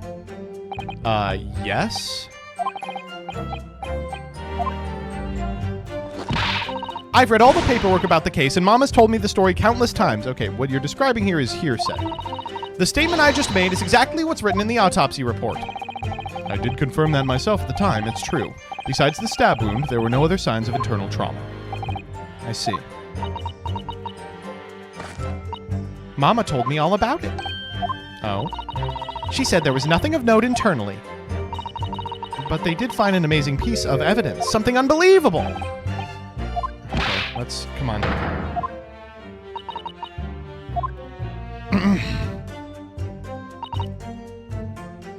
Hold it! Okay, let's talk about this thing. What was it? What does beautiful but dangerous mean? Hearsay exception, official records. Fuck, you got me. Okay, the part of her mom telling her the story is definitely hearsay, right? By the way, short tangent. I took evidence, and I did okay in it. I didn't do as well as I wanted. I took evidence like 2 semesters ago. I did not realize evidence is a fun name for a class that is just hearsay. It's fun that they name it evidence, and it's just hearsay. That's really nice, by the way. Ah, time to take evidence. What am I going to learn? 45 hearsay objections. Cool. It was sparkly and round, with a hole, as if it might slip over a finger, perhaps. A ring. What the fuck? My father's ring was inside the victim's stomach? Are they useful at least? Oh yeah, you gotta know them. At the time, Genshin wore a large ring on the digitus quartus of his left hand, the 4th or ring finger. Thumb finger? I'd understood it was some sort of keepsake. When my father left Japan for London 16 years ago, I was 8 years old, but I remember that ring. You do? My father's possessions were sent to our family home in Japan after his death, but the ring wasn't among them. Obviously not. It was a key piece of evidence. It remains under lock and key in the stores at Scott. Fuck, we gotta go get it. After the autopsy, Genshin was summoned by the police to check for the presence of his ring. It wasn't on his hand, of course. Moreover, there were deep abrasions on his finger where it had been pulled off. They arrested the man then and there, right before my eyes. That was the critical piece of evidence? I brought the ring along with me today. Did you? Here it is. A bit dusty from years in the stores. What the fuck? Yeah, that's it. And it was found inside the victim's stomach? Yes, I'm afraid so. You hesitated there, Professor Mikitoba. Should we read something into that? Well, it's just thinking back now, I didn't actually witness the moment it was extracted from the victim's body. Oh my, really? At that precise moment, Dr. Wilson had asked me to fetch him a new scalpel, you see. Dr. Gorey, the removal of historic evidence from the stores requires my consent, does it not? Put the mask back on. Thank you.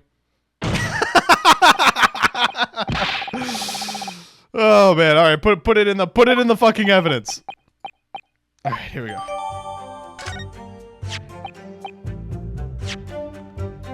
Judge, she's going nonverbal. All right, what do we got here? I mean, it's a ring. There's really nothing to say. It's just a ring. There's nothing interesting about it. Let's look at the gem.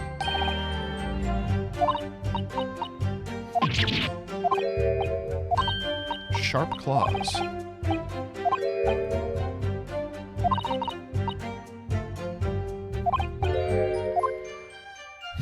Now I want a mochi bone.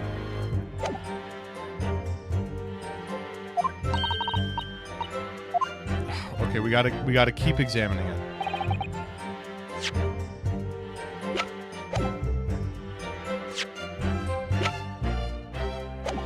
I mean, I guess I can present the ring here and be like, yeah, right. Objection! Or not.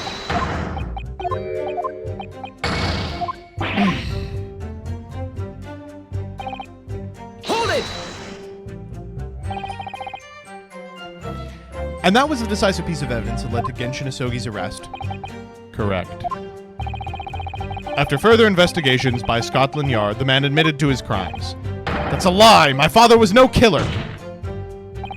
Barrick Van Zeeks, it was you! Oh my god. Your hatred of me doesn't change the facts that were established 10 years ago.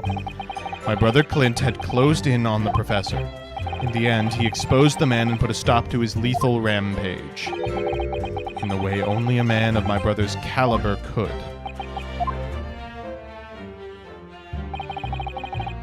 That's everything. Fuck.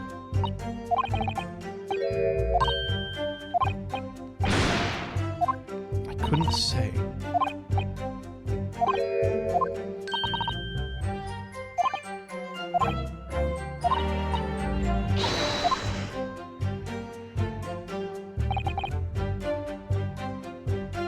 Hold it!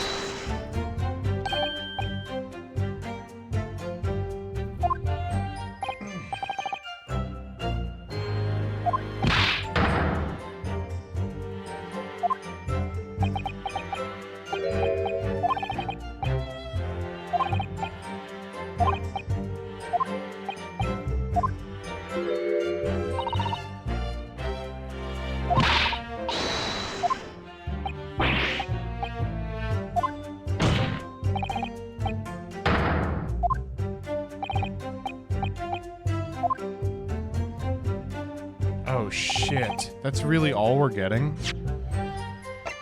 Okay.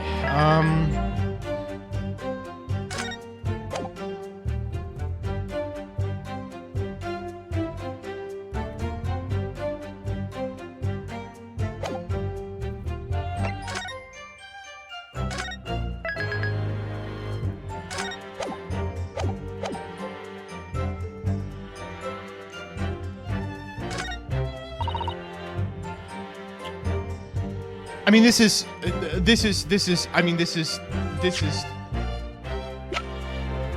Objection! no internal injury, and he swallowed this sharp-ass thing? The court has heard the ring was extracted from the victim's stomach, but you didn't see it being removed, did you, Professor Mikotoba? That's right. As I said in my testimony before, at that moment, I was fetching a replacement scalpel that Dr. Wilson had requested. In other words, you can neither confirm nor deny whether this ring came from the victim's stomach or not. What are you suggesting, counsel? That the ring was never in the victim's stomach to begin with. It's entirely feasible Dr. Wilson fabricated that detail about the autopsy. What are you saying? That Dr. Wilson was in possession of the ring in advance after it was stolen from Mr. Asogi. And he produced it during the procedure, pretending to have found it there and then in the victim's stomach. Supposition at best. What possible evidence do you have to support such a rash claim? I mean, this? The fucking autopsy report that says no internal injuries? I am. Other than the ring, nothing unusual was noted internally, so I'm not sure how you intend to prove your point. You've already done it for me, my lord. The lack of internal injury says it all. What? To swallow a ring of this size would require considerable effort and determination. And in addition to its size, there are sharp claws around the gemstone to contend with. My brother was a determined man, and on the brink of death even more so, I'm sure. He would have stopped at nothing to ensure that evil killer was brought to justice. But if he really had swallowed the ring, it's inconceivable no traces of its passage down his throat would have remained as internal trauma. No!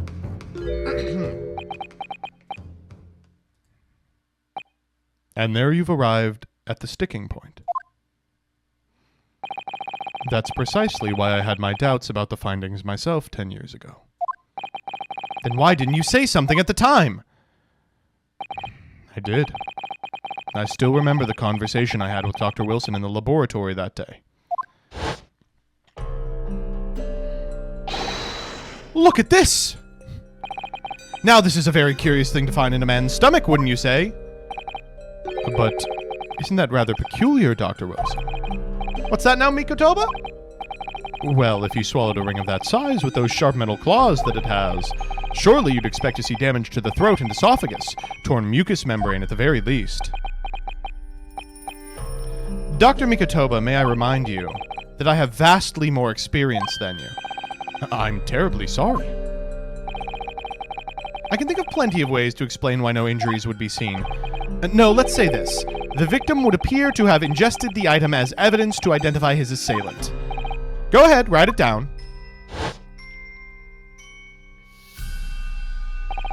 So I was right. Dr. Wilson deliberately fabricated the results of the autopsy to implicate my father. I'm disappointed, counsel. That argument is nothing more than speculation. Is it? We have... What? Dr. Wilson was Britain's leading authority on forensic science and autopsy work. There is no scientific basis on which to doubt the man's expert opinion. Well, he's not testifying. Pardon the interruption, my lord, but... damage to the mucous membrane of the throat is easily identified even in living subjects.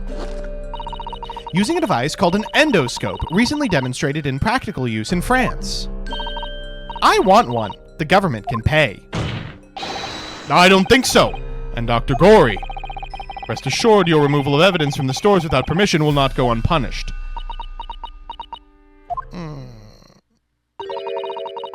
We open up the dead... Oh my god, to find the truth. Gorey? I beg your pardon. But Mama, she chose to stitch her corpses up with all her secrets inside. That's wrong. Dr. Gorey.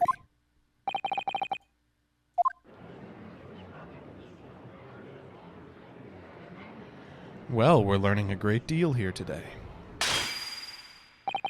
Yes. The ring.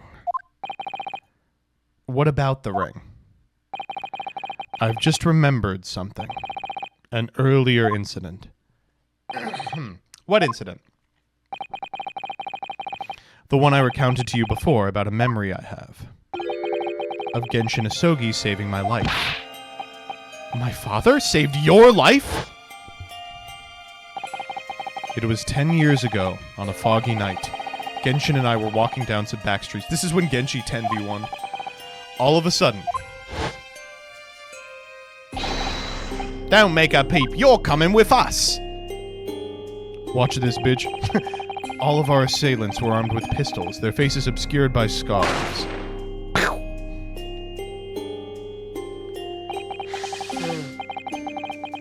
The next thing I knew, there was silence all around. Genshin lay in the cobbled street. Blood was seeping from his left hand. He'd shielded me. It was on the ring finger of his left hand where he used to wear the ring. Oh my god, that's why the abrasions were there. I've always believed those thugs were after me. But now I'm starting to question if perhaps I wasn't the intended target after all. Wait, but... Genshin was arrested 2 days after that attack, and in that short interval, the decisive evidence needed to indict him was miraculously found. You mean the ring was stolen from him? You think that's what those thugs were after that night? Objection! Okay, hold on. You pathetic coward. You expect me to believe that you weren't involved? What do you mean by that? It was you, wasn't it? You're the one who took it. You stole my father's ring.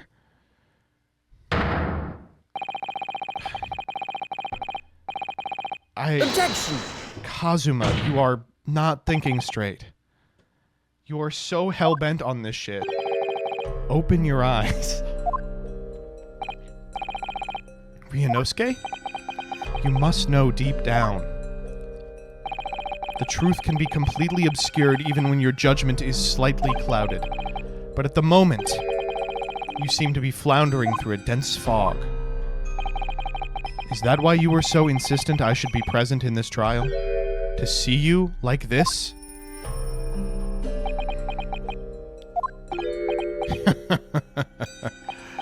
Well, this is an amusing spectacle. What a grandiose expression on your face, as if you were Lady Justice herself. It seems you've thoroughly convinced yourself of this alleged fabrication of the autopsy results. So much so that you're blind to the blatant contradiction that would be born of it. What? Though it's extremely hard to believe, let us imagine there was some misconduct during the autopsy. If that were the case, why would Asogi not have disputed the findings in his trial? I can think of like a million reasons. I'm gonna pee, though.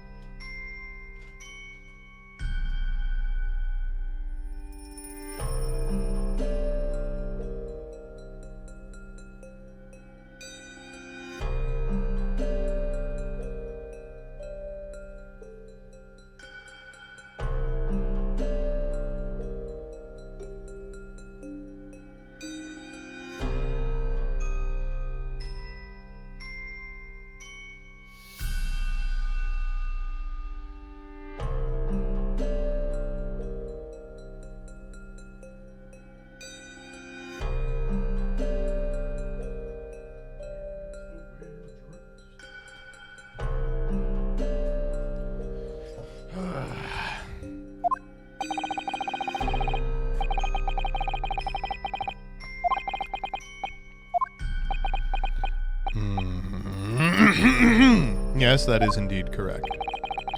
Upon hearing the verdict of guilty, he merely closed his eyes, quietly accepting the judgment. The actions of a man who has accepted responsibility for his deeds and is resigned to his fate. But then... oh my, that is very strange. If Mr. Asogi did nothing to oppose the charges against him, then... that would surely mean there was no fabricated evidence. Oh, I don't know about that. I think maybe he understood the whole thing was a setup and there was no way out. Genshin Asogi's silence at his hearing can mean only one thing. There was no fabrication of evidence during the autopsy of his final victim 10 years ago.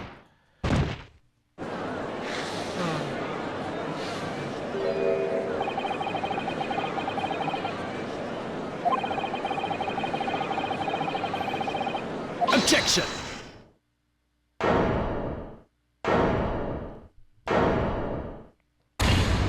Oh. Thank you, Ryunosuke. If it wasn't for your frank words just now, this trial may very well have ended prematurely. Kazuma? What's this latest absurdity, Counsel? My lord, your reasoning is perfectly sound. But for one giant hole I beg your pardon. You claim my father's silence was due to the fact that there was no fabricated evidence, but there's another possible explanation. You've overlooked the possibility that he had a reason for maintaining the silence. Silence that would lead to him being convicted and sent to his death? If the autopsy results were an invention, there's no conceivable reason why the man wouldn't have protested. Objection!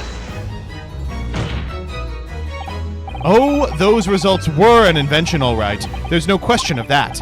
Or are you forgetting that 2 people with the connection to the autopsy have been assassinated? If I force the grievances I feel from my mind, I start to see you in a very different light. I think perhaps it's you who's been living in delusion these 10 years. Me? Kazuma-sama has created one last chance for us here, Mr. Naruhodo. If we can only show there was a reason for his father's silence in his trial, a reason why the man would have said nothing even though he was innocent. Could it have been part of some negotiation, perhaps? Enough. Oh, fuck, I don't have evidence. Okay. Here we go.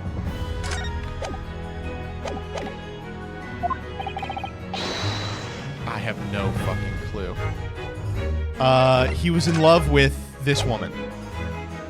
What could explain Asogi's silence? He had tried to swallow the ring. Oh my god. It's this. It's gotta be this. Take that! It wasn't that.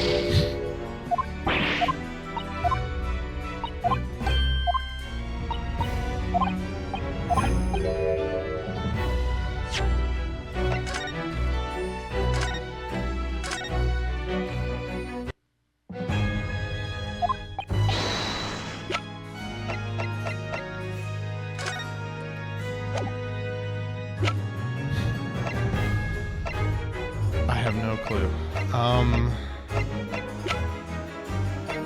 Clemens? I have no idea.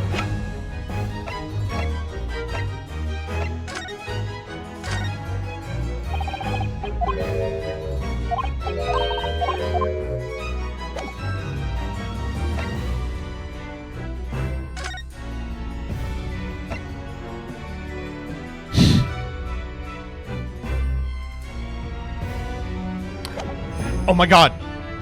Take that! It's true that Genshin Asogi's silence during his trial resulted in his conviction. But that didn't actually lead to his execution. On the contrary. It led to his escape. An escape that was only possible because he'd been sentenced to death. Although I find it hard to believe my father would have negotiated in that way, the defense is correct. A fake execution, falsification of a death certificate, and a jailbreak inside a coffin. Clearly, such an elaborate plan couldn't have been carried out by my father alone. He must have had the help of a collaborator from the judiciary. I have here the dismissal notice of the chief warder who was working in the prison at the time. The notes read, there are indications that the jailbreak was in planning prior to the inmate's incarceration. In other words, there were suggestions of some sort of negotiation between Mr. Asogi and the British government. In exchange for his silence in court, he was given an assurance he would be broken out of prison. With that sort of clandestine agreement in place, I can imagine he would have kept very quiet. I would go further than that, in fact. I would say that the elaborate jailbreak of Mr. Asogi can be explained in no other way. Order in the court. First fabricated evidence and now a jailbreak conspiracy. Of course, because it's all intimately linked. The prosecution wishes to summon new witnesses to the stand. Witnesses? People who can testify about the jailbreak that took place 10 years ago. Ugh. Governor Caden and the poor chief warder. I won't allow this trial to turn into a farce. Oh, it wouldn't be any trouble, my lord. What? Father? My dear friend may appear a little rattle-pated at times, but I can assure you he is extremely thorough. He wired both Barclay and the local prison earlier, asking Governor Caden and Mr. Vigil to attend the old vic. I can't believe Sherlock Sholmes has been actually a great detective this entire time. He's legitimately a great detective. Mr. Sholmes did that? Are you telling me? Both men are, unless I'm much mistaken, waiting just outside the courtroom at this very moment.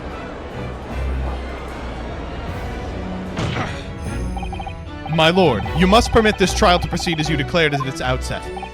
You promised we would stop at nothing to uncover the truth behind these findings. Very well. Bring in the witnesses. Make no mistake, I too would like nothing more than to lay this business to rest once and for all. It's not particularly subtle. I get it, what they're doing. The scales didn't reset when he relit the fires. They've been tilted guilty this whole time while he, like, stands in the middle. I get it. I understand.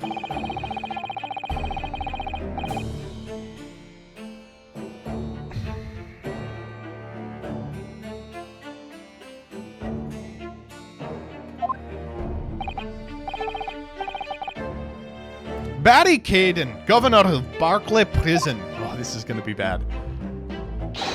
Everyone call. Oh no. We already did this one. Oh, I do beg your pardon, of course.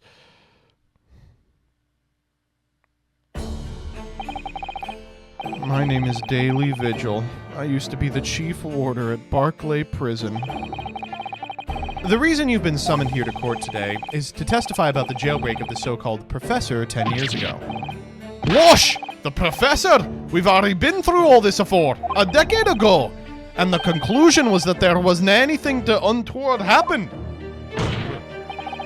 A convict escaped from your prison, Governor. Hardly what you'd call nothing untoward. Ah, well. The convict's death certificate was somehow falsified after he was allegedly executed, and he escaped the prison inside his own coffin. A plan of that complexity could never have been carried out without the help of somebody of influence inside the prison. Governor Caden, don't imagine that the passage of time will afford you any protection. If it turns out that you were involved in the plot to break Mr. Sogi out of your prison, then of course, the consequences will be very serious. In all likelihood, capital punishment. Gads! Hold on there, laddie. All I did was... Witness. Governor Caden. Aye, aye, sir. You have a critical role to play in the public safety of our country, a great responsibility to shoulder. The significance of your testimony in court cannot be understated.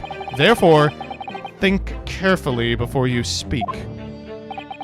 And Prosecutor Asogi, if you threaten the witness again, you will be held in contempt of court.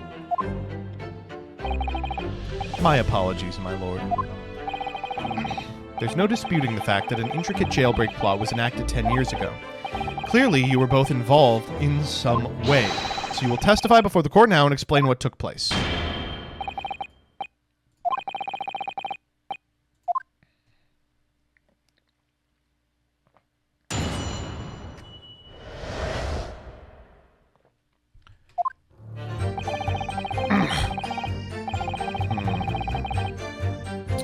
Oh. Well...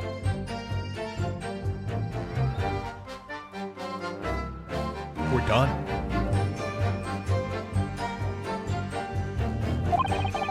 I assigned the convict to the chief warder, Vigil here, and I put the plan into action behind the scenes. I was responsible for Asogi right up until the night of his execution, and I knew nothing of any plot. I didn't ken if there was some negotiations between the convict and the prosecutor's office. I'm trying here. All I did was carry out my duty for Her Majesty's Great British Empire. Okay.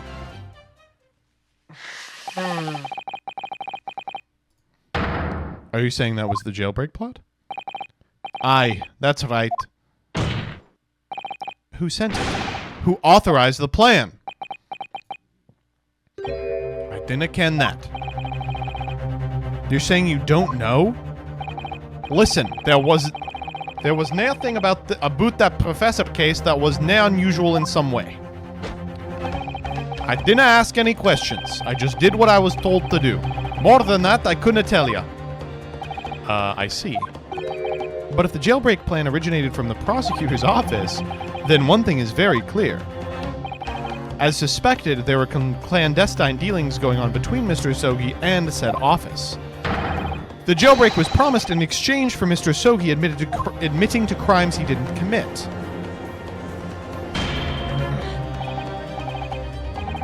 That, counsel, is nothing more than speculation on your part. Well, we do have the fucking...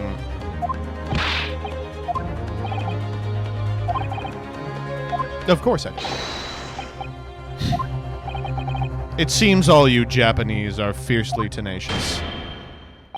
Very well. Proceed, counsel.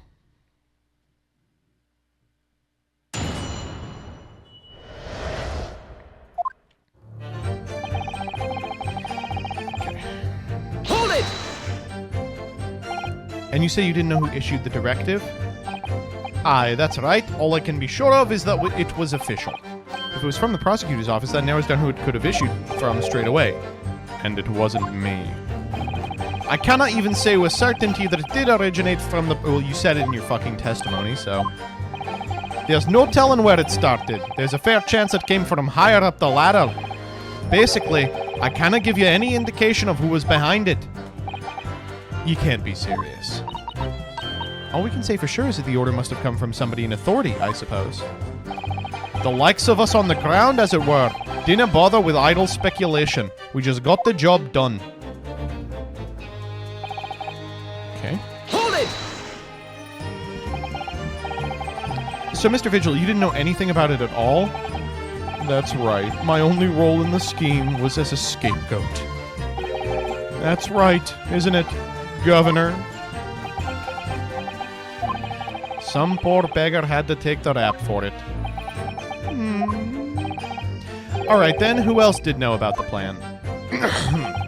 I've no the first idea, laddie. My part in the whole business was basically just dealing with the aftermath. But I wouldn't be surprised if there were other folk in the prison service who'd been given similar orders. So you know who else was involved? Aye, that's right. All I can tell you is that the night it actually happened, the person at the reins was Dr. Stevens. Oh. Why did I have to get caught up in such a terrible business? Okay. Hold it! Did you not noticing anything unusual happening? Oh, everything was unusual. Exception after exception. After all, it was the professor. The man had terrorized the country as never before with his crimes. In order to hide his identity, he was forced to wear an iron mask over his head. Hideous treatment, and also really convenient if you're trying to get away with it. Fellow was surprisingly docile for someone who'd taken the lives of 5 of the country's nobles.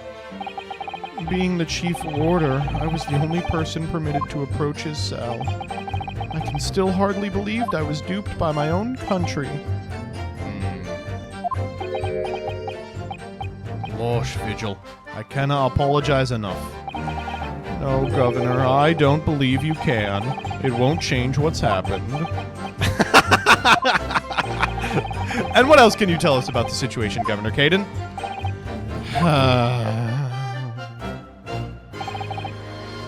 Hold it! But you've already acknowledged orders came from the prosecutor's office. There must have been some sort of negotiation. It's the only explanation. Aye, well, be that as it may, I dinna ken nothing about that. The witness stand is no place for telling what you don't know for sure. I ken that much I do. Then I presume you also know this. Not telling what you do know is a criminal offense. Oh. So you were just following orders, is that it? I'm afraid that won't absolve you of guilt here. A man was killed illegally, even if he was a condemned criminal.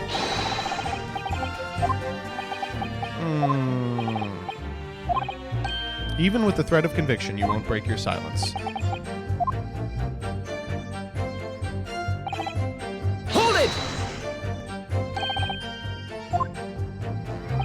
Aye, I did everything I could at the time.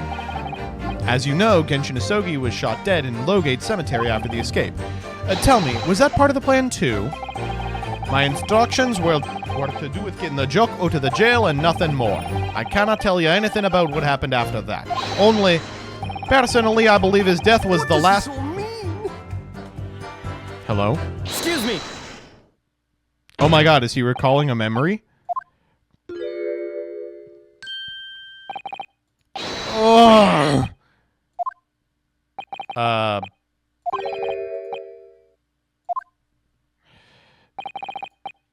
What Governor Caden was just saying seemed to upset you. Did it bring something to mind, perhaps? I love this stupid hand thing. For the last 10 years, I've completely blotted out the memories of that time from my mind. I was betrayed by my superiors in the name of my country. Just as my father was betrayed, it seems. But you see, thinking back now, I really can't imagine that the shooting of Mr. Asogi in the cemetery was ever part of the plan. It just doesn't make sense, does it? To make the man admit to crimes he didn't commit with the promise of a jailbreak only to kill him in the end? That's treachery of the worst kind. But the point is, if the intention was always to betray him, why would there be any need for all the chicaneries of an escape? Yeah, that's a good question. If whoever negotiated with Asogi never intended to keep his or her end of the bargain, it would have been far simpler just to let the man be executed in prison as dictated by his sentence. It all happened in that vast chamber of secrets that is Barclay behind the high prison walls. I suppose nobody knows what really went on in the execution room now. Yes, it's an unsettling mystery, certainly. He knows. He knows, but he doesn't want to say it. Truth be told, there is a wee matter that's never quite made sense to me. If you believe there was some kind of negotiation behind the jailbreak between Asogi and a body at the top, it doesn't quite add up, does it? Yeah?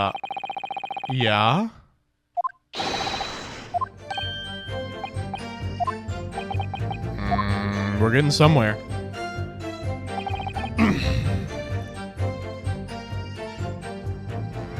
Oh.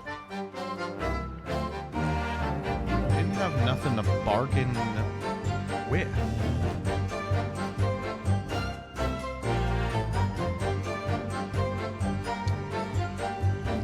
Hold it! I feel he may have.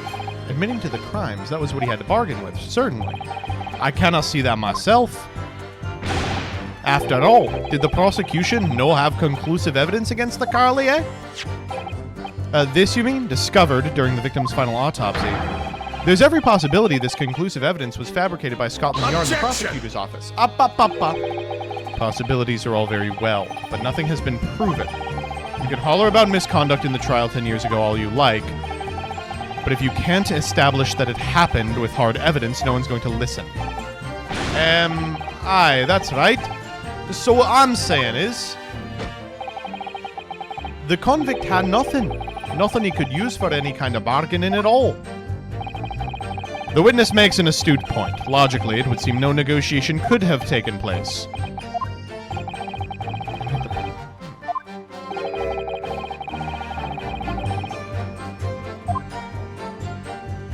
I think I know what it is.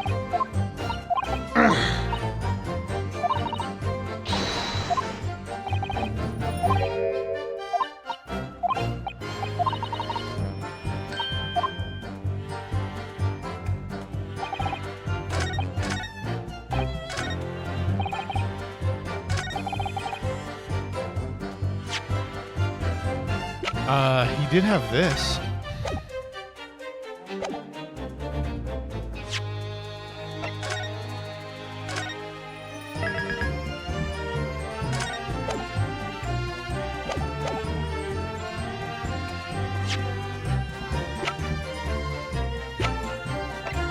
Objection! Confessing under oath to murders he didn't commit on a verbal assurance of later being broken out of prison. Genjin Asogi was taking an incredibly risky gamble. Very true. There was nothing to stop the British breaking their word and executing him behind closed doors anyway. Under normal circumstances, no man would stake his life on a gentleman's agreement like that. Which means that Mr. Asogi must have had a trump card. Something that guaranteed he wouldn't be betrayed. Some kind of weapon. Hammers! The fella couldn't have possibly had anything like that. But you know that he did, Governor. The Asogi Papers, the name given to the last will and testament of Genshin Asogi. Ah! It turns out Mr. Asogi was hiding his will in his cell at Barclay. Chief Warder Vigil caught up with it one day. You squealed, did ya, you wee rat? Did I not tell you to keep that a secret? You can't touch me now. He's literally touching him. When Mr. Vigil caught sight of that will through the bars of the convict cell, Mr. Asogi pleaded with the warder. All right then, but what's on that paper? A last will and testament. This will is the only weapon I have left now. A weapon?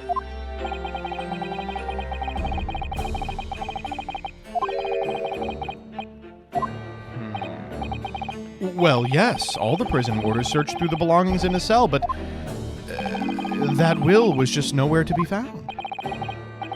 As I understand it, an exhaustive search was made for the document, which became known as the Asogi Papers. Governor Caden, I believe you ordered your prison staff to find it at all costs, didn't you? Eh? Would I be right in saying that you knew? You knew the Asogi Papers had the potential to make great waves somehow. Jings! What the blazes are you blethering about?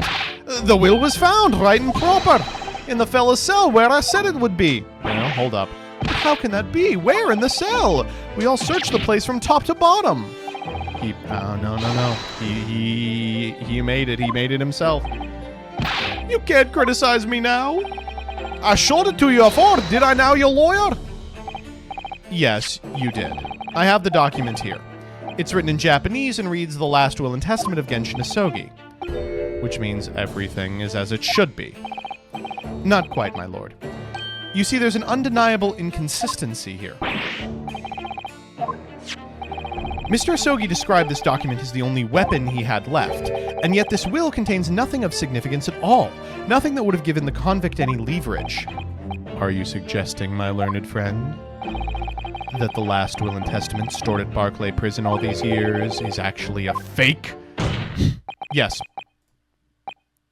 As has been clearly demonstrated already, what went on at Barclay Prison was far from above board.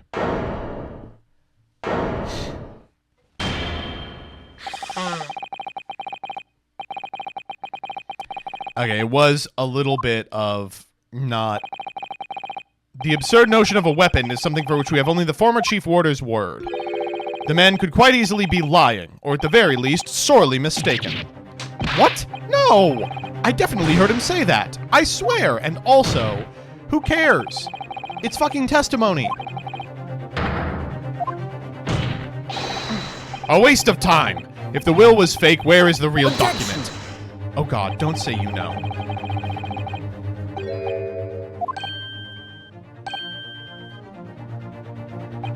And now you're going to do it again. You're ready to brand him a liar and turn your back on him without letting him defend himself. Oh man.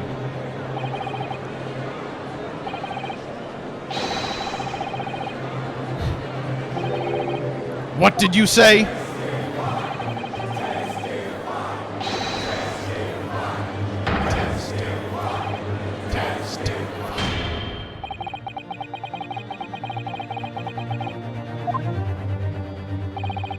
Very well then. Let the witness testify again. Alright.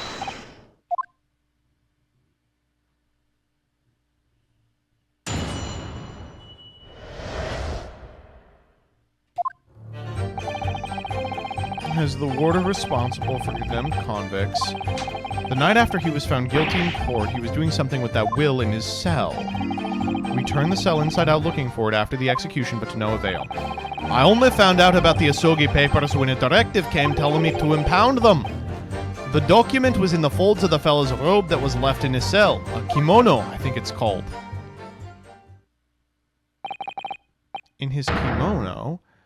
That's a lie! We searched every inch of the man's cell. We looked through all his clothes. It can't be true! Were you not satisfied with calling me a liar the once, eh, you wee waffinger? Ha! There's nothing you can do about it now. You don't have any hold over me anymore. Other than the hold you like to take on my cravat, of course. Is that what you're going to do, is it? Are you going to give me a good shake again? Or are you too scared? Yep, yeah, he is. Ugh, I like these two.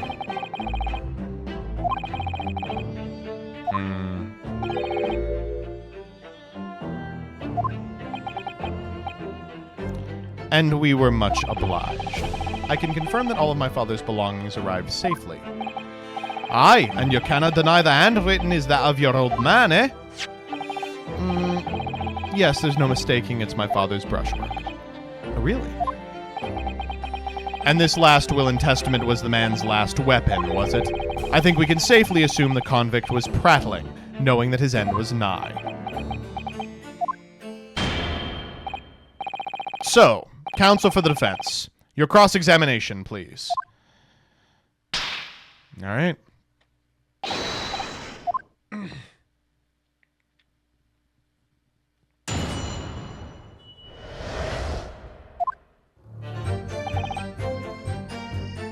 Hold it!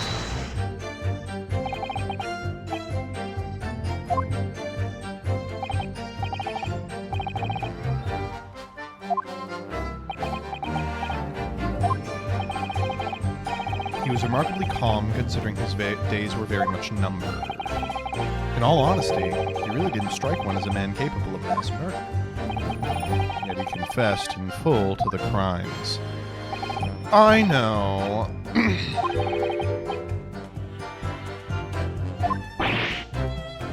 It's not really the,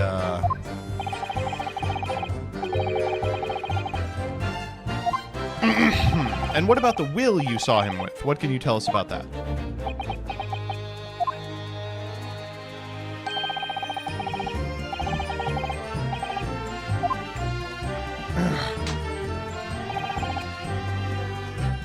Hold it! What was he doing? Yes, that's right. And like the Bampot Yard, you didn't tell me. A blatant breach of trust, that was. I could see the man had a noble spirit. I found myself wanting to treat him accordingly. But according to what you told us 2 days ago, the convict had been strictly forbidden from having any writing materials whatsoever. Yes, you're quite right. That was before the man was remanded in Barclay, obviously.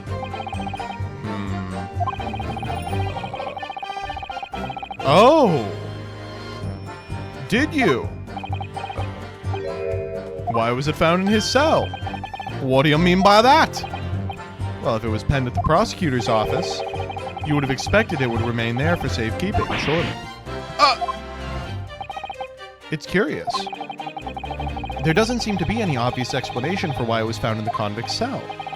Oh, well, the defense makes an astute point. Well, Governor? A prison governor cannot be expected to ken the inner workings of the prosecution's office. In that case, Lord Strongheart, perhaps you can shed some light on the matter. I'm unable to offer an explanation here and now. I would have to consult with the notary responsible for the will at the time.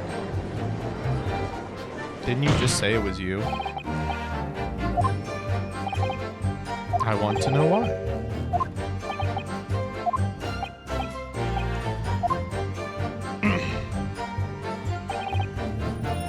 Yeah, obviously, it was in the prosecutor's office. Yes, and when I reported back we couldn't find it, he grabbed me by the cravat and yelled it kinda had disappeared completely.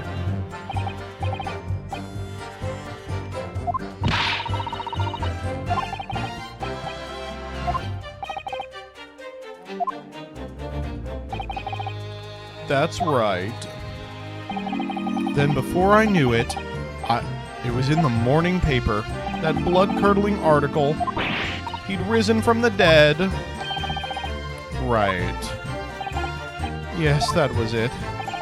The day after I'd read that news, I was summoned to the governor's office, and that's when the awful accusation was made.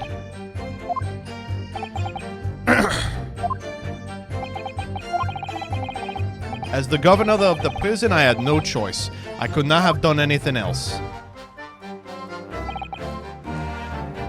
Hold it! And that directive came from the sources, the one instructing you about the jailbreak? Aye, from the top levels of the prosecutor's office. What name was on it? I dinna ken afore and I dinna ken now.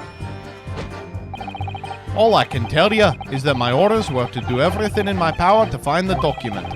The directive said it had to be somewhere inside the fella's cell. Document. Was that the wording document, not will? Aye, that's what it said.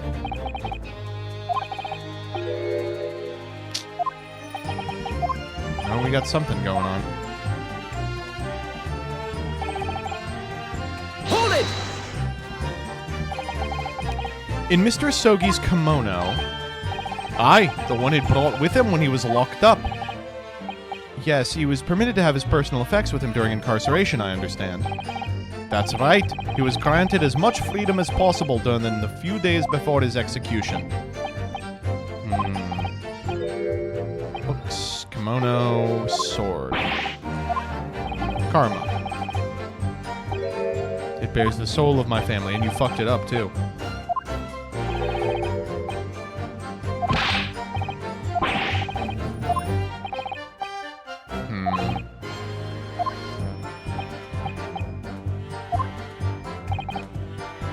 Something's going on here.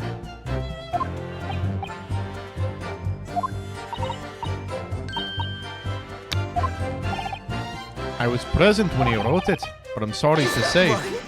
Oh? Excuse me! Hey, fucker. What's going on here?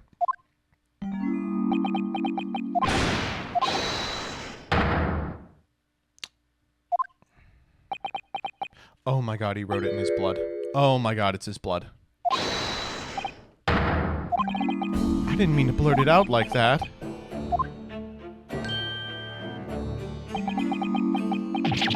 Less swaying and more explaining would be helpful. Is it something about the testimony we just heard? Have you recalled something of importance? Something of importance? Possibly, or possibly not. Okay, well, let's hear it. Permission granted.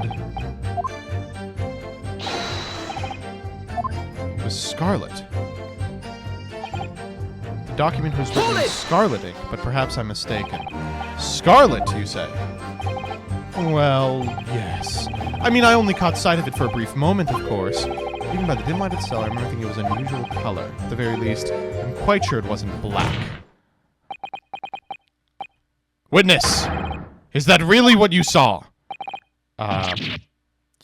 Whoa. Yes? Where the fuck did that come from?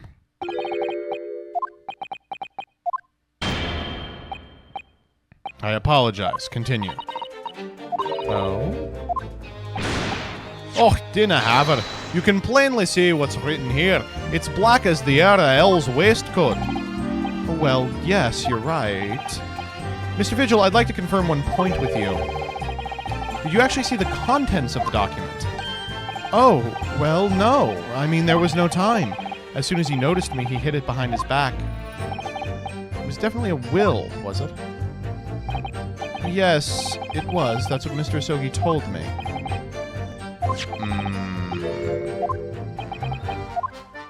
I mean, I'm gonna waste some time. Well, what the fuck could he have been writing? So this will is not real.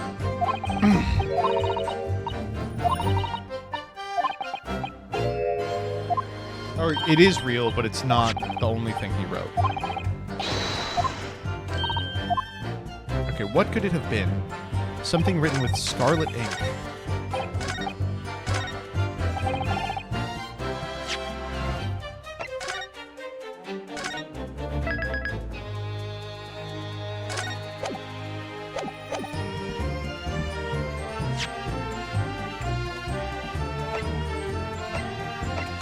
The circle around the Red-Headed League!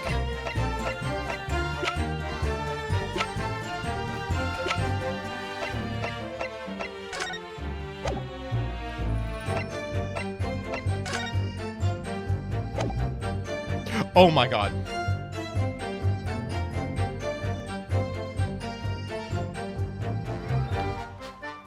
He was allowed the sword, but not writing utensils.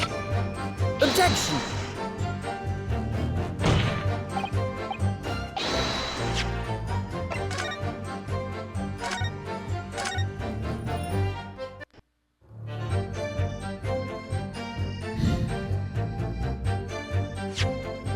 How do I reveal what I know?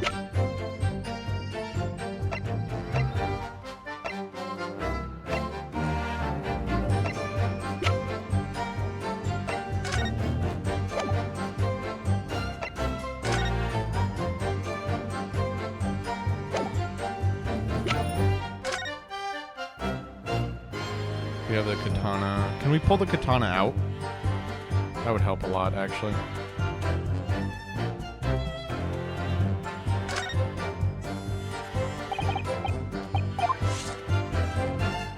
Okay, we know this.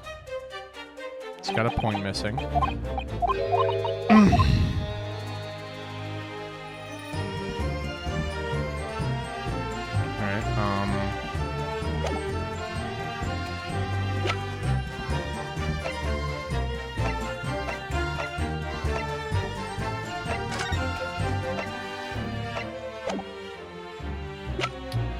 how do I do this? I have no idea how to reveal this.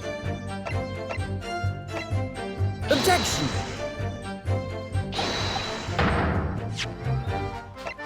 Like, I know what happened.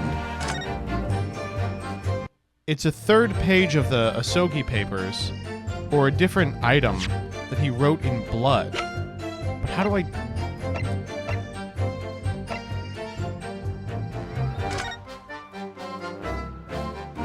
How do I reveal this to them? Something about the fucking sword I'm missing?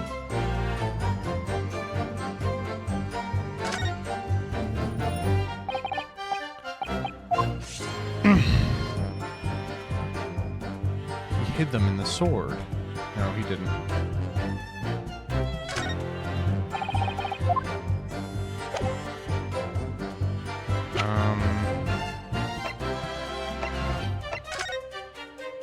We know the piece of the sword is in here.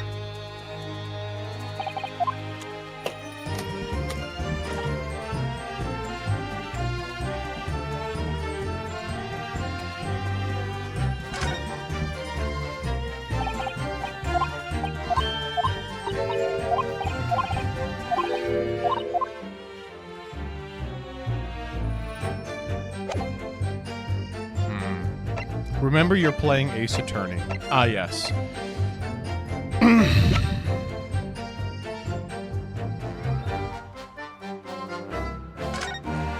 I can't help but think it's something with the sword.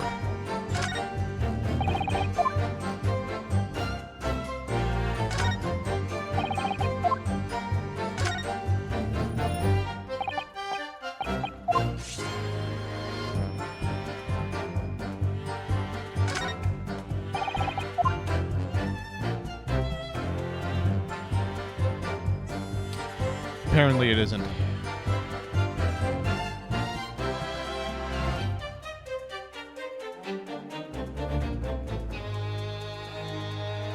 I've checked all over the fucking sword. It's not the sword.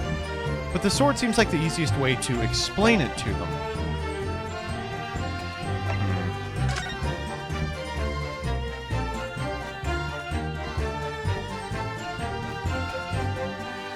Not really the ring.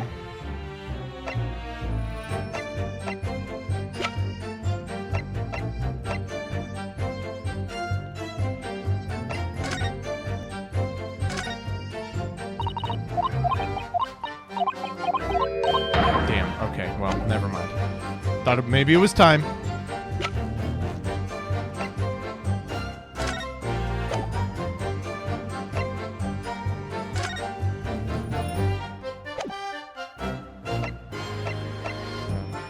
We have so little. The document was written in scarlet ink. We have nothing written in scarlet ink.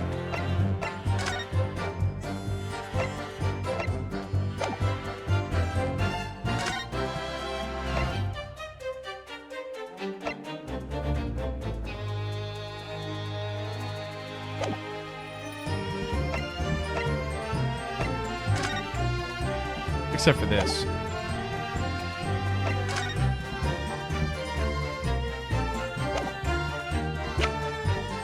It's gotta be the fucking sword, but it can't be the sword because there's nothing in the sword. I just don't know how to be like, he cut himself on the sword in order to write the fucking papers, but I have no idea how to do that. What are the things that he got back? The sword, it's gotta be the sword. But how do... Ugh.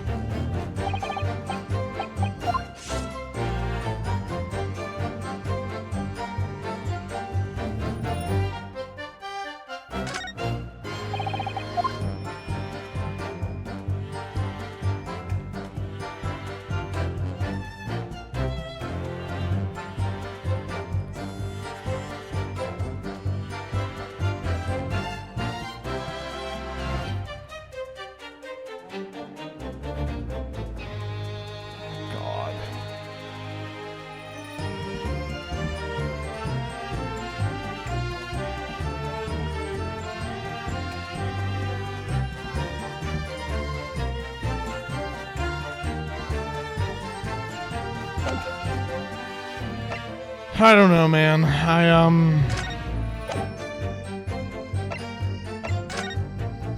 This is the only other thing that was his. He could have scratched himself on the ruby, I guess.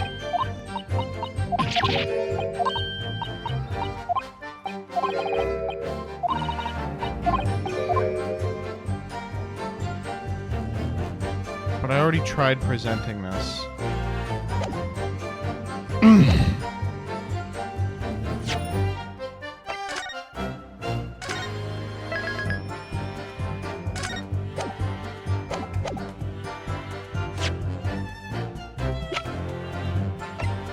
Objection! It's not the sword.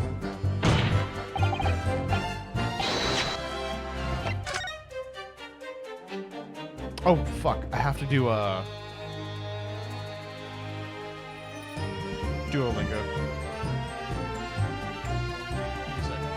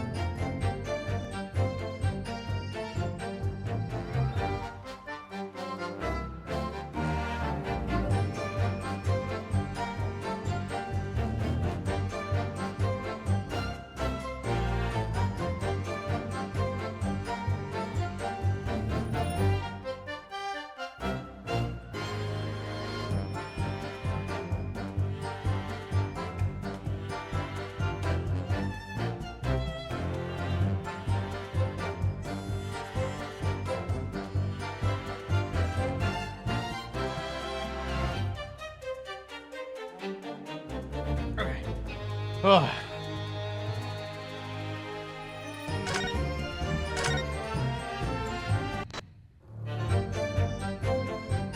Hold it!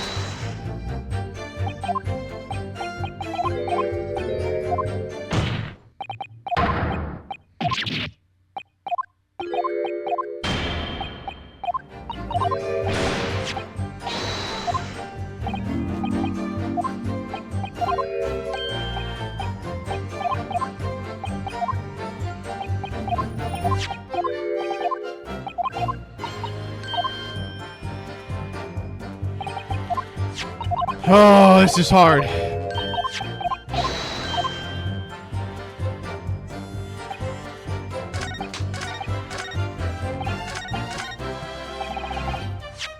Okay, he wrote something in Scarlet. No, it says Kazuma Sogi.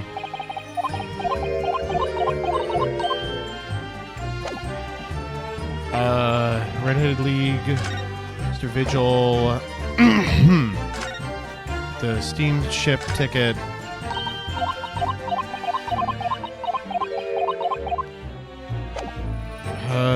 The fucking dismissal notice. This.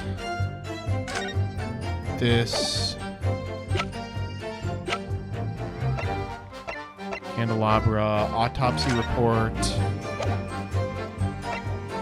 Floor plan, notice board, firecracker photo, pocket watch, identification, photo, the Asogi papers,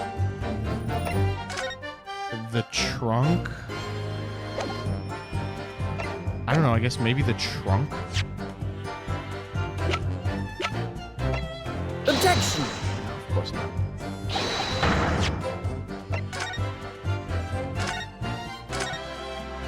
Trunk's got blood on it.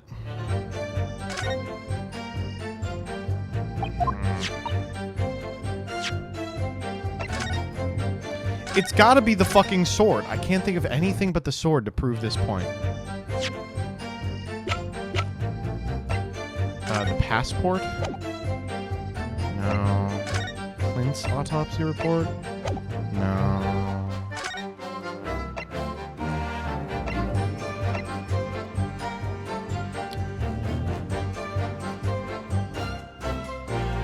What the fuck?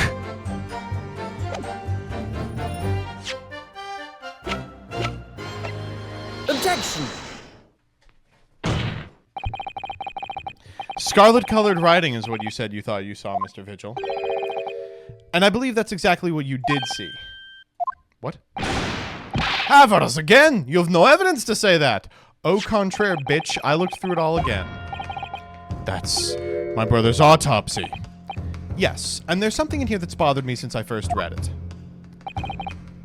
It states that scarlet-colored ink stains were noted on the fingers of the victim's right hand. Yeah, so it does. Scarlet ink? Now, I'm not familiar with the habits of the British aristocracy, I freely admit, but I would hazard a guess they don't all go around with ink stains on their fingertips, do they? Your wit is not appreciated. My brother was a well-bred and fastidious man. Should ink have sullied his fingertips, he would have cleaned them immediately. What is your point, counsel? My point is this. Whatever Lord Clint Van Zieks was writing in that unusually colored ink, it must have been directly before his death.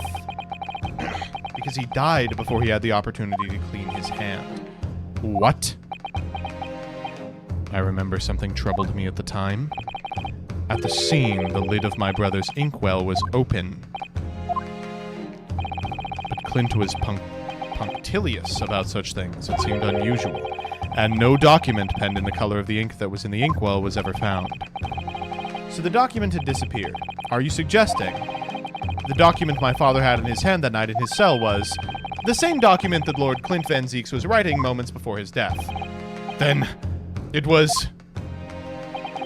If Mr. Vigil's testimony is to be believed, it can only mean that, yes. Mr. Vigil! Sir? When you spotted Mr. Asogi with the document in his cell, his precise words were as follows, were they not? A last will and testament. Not my last will and testament. Oh. Ah. If the conversation really did go as Mr. Vigil says, then what we now know completely changes the meaning of what Mr. Asogi said. You really think? Mr. Vigil did indeed see the convict with a will, but it wasn't that of Genshin Asogi. It was the last will and testament of Lord Clint Van Zieks. No! What? Objection! Objection! My brother could never have died intestate. That would mean that he had chosen to die. That is what it would mean, yes. Or that he is... What? What do you mean? Or that maybe he sees the value in probate? What do you mean chosen to die? No, impossible. That is utterly out of the question. Lord Van Zieks. Clint was pursuing the professor. It consumed him day and night. Whatever happened, he would never have abandoned his investigation before its conclusion. Never. He wouldn't rest until the job was done, until the killer was caught. The idea that he would willingly accept his own death, it's obscene. Objection. And yet, we can be sure that he was writing his will moments before his death, and that Genshin Asogi came to be in possession of that document. So what could the will possibly have contained? Clearly something that couldn't be made public under any circumstances whatsoever, because armed with that document, my father was able to negotiate with the judiciary for his life. It was something so damning that it prompted the powers that be to enact that daring jailbreak plot. Yes, there can be no question the will contained information of the utmost secrecy. Information.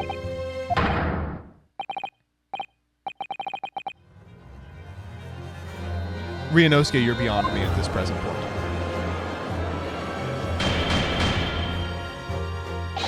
I've heard more than enough. Pursuing this notion of a phantom will nobody can attest to of having seen served absolutely no perfect. My lord, that's unacceptable. What did you say, counsel? The last will and testament that Genshin Asogi had in his possession was that of Lord Clint Van Zieks. All the testimony and evidence presented to the court has logically led us to that as a possibility. We have a duty to pursue the line of reasoning to its conclusion. But with no possible means of knowing the contents of the document, there is no line of reasoning to pursue. Oh my god, he knows it. A reason why Lord Clint Van Zieks, a man of high noble standing, would have chosen death. Information so secret people in the judiciary would be willing to negotiate the jailbreak of a condemned killer. The only explanation that fits those facts is an unthinkable truth that turns everything on its head. But it's just too hideous. Mr. Naruhodo, however difficult the situation might become, work with your client in pursuit of the truth. That's what you resolved to do when you entered the courtroom this morning, if I'm not mistaken. Mr. Zato. So hold your head high and keep soldiering on. Yes, you're right. 10 years ago, in his final moments, Lord Clint Van Zieks left behind a will. A will that Genshin Asogi was able to use as a weapon to negotiate his escape from prison. In all probability, the details in the will were related to the Professor case. The defense's last statement is mere conjecture. What are you getting at, man? Ryunosuke? As soon as these words come out of my mouth, there's no going back. I believe the last will and testament of Lord Clint Van Zieks was in fact... I'm gonna piss real quick.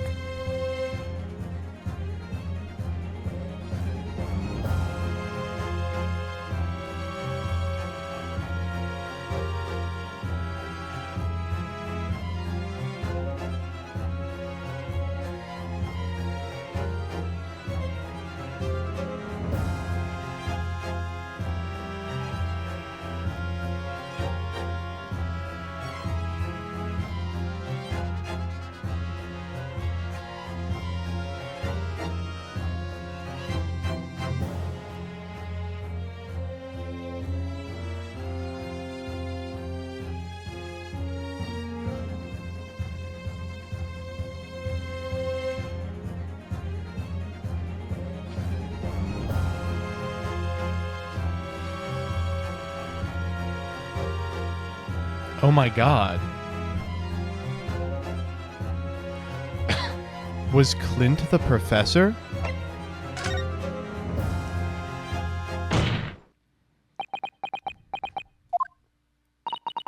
You can do this, Mr. Naruhodo. I believe that what Lord Clint Van Zieks actually penned that day was a confession. A confession? Regarding the mass murderer known as the Professor, and his true identity. Objection! Enough.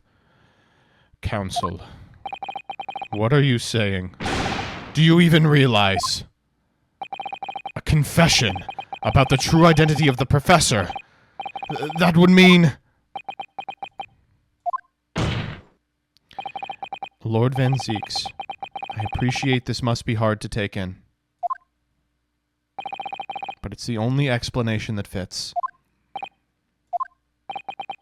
The killer that terrorized London a decade ago and became known as the Professor, the man believed to have been murdered 5 members of the aristocracy,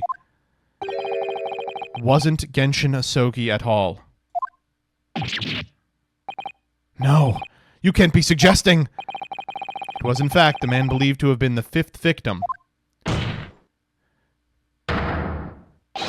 Lord Clint Van Zieks himself.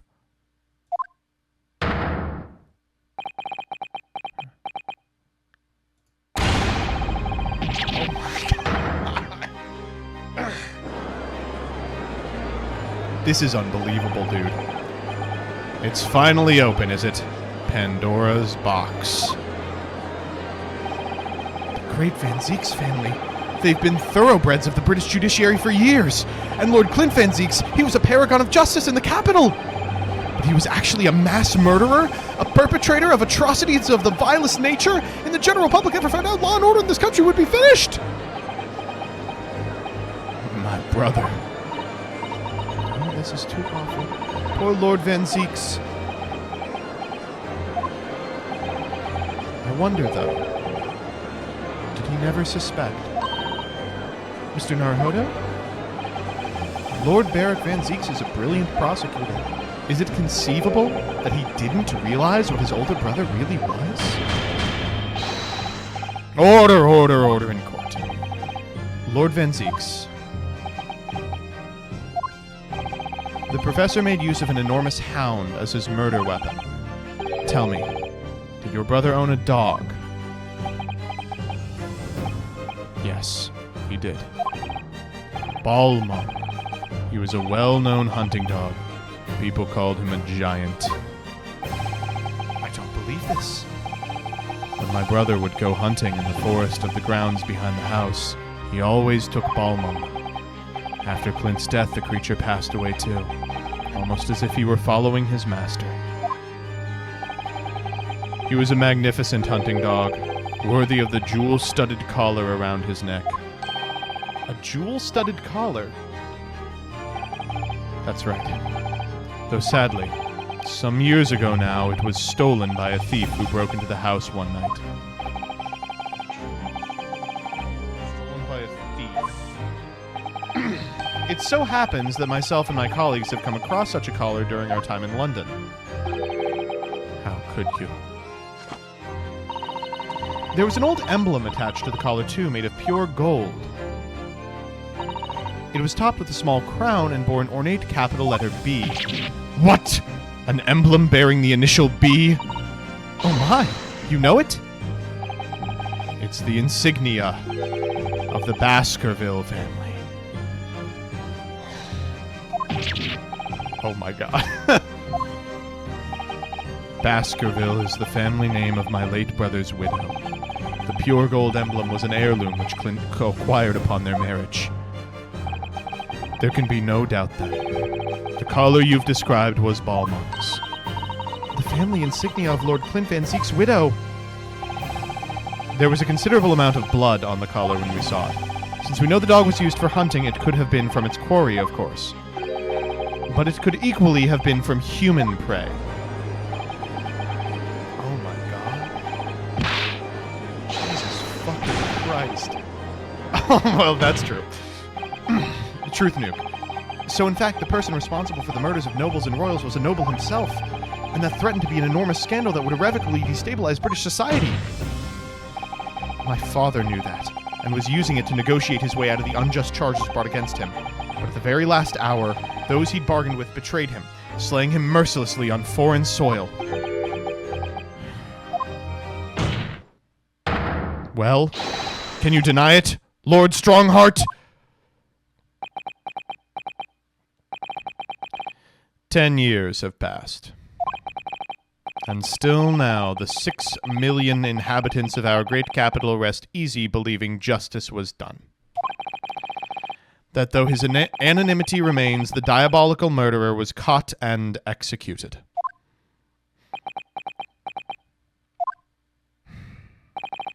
Very well, then.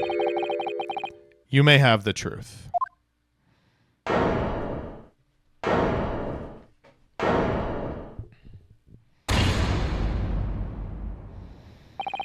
Tell me, then. Tell me what Clint really was. Lord Clint Van Zieks was too pure of heart. When he became a prosecutor and went in pursuit of the black roots of crime, he drove himself into a corner.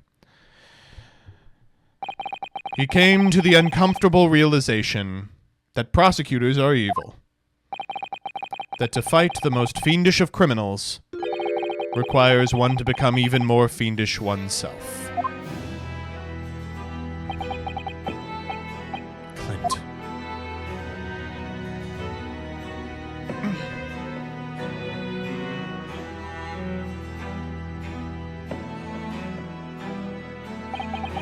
The 19th century was a truly miraculous 100 years for Great Britain, and indeed the whole world.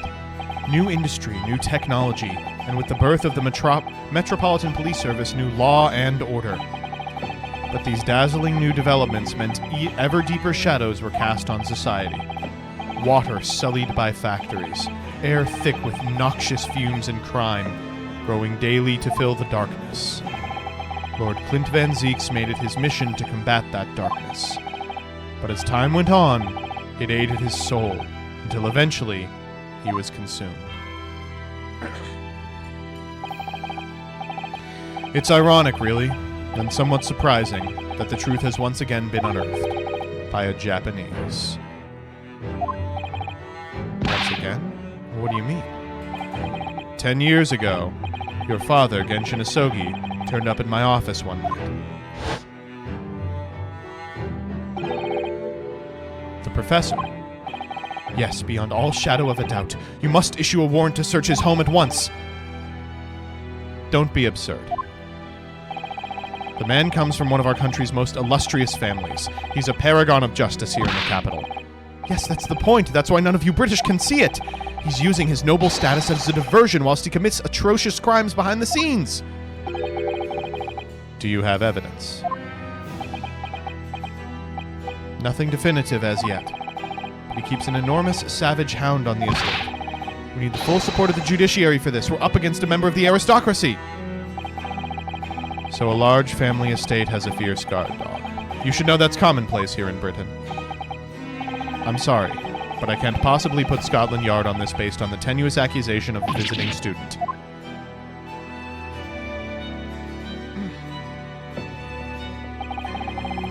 So I turned down Asogi's plea.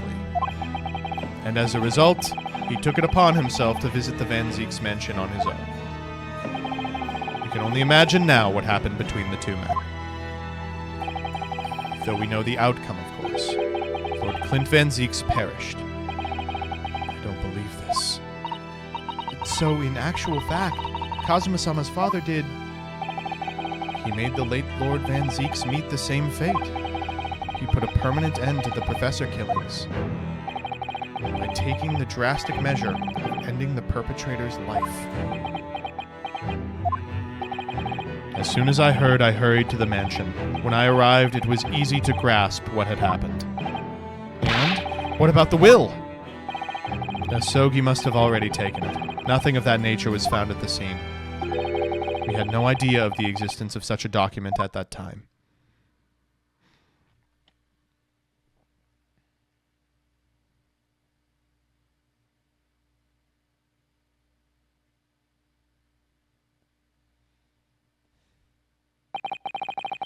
I was the only person who knew of the true identity of the professor.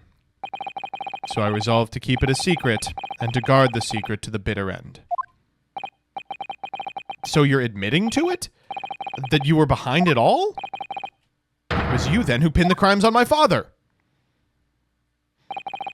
I did what needed to be done in order to protect the law and order of the British Empire. Statement from a criminal. Even if that meant employing an unforgivable ruse. And it was you who arranged this fabricated evidence. I ordered that detective to take care of it, whilst keeping the truth from him, naturally. Gregson.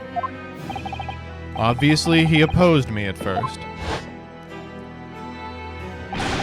Are you off your rocker? We can't do something like that. There's no question that it was Asogi who murdered Lord Van Zieks.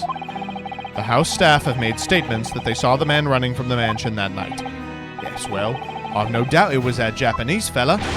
But we haven't got a shred of conclusive evidence against the man.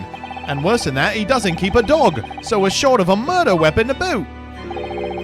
And we're short on time, Gregson. We must put a stop to this man's rampage for the good of the country. So we'll use whatever means necessary. Do I make myself clear, Detective? Blimey.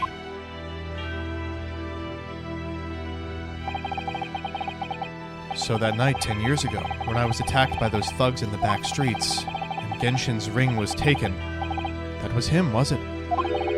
That was Gregson and some hired help. Then the detective handed the stolen ring to Dr. Wilson, who feigned its discovery from the victim's stomach during the autopsy. And in the light of that decisive evidence, Mr. Asogi was found guilty on the charges brought against him. However, behind the scenes, he had actually struck a deal with his accusers, in which he agreed to silently accept the charges. But I just don't believe that part. As far as I knew the man, my father despised such underhanded dealings. It was extremely easy to make him comply. You see, he had one crippling weakness, his son. Oh no. Isn't it obvious? You, Kazuma Asogi. Me!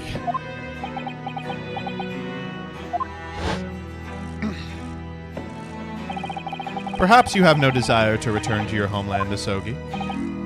What? Though I hear you have a 14-year-old son. Agree to cooperate and accept your guilt without contention, and you will see Japan and your son again. You scoundrel!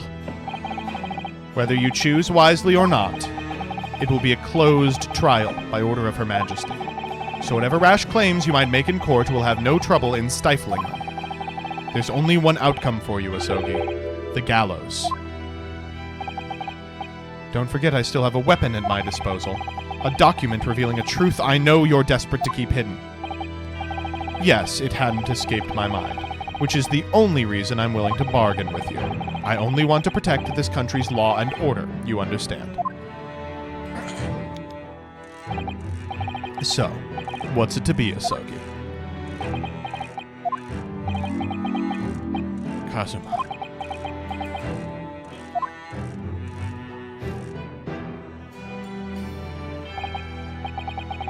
He did it for me. And as I told him at the time, my motive was simply to protect Britain from the damage the truth would do. To protect this country's law and order at any cost. Objection! I've never dared let myself even consider this possibility until now. But in the light of all this treachery, I have to ask. The mastermind behind the Reaper of the Bailey. Was it you, Lord Mayo Strongheart?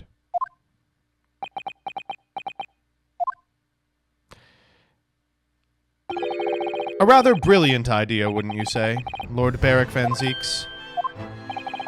That the spirit of your late brother, that paragon of justice, should return to reap justice for his sibling. Could there be a more appetizing tale for London's masses, I ask you? What the fuck?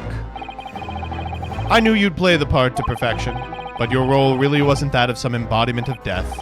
No, you were London's guardian angel. An An angel with bloody hands? I think not. Those who had cooperated with me were already too happy to participate in my plan. Inspector Gregson, Dr. Wilson... My minions worked tirelessly to ensure the finger of guilt could never come to rest on you. It's thanks to them you were exalted as the demigod the Reaper became. But Dr. Wilson left Britain 4 years ago when he was invited to work in Japan. That's right. So I had to employ the services of his young protege after that. Dr. Courtney Scythe. So, what with the execution of the Professor and the subsequent reign of the Reaper of the Bailey, I've successfully safeguarded law and order in our mighty capital for the past decade. That is everything. It is not everything. We don't know why you went back on your word, and we don't know what was in the Asogi papers.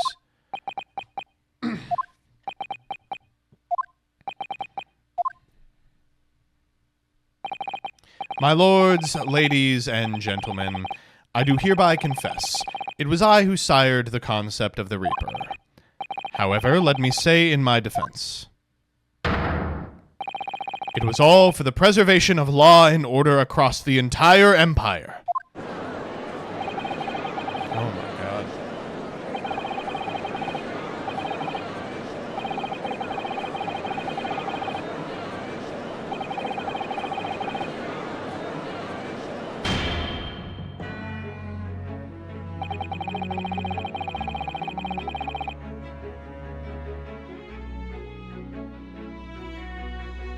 It seems we're at the end of the line.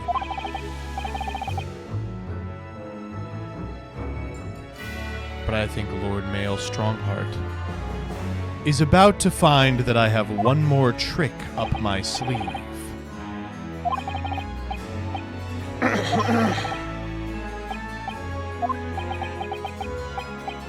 Can he do this? Can the trial end now? Whoa, asshole. I have one last question for the accused, Lord Van Zieks.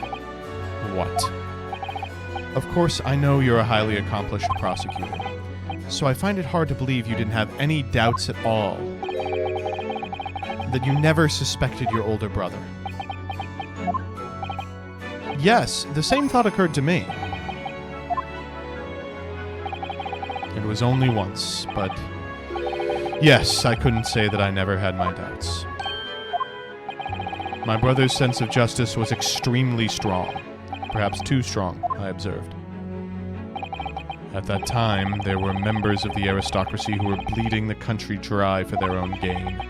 And since they were nobles, they were untouchable. For my brother, it was a source of great turmoil.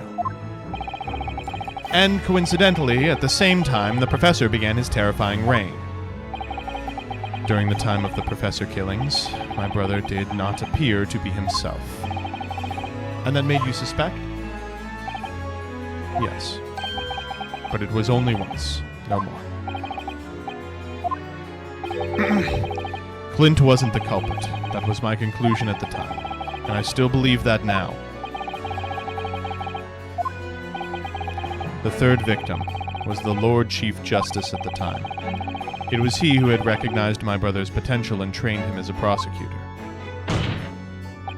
No matter what the circumstances, it's unthinkable my brother could have killed his friend and mentor. Well, that's news to me. Well, he did. That will do. Neither Clint Van Zieks nor Genshin Asogi still walk this earth. However much we debate this matter now, we cannot hope to reach a conclusion. But there are only two extant pieces of evidence from the time. The woebegone ring that acted as the incriminating evidence to condemn Genshin Asogi, and the 3-page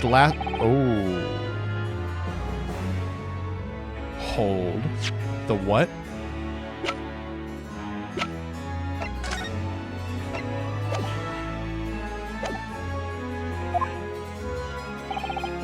The wretched truth of what happened is exactly as I have explained. I actually think there's one thing that we fucked up. Later today, I will present myself at the Ministry of Justice for whatever sanction is deemed appropriate. That is all. Court is adjourned. Objection? Objection! Thank you.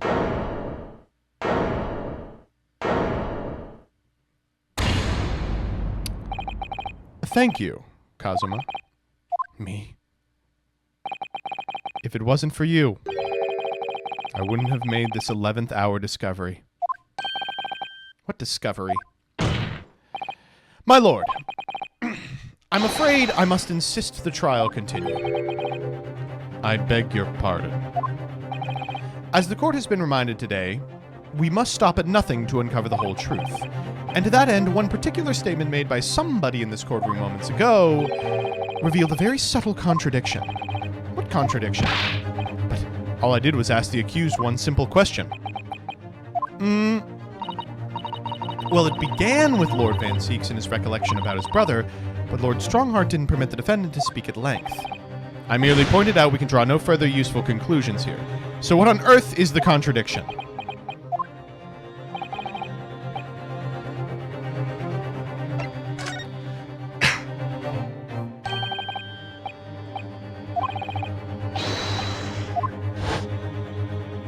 I've got it already. I've got it.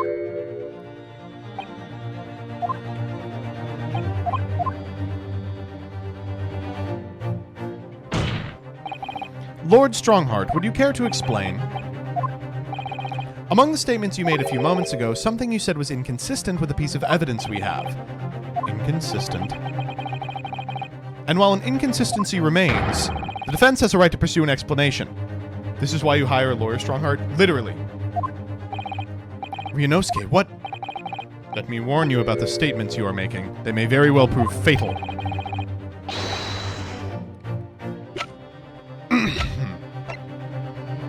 Take that! This here is the will left behind by Mr. Asogi. The 2-paged will. What? Yet moments ago, your precise words were the 3-paged last will and testament. Could it be that originally there was a 3rd page? For a moment, I thought perhaps you'd identified something worthwhile. But it's a mere trifle, I see. A trifle? Governor Caden? Eh? What can I do for you, sir? You were present when the Japanese man penned his last will and testament. I was there for sure. I remember the black Wareham-like scrolls to this day. And I'm quite certain, my lord. What?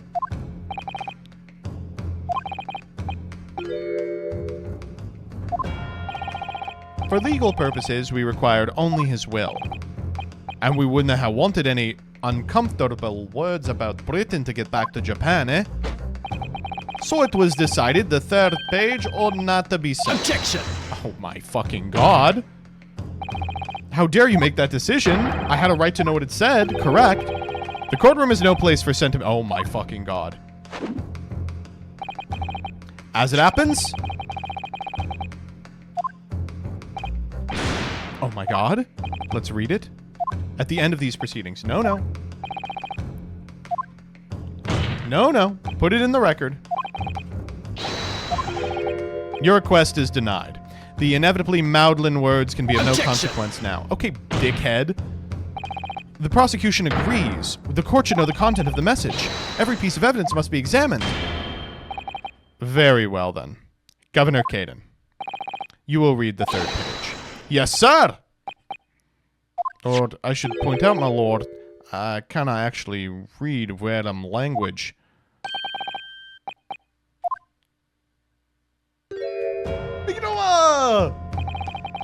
If I could be of assistance here, I would be happy to translate the words into English for the court. Okay.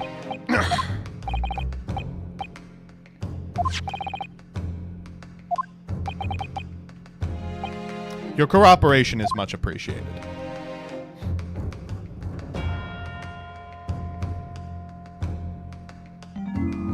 Kazuma, the truth is shrouded in darkness. A darkness only our clan's great sword can pierce. Mighty Karuma. Oh no.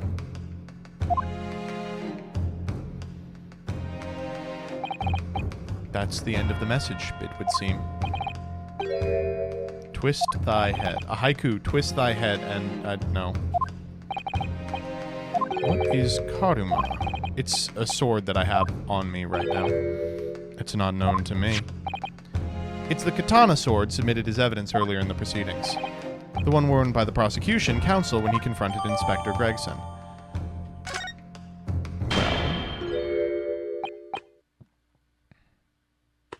I mean, I guess we should fucking do it, right?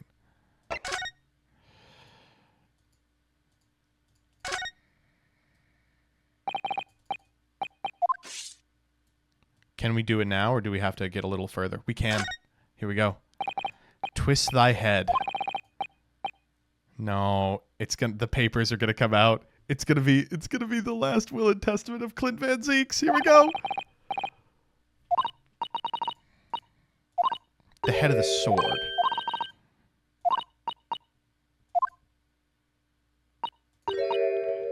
Kashira. Kashtira! Twist the butt of the hilt. Oh my god. Oh my god! I pen this, my last will and testament, in the final moments before my inevitable and willing death. This is it! Clint Van Zieks. Oh my god! Wait, oh my goodness. It's unbelievable!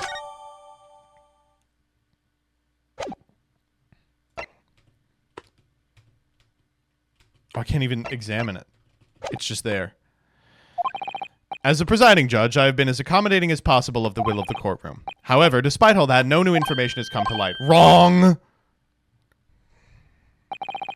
In pursuit of justice, I, Lord Clint Van Zieks, tragically lost all sense of morality. Oh, no.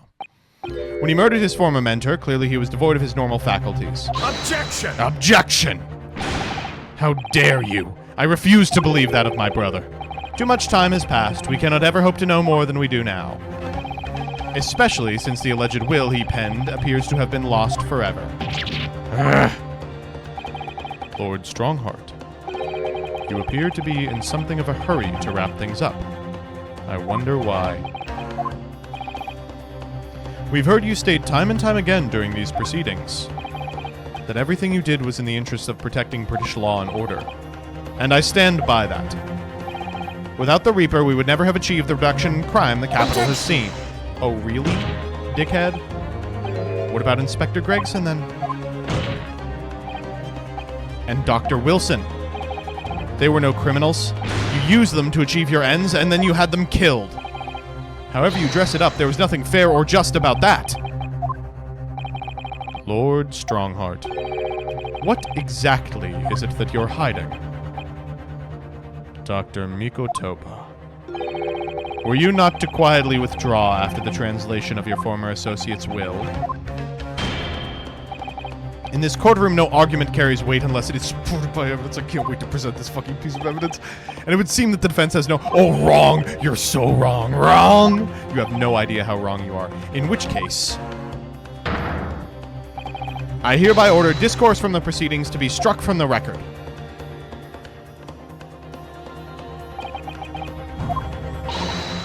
Let's do it. Oh, I can present evidence. Wait, my lord. As it happens, the defense does have evidence to present.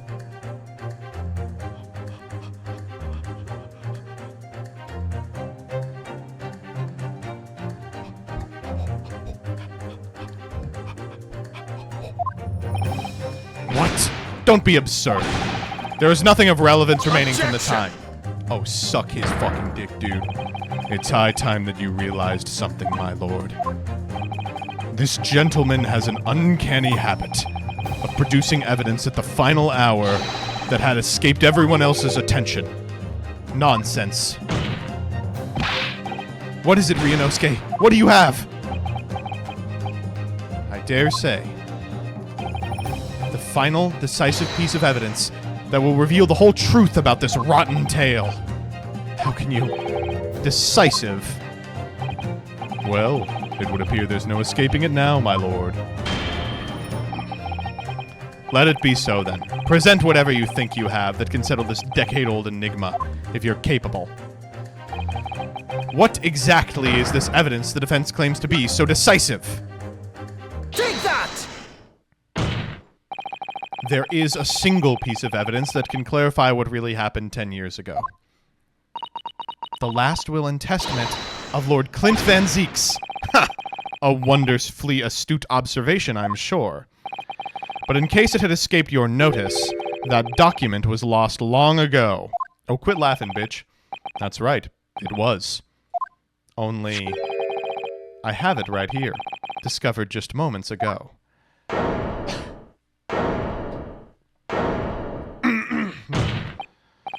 Impossible! That can't be! Everything that's happened comes back to this will. This document is the key that will unlock the entire mystery.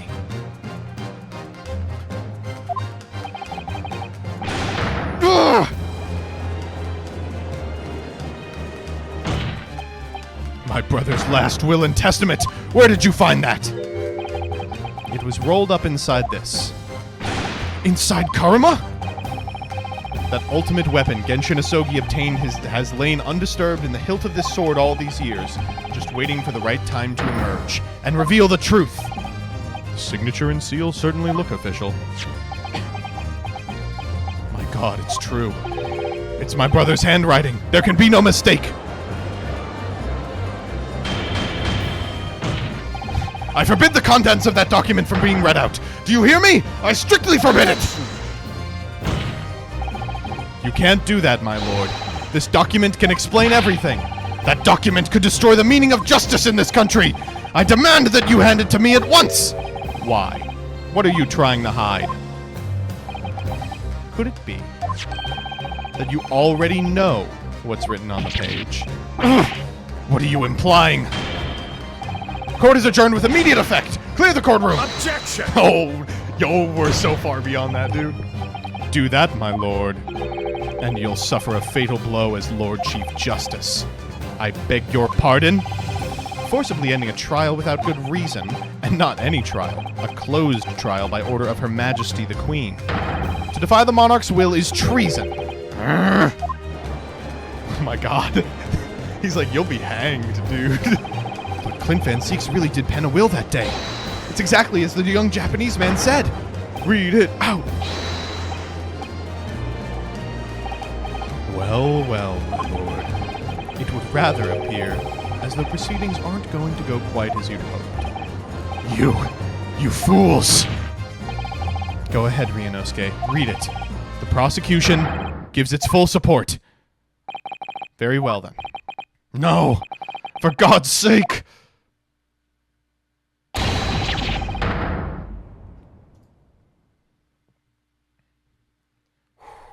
Here we go. I pen this, my last will and testament, in the final moments before my inevitable and willing death. The hour is 11 p.m., and I sit at my writing desk in my office. My good friend Asogi stands at my shoulder. He has expressed his intent to invoke the dying ritual of the duel, that I may depart this world with honor. An honor of which I am utterly undeserving. The Japanese are a truly merciful people. I, Clint Van Zieks, Lord of the Manor of the Van Zieks Estate, hereby confess to the following. I am the killer who has come to be known in society as the Professor, guilty of 4 counts of murder.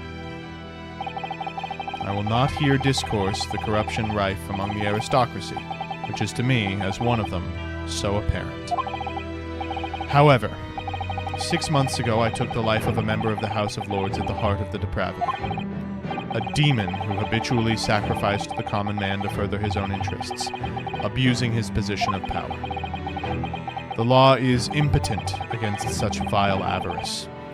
Only a fellow demon can rid society of this menace.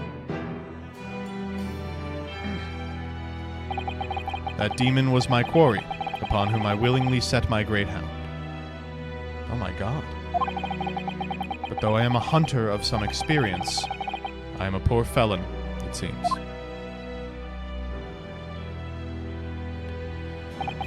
My guilt was at once recognized by another, and I became subject to his extortion.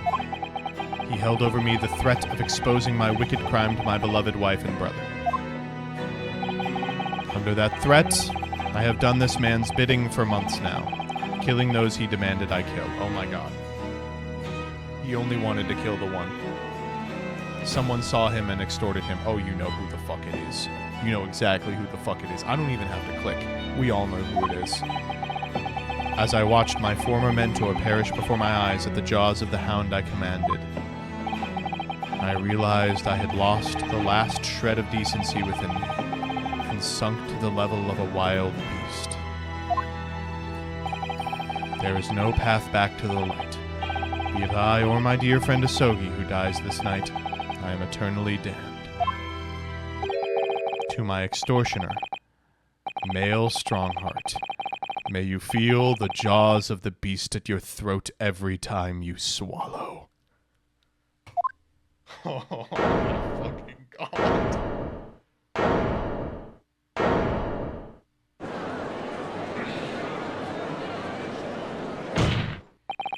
So now we know.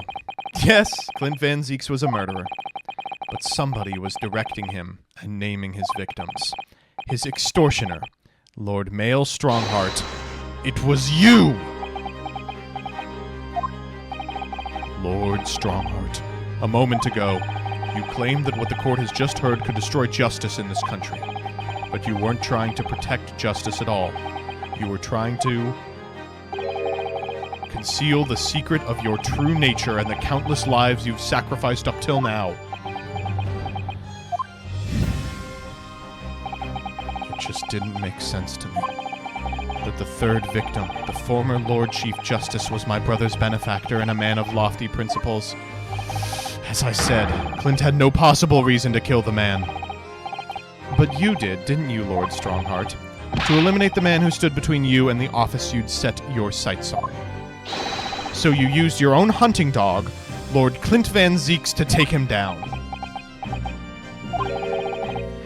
It had to be done. London's unsavory shadows are deep, and the arm of the law fails to reach their depths. Crime must be cut off at the roots, but the Lord Chief Justice at the time couldn't see that. He was weak. Lofty principles, you say? Tantamount to cowardice, if you ask me. Which is why I took his place, in order to fight the crime he was allowing to spread like wildfire. By murdering the man. The Reaper, the Professor, the name makes no difference. As I've explained countless times already, it was done for the furtherance of law and order in Objection. London. Are you going to legitimize the murder of my father now, too? Ah, Genshin Asogi. Well, that was unfortunate. I had fully intended to send him back to Japan as we'd agreed. I don't believe you. It was you, wasn't it? You killed him. No, it wasn't me who took your father's life. On the night following his mock execution, I went to Logate Cemetery at 3 in the morning with Jigoku. There had to be a collaborator on the Japanese side to manage Asogi's treatment after his repatriation. Jigoku had fierce ambition. It made him easy to manipulate. 10 years ago, after he'd stood trial for the destruction of the witness stand, I had words with him. When I told him the position of Minister of Foreign Affairs could be his, he couldn't agree fast enough. Saishiro, you fool. As you know, Asogi escaped the prison in a closed casket and was subsequently interred. We intended to dig him out of his grave before he ran out of air. But sadly, all did not go to plan. There was an unexpected visitor to the cemetery with his own ideas about digging up graves. A man who witnessed what nobody was supposed to see. Enoch Drebber. Of course, I knew grave robbers frequented London's cemeteries, but that grave on that particular night... Blast! If people find out the convict wasn't really executed, the scandal will rock the very foundation of the Empire! Then what do we do? Shoot him, Mr. Jigoku! Shoot Asogi at once! No. No, dude. Oh, you could kill Drever. Save us a lot of time.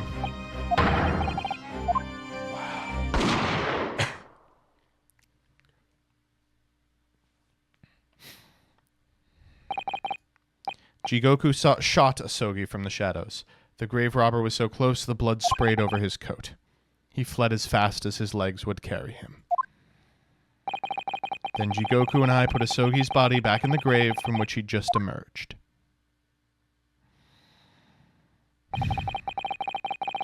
When I later learnt of the waxwork modeler's presence at the scene as well, I made her swear 2 things. Never to remove the professor's mask, and never to speak of the events of that night. And with that, the secret was buried along with Asogi's corpse.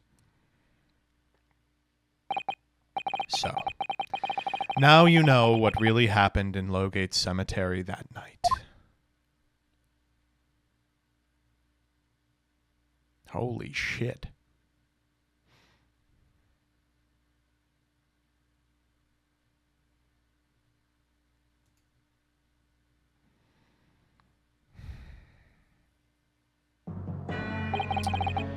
It was Jigoku, your Japanese acquaintance, who killed Asogi in the end, you see. He claimed to be the man's friend, but when push came to shove, he pulled the trigger. Just before Mr. Jigoku left the courtroom earlier, he said that the assassin exchange proposal was a demand from his British counterpart, not a request. He coerced him too, using what happened in the graveyard. By that time, Jigoku was Minister of Foreign Affairs, negotiating international treaties with Britain. You can imagine what would have happened if it came to light he'd murdered a compatriot 10 years earlier. He would have lost everything. I merely reminded him of that. How do you sleep at night? These past 10 years, I've fought tirelessly with the darker recesses of London's criminal underworld, and I've used whatever means necessary to ensure justice prevails and law and order reigns supreme. Objection! That couldn't be further from the truth. The fact is, you haven't fought a crime at all. How dare you? I saved Clint Van Zeeks from dishonor and death. Objection! Sort of. Whilst behind the scenes you buried anyone who stood in your way, and then you made my father take the blame. It was unavoidable. It was the only way to protect our justice system and public order. Let's not forget the others you had killed as well. Setting the defendant up as the Reaper to cover up the truth behind the murders of countless more. That's enough! Don't you have any idea of the conniving that led to the acquittals of these wretched criminals? We have to fight fire with fire! Our courts can't function without a Reaper! Can't you see all I've done for this country? This has been my struggle. You've done nothing. It's Lord Van Zeeks here who worked tirelessly and justly in court while enduring the disgrace of the Reaper name. And Inspector Gregson, fraught with anguish for having sullied his hands through a desire to do the right thing. Not to mention Genshin Asogi, who risked his life going in pursuit of the truth you tried to hide. No, the darker recesses of London's underworld were largely filled by you. You little... When will you get it through your thick skulls? That it was all for Queen and country. I'm tiring of that excuse. You've consistently twisted the truth for bargaining power to make others do your bidding. Nothing more. People who willingly twist the truth and coerce others have no right to call themselves part of the judiciary. I strongly suggest you don't talk of justice again!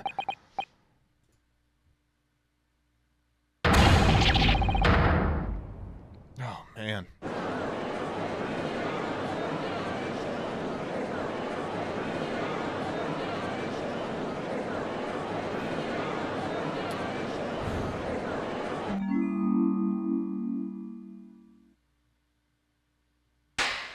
Uh-oh. We got the 1-5 clap going on. Well, well, well. Dear me, my good fellows, dear me. A well-deserved round of applause, I think, for a quite marvelous performance. What's going on? Those delightfully grave expressions. That beautifully pronounced Queen's English. Really, our friends from the Far East are quite the picture of industriousness. You fraud. Keep your mockery. Please don't misunderstand. It really is exactly as you've both said. What are you trying to say? I have occupied the darker recesses of London's underworld, and how did you put it? Done nothing. I confess it's a little embarrassing to have it pointed out quite so starkly, but yes, I really have done nothing, which means I can be indicted for nothing. No. Well, this is just flailing. It's true. Personally, I have committed no crime. I've merely been surrounded by fools who've acted very rashly indeed. You coerced them? And what, threatened them? Are you sure it wasn't just bargaining?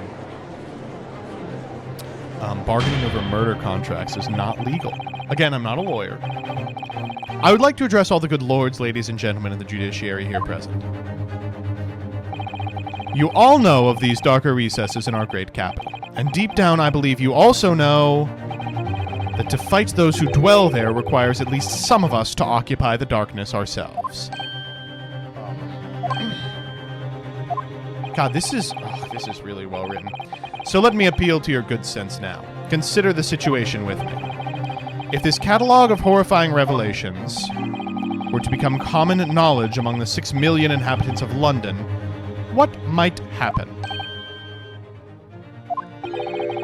To learn that the infamous murderer of royals and nobles was a respected member of the aristocracy himself, evidence was fabricated in the scapegoat's trial amid secret negotiations with prosecutors to effect a jailbreak, that the Reaper of the Bailey was an organized group of assassins managed by a Scotland Yard inspector, and finally, that it was all masterminded by the Lord Chief Justice himself.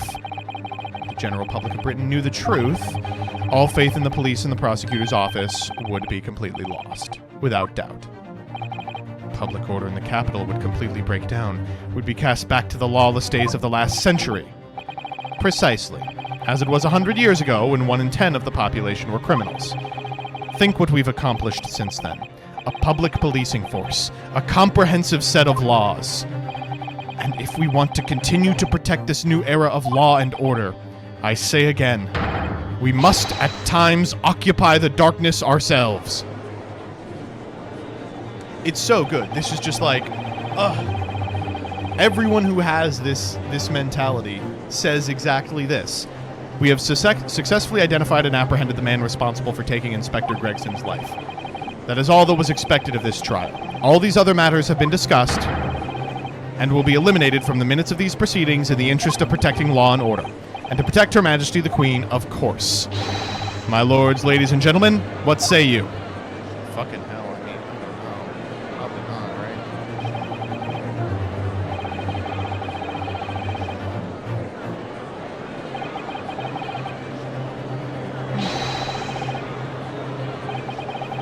Ears time. The crime rate. It's so low. What the fuck? Everyone in this fucking country is a fascist. What the fuck?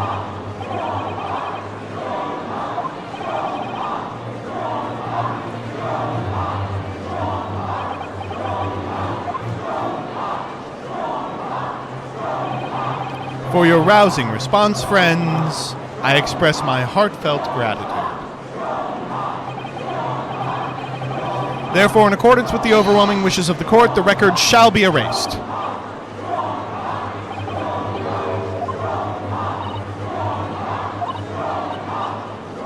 There's one thing we can do. We've got one option left.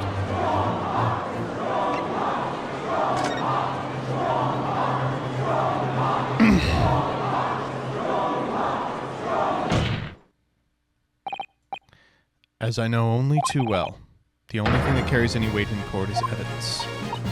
But Mr. Narhodo, what evidence is there to use at this stage in the trial? I have an idea.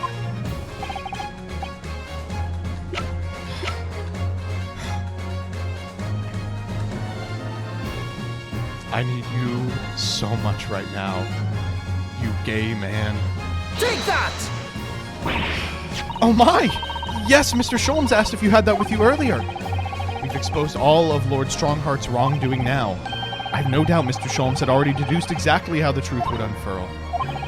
So I think it must be time for the great detective to take center stage.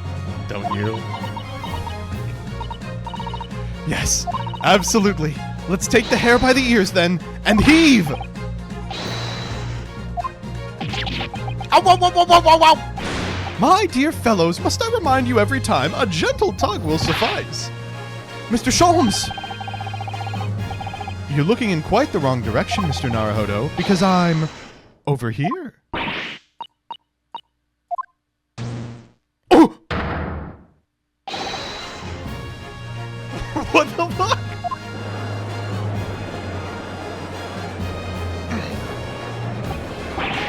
I wasn't expecting you back, Sholmes. Delighted to be here again, Lord Strongheart. What is the meaning of this? Bailiff, seize him! Put that man in irons! This is a closed court! Oh, get fucked. What the? We can't get out of him, my lord. We just go right through him! Oh, he's loving this. I'm afraid your efforts are wasted. You see, the great detective you see before you is composed entirely of light and shadow. An image, if you will. Ooh. Mr. Naruhodo, I must congratulate you on your fine deductions. Mr. Sholmes! Are you familiar, I wonder, with the invention known as the telephone? Yes. I mean, I do know. The sound of these speakers' voice is converted to an electrical signal and transmitted instantly to another place. Quite. Sounds are transmitted. So could not images keep them company, I mused. Iris and I did some modest experimentation to develop such a device specifically for this very day. Jesus Christ, he invented a hologram. And somewhat incidentally, I thought we might as well just transmit an entire scene. Oh my god. Do you mean to say you're not actually here, Sholmes?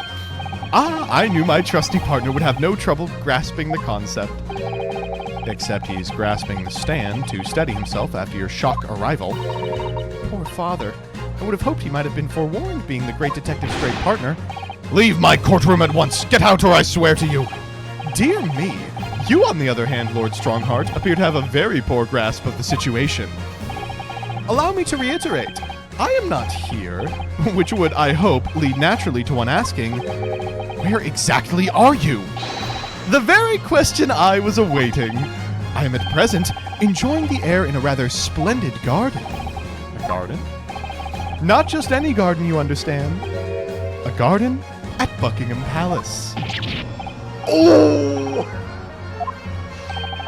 What's Buckingham Palace, Miss Susato? Do you ever read the news, Mr. Naruhodo? Mr. Sholmes. Is Iris with you? Ah, well now, Iris is currently enjoying some tea with Her Majesty. Her Majesty? Not just any Her Majesty, you understand. Her Majesty, the Queen of the British Empire. What?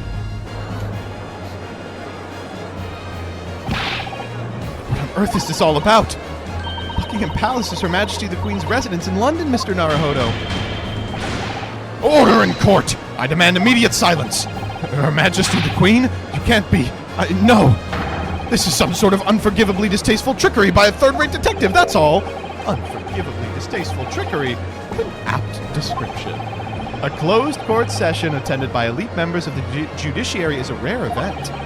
I presumed Her Majesty would be more than a little curious about the proceedings, so I decided to show her everything from start to finish. You showed her? Indeed. By dint of Herlock Sholmes' remote cinematograph. You meddling... This is some kind of nightmare. Just as I appear to be standing before you, regaling you with talk of my latest invention, no doubt you've inferred that the reverse is also true. You don't mean... Her Majesty has seen and heard every moment of these proceedings. I assume there would be no objection. After all, every trial in this country is conducted under the auspices of Her Majesty, as you know. You... I confess I am quite impatient to hear Her Majesty's opinion. about the unforgivably distasteful trickery in which you've been engaged over the past 10 years. No, I was merely... Oh, it's Iris. Sorry to keep you all waiting. Vicky and I had so much... Fucking Vicky. In fact, I have a little message here from Her Majesty. A message. Well then, if everyone is sitting comfortably... Forthwith, and with immediate effect, all authority previously afforded to Male Strongheart is hereby revoked forevermore. Furthermore, he will be prosecuted for crimes against his country in a public trial by jury in the coming days.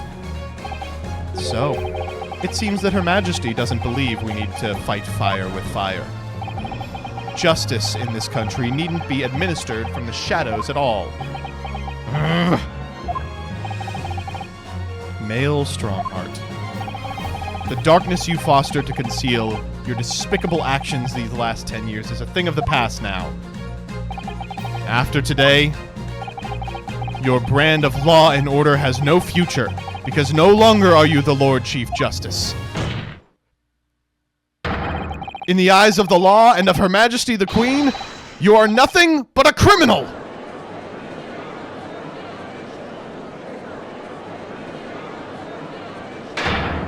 Adjourned! Adjourned! Adjourned! That shit's breaking. Yeah!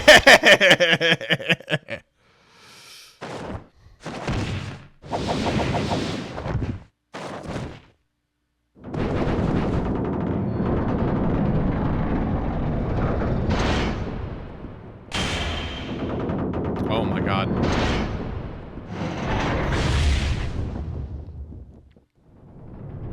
Oh my god, he's gonna die. Oh my god, he's gonna get killed.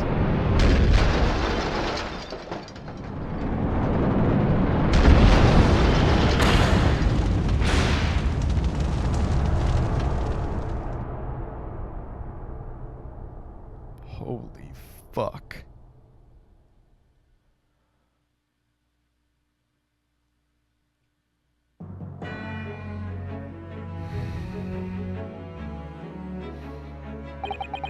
Lord Clint Van Zeeks left a will in which he confessed to everything. When those words came out of Asogi's mouth, it deranged me completely. I knew I must do anything and everything in my power to contain the situation. But I couldn't find the damned document. I searched his cell, but it wasn't there. Which precipitated the jailbreak plot, I presume. What do you mean? The need to obtain that will was all-consuming. I was sure that if I facilitated Asogi's escape, he would emerge with the will somewhere on his person. But despite searching his limp body in the cemetery that night, it still eluded me. It never even crossed my mind that it was concealed in the sword's hilt.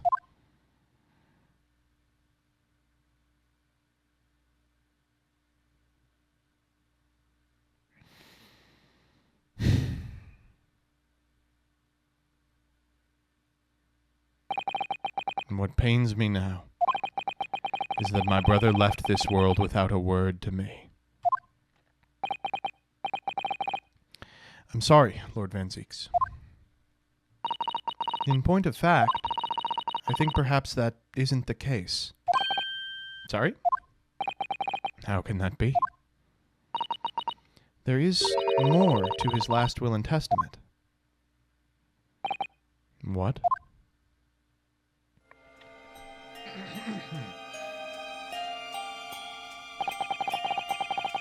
As I confront the prospect of my demise, I feel bitter regret for my younger brother.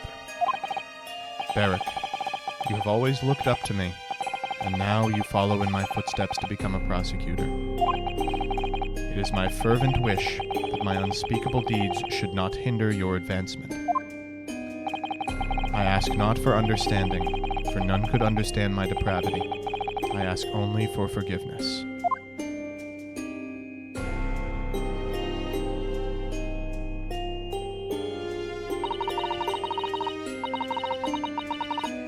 Asogi is a fine detective and a hunter worthy of respect. He has agreed to honor my final two wishes. The first is that this document survives. The second, I cannot commit to paper.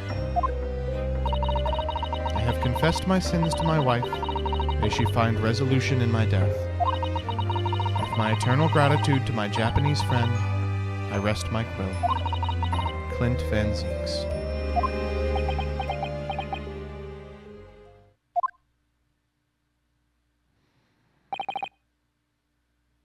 Clint.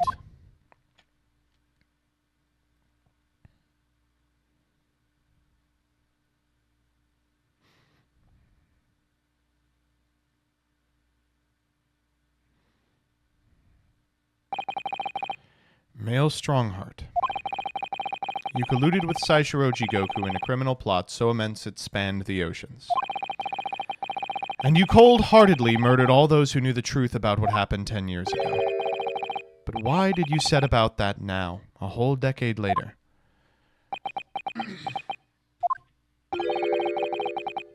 To ascend to the very peak.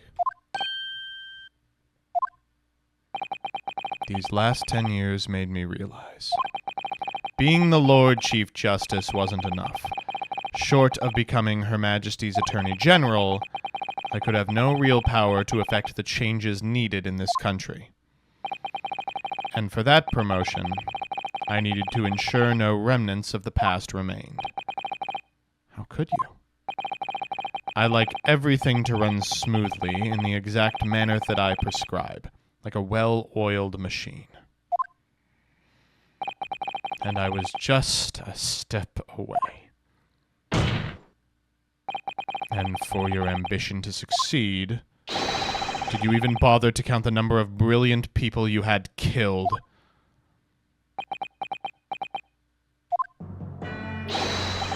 Ah, Mr. Reaper, are you not forgetting something? Such as... You very much adopted your usual prosecutor-like demeanor in the proceedings now. But the reality of the situation is that you are the defendant in this trial. However, the presiding judge would appear to have fallen from the bench, as it were. What the fuck? What is he doing here? My lord. As a member of the judiciary, I have been following the proceedings from the gallery. And I must say, I shan't ever forget the extraordinary battle between good and evil that I witnessed here today. Were you shouting Strongheart? Because...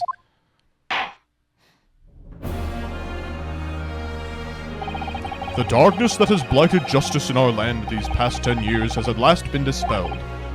Thanks in no small part to the efforts of a bright young star from the east. Two of them. Defense Counsel Naruhodo. Yes, my lord. On behalf of everyone here present in the Old Bailey, I give you my heartfelt thanks. You're too kind, my lord. The first time I faced you in court, just under a year ago now, I had the faintest of intimations that if British justice, so warped and twisted over its long history, was finally to know change, this might just be the man to do it. I seem to remember you calling me a bunch of racial slurs, but sure. But at the time, I wouldn't allow myself to acknowledge the possibility. Oh, okay.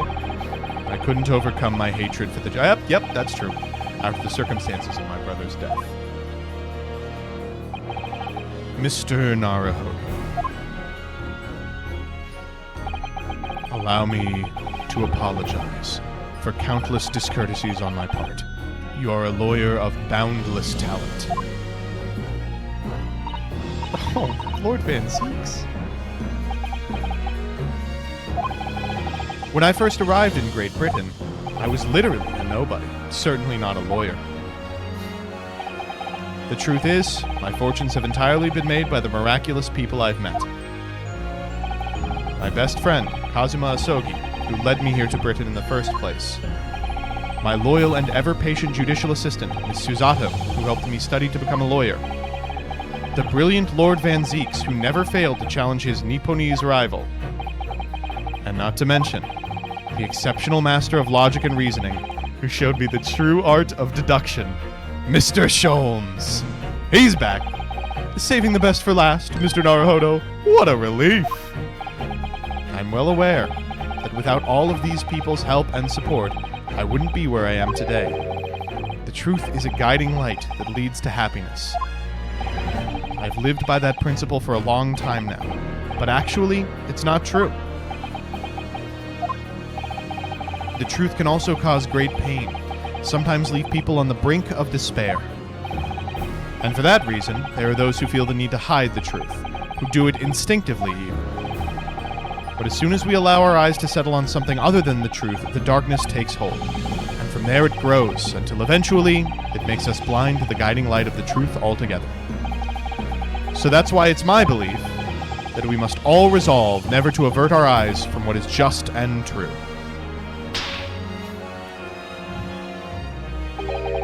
So that we can continue to walk the straight and narrow path ahead.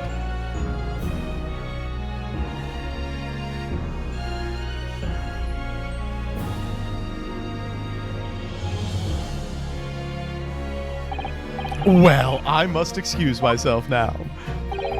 But before I go, Mr. Naruhodo, let me compliment you on your grand opus. What? Without your beautifully composed case against Lord Strongheart, Her Majesty would have been unable to act. Thanks to you and your fellows, the haunting undertones corrupting Britain's justice system have been silenced. Thank you very much.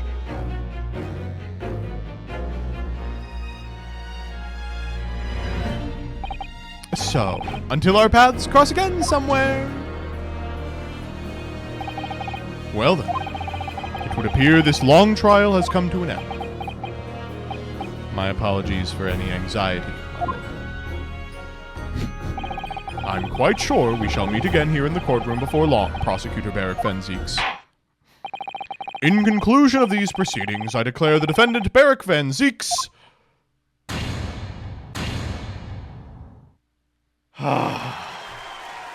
Oh, fuck. What a trial. Ugh. That is all. Court is adjourned.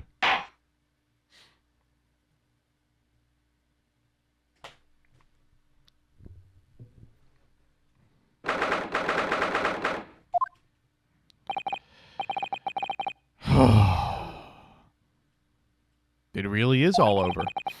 But did I sacrifice too much? Mr. Naruhodo, I really must congratulate you.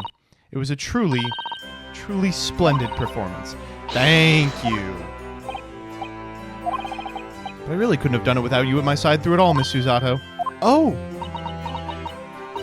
Your kind words mean so much to me. It really was a very splendid show, that, Naruhodo. I'd have thought you'd be smiling from ear to ear, but you look rather glum. Well, of course, I'm delighted about the verdict, but in exposing the truth, I'm afraid I've caused my client a great deal of pain. I'm not sure that's what a lawyer ought to be doing. Oh, well, in that case... I'm quite sure that when you see Lord Van Zieks' smiling face, everything will seem much better.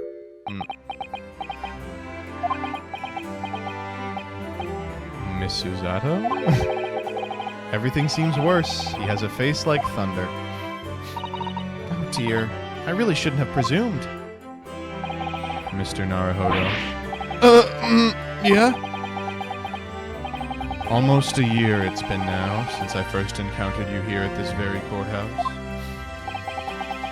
For you to have risen to this level of excellence you demonstrated today, well, it's quite remarkable.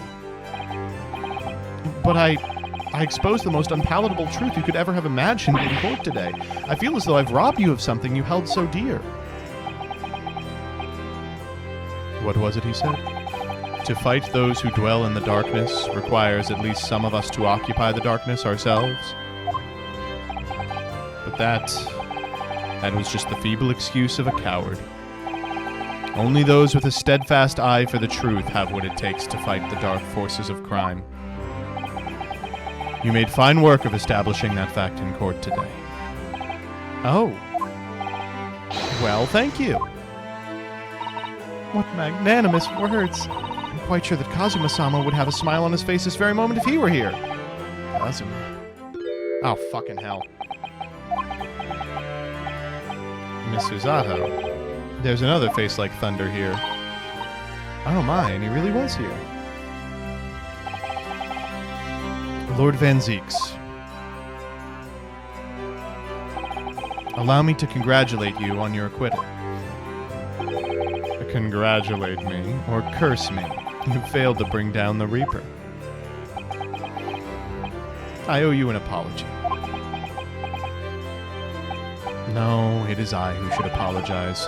Your father, Genshin. If I had been stronger, then perhaps I made an unforgivable error of judgment. I can offer no excuse. And I can offer no forgiveness. That said, I suppose you fought for justice and the truth. For that at least, I can't withhold respect. Your words mean more to me than you could know. I will hold them dear. Kazuma-sama. I must say, there's one thing that's still bothering me. What's that? The will that Lord Clint Van Zeeks wrote before his duel with my father.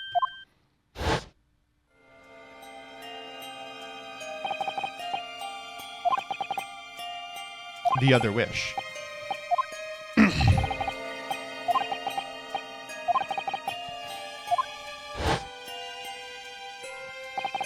What can the second of his final wishes have been?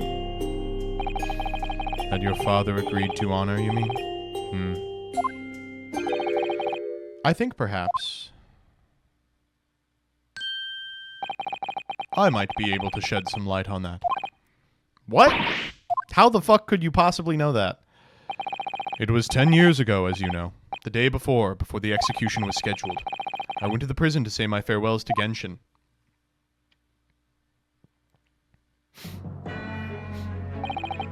Why aren't you putting up more of a fight, Genshin? If you'd only agree to it, Saishiro and I would gladly petition the government. We've been through this already. You don't need to worry about me. Yujin, I have a favor to ask of you. Something of great importance.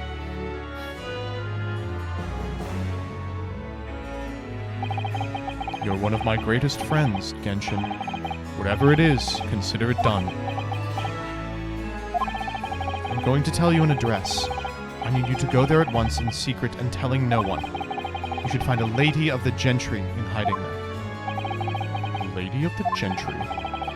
She's not in a good way, and she's with child. The birth is imminent. Oh my god. As a medical man, I'd like you to attend to her.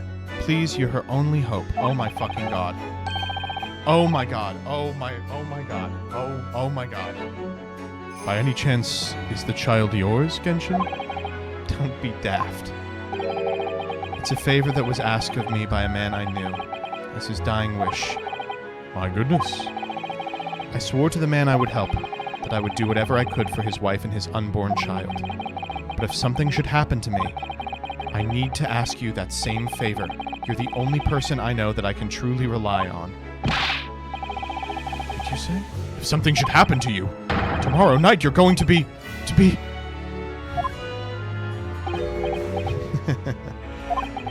You never know, though, do you? What life will bring. All right, then.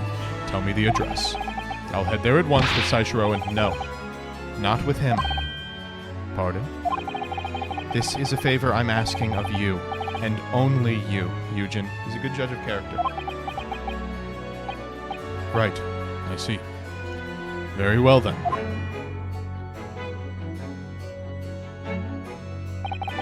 That very night, I caught a train from Paddington to Dartmoor in Devon. I found the old house. In the middle of nowhere it was. An old hunting hound lay asleep in the grounds. The poor woman was on the floor at the back of a darkened room, in mortal danger. I broke her water to precipitate labor before she weakened further, but it was a torturous birth. I did everything humanly possible for her and her child.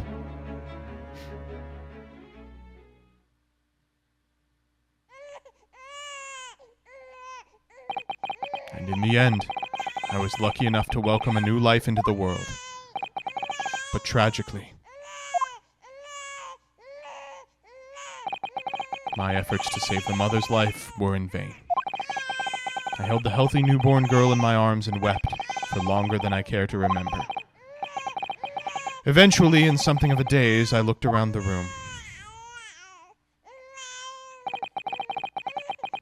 There was precious little in it, but an old travel trunk caught my eye.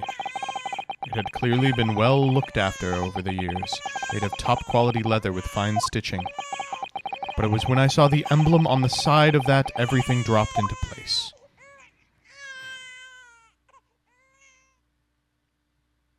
B for Baskerville. Baskerville? You mean the woman was the wife of Lord Clint Van Zieks? That's right. The newborn was his daughter. But that makes no sense. Why on earth wouldn't Clint have entrusted the child to my care in that case? I was completely unaware he even had a daughter. I suppose he didn't really have a choice. Your brother said that he'd confessed everything to his wife, so she must have been beside herself with worry for her child. If the true identity of the professor were ever to be made public, the girl would be forever branded as the daughter of the infamous mass murderer. So the only solution was to distance the young girl from the Van Zieks family as much as possible. I don't believe it. I imagine that in his final hour, Lord Clint Van Zieks made the obvious choice. He would have thought to himself, this Japanese man here is someone I can trust. I honored my promise to Genshin, of course. However, only a month later, I was summoned back to Japan. And without disclosing the parentage of the child, I couldn't obtain permission to take her with me. Oh, fuck. I was completely at a loss. In the end, I had to ask my great friend.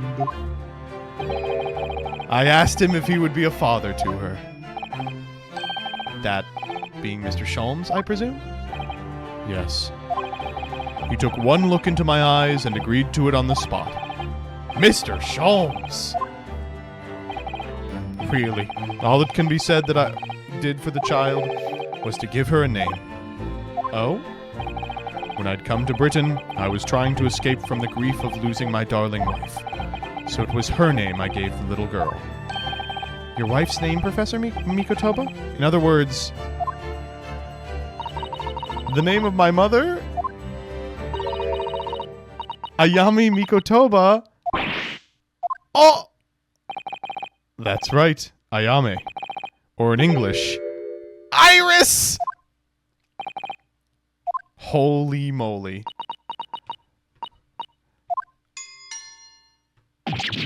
Oh, fuck. This little thing just pinched me on the behind through my trouser pocket. Hard! Oh, my dear fellows, can you hear me? Mr. Sholmes, is that you? Okay, yes, we can hear you. You see what excessive tugging can do? Let that be a lesson to you. Mr. Sholmes, we weren't able to thank you properly before, but you were simply marvelous. Your checkmate move was a stroke of genius. Indeed it was, wasn't it? I surpassed myself, I feel. It had become apparent to me that to stop the Lord Chief injustice would require... Oh, stupid. He's like a resistance lid. Reno! Susie! Iris, did you hear all that shit? Oh, I'm so pleased. What a wonderful outcome. Her Majesty Queen Vicky said she thought my special blend was delicious. Oh, I'm sure she did. After all, no one brews a more delicious tea than you do, Iris. Let's have a party to celebrate, and Mr. Reaper, you simply must come too. What? I'm afraid I couldn't. No, really? Oh, poo.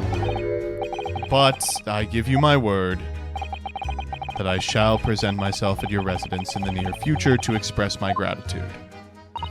Well, you're her brother. You've promised now. I won't let you forget. Bye for now, then. All right, Iris. Thank you for all your help earlier.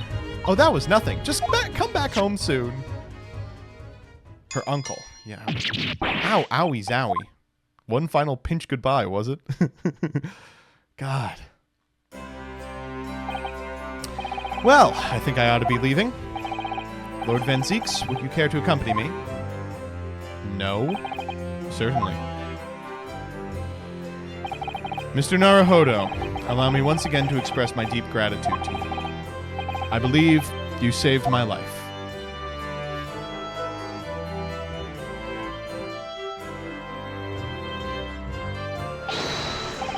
Lord Van Zeeks.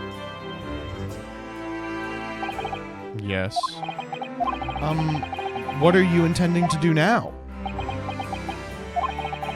Well, clearly, I shall have to resign from the prosecutor's office. No? I intend to publicize the full truth about the professor case. Once that's done, the Van Zeeks family will be ostracized completely from London society. Surely not. So as soon as I am free from my employment, I shall leave the capital. Oh, I see. Don't be a fool. Are those the actions of a man once feared as the mighty Reaper of the Bailey? I beg your pardon. For the past 10 years, you've endured that pseudonym and been cast as one of the dark forces yourself. Now that you've finally been freed from that disrepute, your battle is just beginning, surely. Well, I certainly never expected to hear those words from your lips.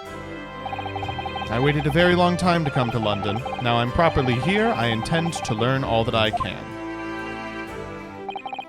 Anyway, goodbye for now, Ryunosuke Naruhodo. Kazuma Sogi. It seems as though he's really matured suddenly. He's not the only one who's matured, Mr. Naruhodo. Well, I think we should make our way back to Baker Street. We must help Iris with tonight's dinner. We must.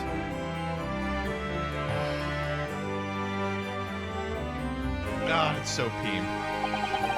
It was then that I came to an important decision about my future.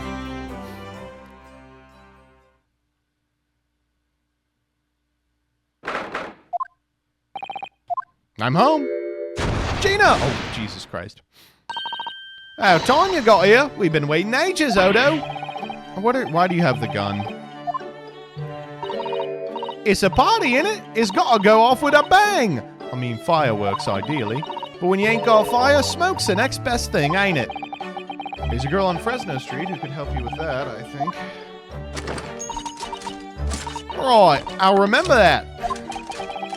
You don't have to reload that thing every time I speak.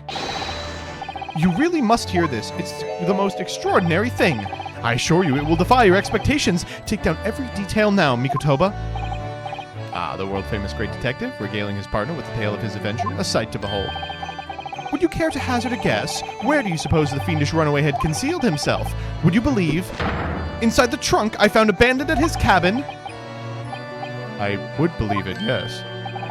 I say, Mikotoba, I detect not a hint of surprise. I wonder why that is, Maybe because I was there at the scene as well, Sholmes? What? You were? Then why the deuce didn't you say so before? Not quite the sight I was expecting to behold, but still. It's hard not to feel privileged to see it. Hello, Mr. Sholmes, Professor Mikotoba. I'm finally back from the Bailey. And not a moment too soon. A feast prepared by Iris and Miss Susato awaits. I must say, I haven't seen Susato looking so happy in a very long time. Ah, Runo, there you are. Dinner is on the table, everybody. Everyone sit around the fucking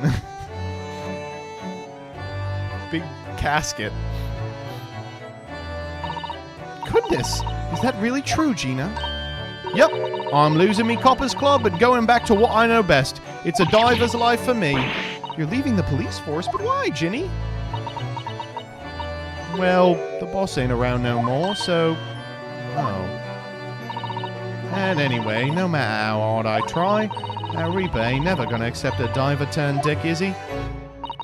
Well, the people can change, you know. Ah, yes, that reminds me. I rather thoughtfully offered to relieve the bailiff of this now-defunct piece of evidence. Huh? It's the pocket watch. Bam, bam. Bam, bam. That watch was his pride and joy, a symbol of his great achievements at Scotland Yard. For 10 years without fail, it measured every second of the man's remarkable career. But now, it stopped. Someone needs to keep the memory of Inspector Gregson's career alive by taking on the great responsibility of winding the watch every day again. Someone with an equally fierce detective spirit. It's gotta be me! There ain't no one else! Quite right. I mean, after all, the boss was... Well, he was my boss. Yes, Ginny, yes he was. Oh yeah, and I made you a promise and all, didn't I, Iris? That I'd become a proper detective one day and track down your old man? Oh. Alright then, it's decided. I'll do it. And I swear, I'll find your dad and bring him back kicking and screaming. I'm not entirely sure that would be appropriate. Yes, I think, Gina, it might be best to, I think I'd like you to forget that promise, Ginny. Huh? Iris?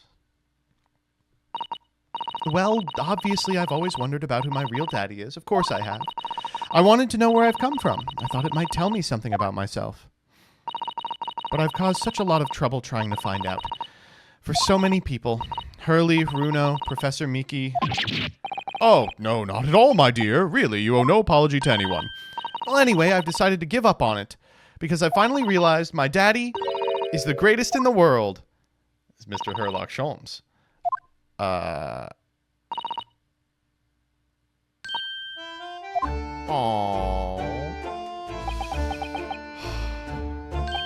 With every word, Iris.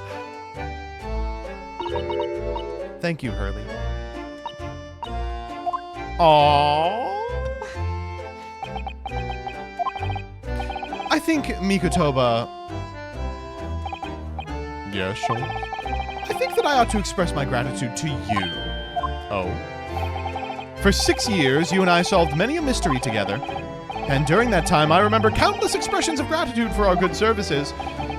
But a moment ago, I heard the most pleasing expression of gratitude of them all. And I should never have experienced it. Were it not for you. You old softy, Sholmes. But I must confess, it's a weight off my mind to hear you say it. Well then! I think this calls for a lengthy violin recital, wouldn't you say? Oh, well, the food would go cold. That's the only problem. Maybe next week, Hurley. Are you sure a week is long enough, Iris?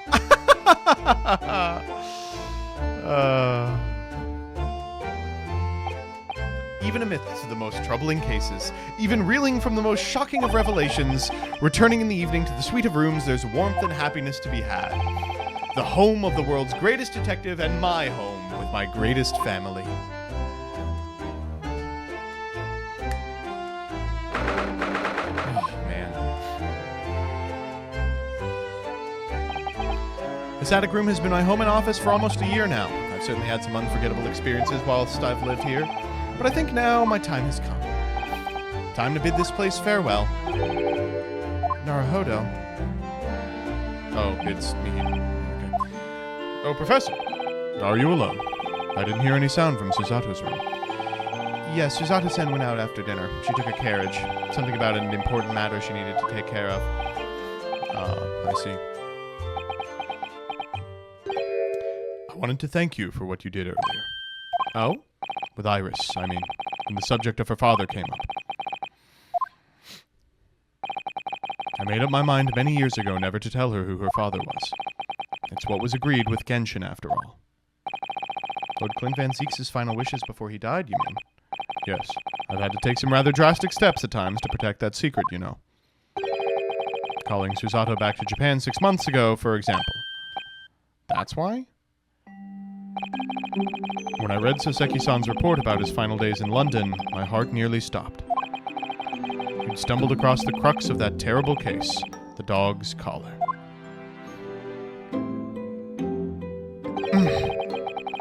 The description of the Baskerville insignia left me in no doubt. Baskerville. If you decided to investigate the insignia, sooner or later you'd have made the connection to the Van Zieks. And to make matters worse, Susato knew of the unpublished story as well. A story Iris had written based on my notes from the time. Ah, yes, the Hound of the Baskervilles. Exactly. It was a work of fiction, but based on the grim reality of a huge beast of a dog being used as a murder weapon. A dog with the Baskerville family emblem around its neck. Armed with those two clues, I feared you and Susato might arrive at the truth. So I invented the story about having collapsed to justify her leaving London and returning to Japan at once. All in aid of halting any investigations you and she might have been contemplating. I see. Something I've never understood is why Susato-san came across that manuscript in Japan, though. The Hound of the Baskervilles, I mean. Sholmes sent it to me. That was before Susato left Japan. He was very troubled about what should be done about it, you see. I'd read it and carelessly left it on my desk, which is where Susato came across it, of course. Ah! It was the only case Sholmes and I ever pursued that I didn't record in meticulous detail. I was stunned when I discovered that young Iris had pieced together so much from my paltry notes. Sholmes and I discussed the matter, and he decided we couldn't allow the story's publication. At that point, I returned the manuscript by post to Sholmes for safekeeping. So you did all that to stop Iris from finding out the truth about her father? That's right, because Sholmes had told me how astute she'd become. However, having witnessed events in court today, I must say my opinion has somewhat shifted. I think at some point in the future, the time will come for Iris to know the truth. And when it does, I believe it will be for the best. I think so too. Actually, Professor, I wanted to talk to you about something too. Judging from that expression, I'd say you've come to a decision, have you? Yes, I have. I will be returning with you to Japan. Are you quite sure? I'm really only here as a substitute for Kazuma. But he's here in Britain now, as originally intended. Locum student Naruhodo doesn't really have a right to stay, I think. I see. Looking back now, when I first arrived here in February...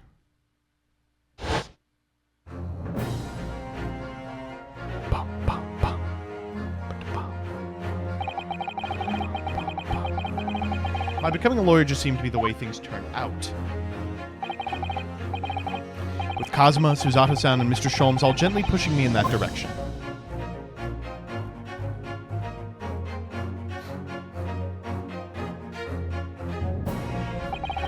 I spent the best part of a year immersed in this world, but always aware of a seed of doubt inside me. Until today. Standing in that courtroom, all doubt vanished from my mind.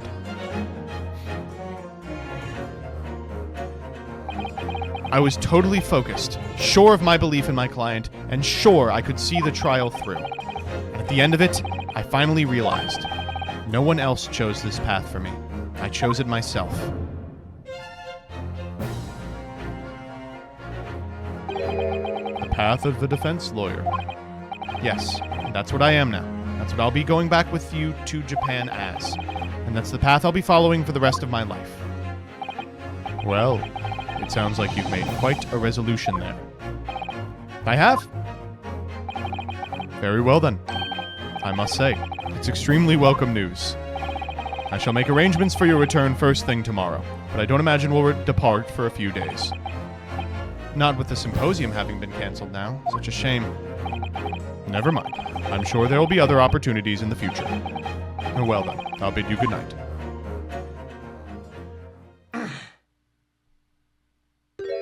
Oh no, she heard. Susato? I just wanted to let you know I'm back.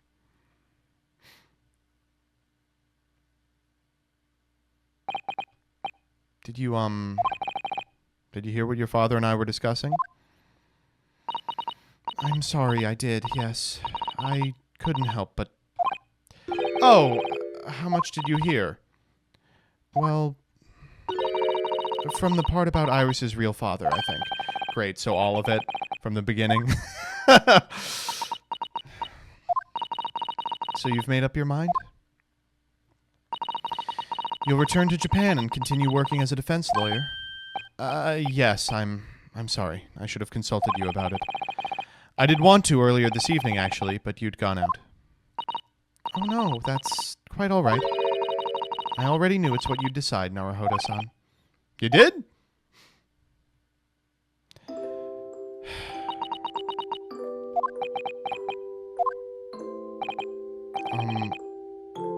Susato-san. Yes? I suppose this means it will have to be farewell soon. I suppose. You'll be a great help to Kazuma going forward. I know he's a brilliant lawyer, but he's new to the British courtroom. He'll certainly benefit greatly having a brilliant judicial assistant at his side. I'll do my very best. I wish I could say it, but come on, say it, man! I can't ask her to come with... Yes, you can! Yes, you can! Yes, you can, dude! It's growing late. We should both try to get some sleep. I'm sure you must be exhausted after today. Yes, you're right. Before I retire, let me just say one more time. You really were quite splendid in court today. So if you ask me, anyone who thinks of you as a substitute or a locum should be ashamed of themselves. Susato-san. Thank you.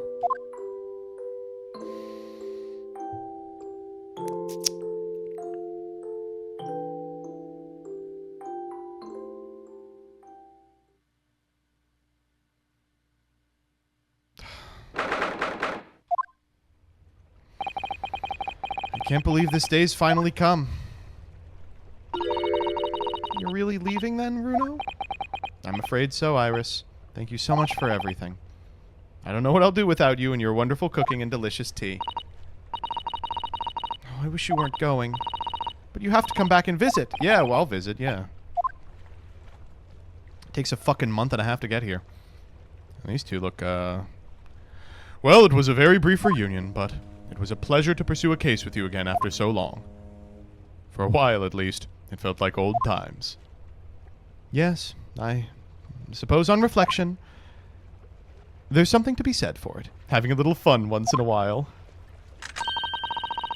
I'll just go and say goodbye to the professor as well, I think. Alright, Iris, you do that. Last chance. Last chance, Ryunosuke. Susato-san. Let's go. I've just checked, Naruhodo-san. Your luggage is already on board. Such a beautiful morning. Perfect for embarking on a journey, isn't it? Come on, man. Last chance. Before I set off, I'd just like to say how thankful I am for everything you've done for me. Come on. And give my warmest regards to Kazuma, please. Actually, I think you ought to give him your regards in person, don't you? Sorry? Ryunosuke. Kazuma's here, too. Kazuma! What are you doing here? Do you really think I'd miss my best friend's departure? Thanks. You're happy you're here, I guess. To be honest, I'd been looking forward to our wild time tearing up the streets of Her Majesty's capital. But, Well, we'll have to save that for another time. I'll be back. Personally, I'm looking forward to facing you in court again. Well, that's not gonna happen. me too.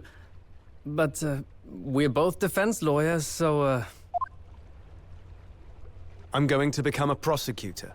Oh, Jesus. Come on, man. I'll stay in Lord Van Zeek's tutelage for the time being, but before long, I intend to be just as formidable as the Reaper himself. Oh, really shit, dude. I don't like hearing that at all. oh, I see. Actually, Ryunosuke, I have a favor to ask. Name it. I'd like you to take care of this for me for a while.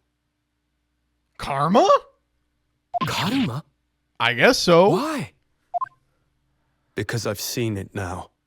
I've seen what's inside me. The demon that reared its ugly head that day. Or when you were being a real bitch in court? Oh no, when you It almost was killed only this for the asshole. briefest of moments. The last time I came face to face with that inspector, but it was unmistakable. I wanted to kill him. I'm glad you didn't. I've always known there are demons that live inside people. And now I know there is one in me. The fact that it very nearly consumed me is something I'll carry with me until the end of my days, while I devote my life to fighting those whose demons have got the better of them. Kazuma, I think maybe you were supposed to maybe feel like a little bit of empathy when you realize there's evil in the hearts of every man. You know, I think you weren't supposed to. I don't think this was. As a prosecutor, Your decision, man. So, that's what you've resolved to do, is it? until I'm ready to face the demon within me, to slay it once and for all, I leave this in your care, Okay, thanks. if you'll take it. I'd like to talk to Susato again. Of course I will. I'll keep it by my side. Always.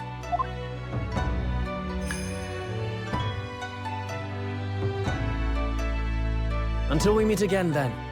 You have your path to follow, and I have mine. Naruhodo-san? Whoop. All right, here we go. The path you're going to follow from now on. I wonder if I might follow it at your side. Unless I'd be a burden.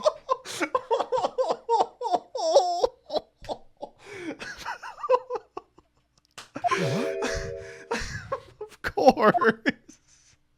I mean, I would very much like you to come with me. But, Oh my god. but aren't you... Oh my god. You're so predictable, Ryunosuke. I am? Honestly, you never change at all. But that's what I like about you. You mean you knew about this? It was the evening after Lord Van Zeek's trial came to an end. She came to see me at the prosecutor's office. Really? Or when I had that conversation with Professor Mikotoba? So, you'd go with Ryunosuke back to Japan? Yes. I know it's unfair of me to follow my own interests like this. Coming here especially to tell me. You're a stickler for etiquette, aren't you? Well, what are his feelings? We've never discussed it, of course, and Naruhodo-san has made no such suggestion. I mean, we really wanted to. I worry that perhaps I'd be a burden to him. He's just as much of a stickler for etiquette as you are. He'd never At say least one anything person before here he was knows asked. what's going on. But I'd feel happy knowing you were with him. Look out for him on my behalf, will you? Of course. Susato-san. What do you think, Naruhodo-san? With you by my side, no trial would seem too daunting. So if you're willing, I'd be honored if you'd come with me. Together we can take on the world. I'm terribly incompetent, but if you'll have me, I'd be delighted. Clearly not. No, Just no, carried on. not at all. If anyone's terribly incompetent, it's me. Ah! What's wrong? Your luggage, Susato-san. There's no time. The ship's going to set sail any minute now. This is funny. I bet she's already packed it. It's all right. There's no need to worry. As it happens, my luggage is already on board too. It is? Your fine judicial assistant has everything in hand as always, I see. Oh man. Bruno, your ship's about to leave! leave. Bye, Iris. I'm so sorry all Time your to go, friends then. are leaving you, Iris. Look after yourself, Ryunosuke. Kazuma, draw your sword.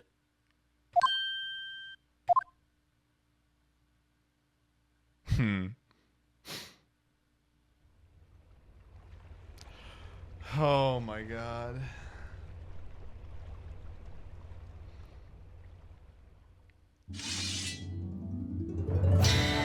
Oh fuck, man. One day, when our paths cross, once more, we'll fight a duel of words across the courtroom. A day I eagerly await as a lawyer.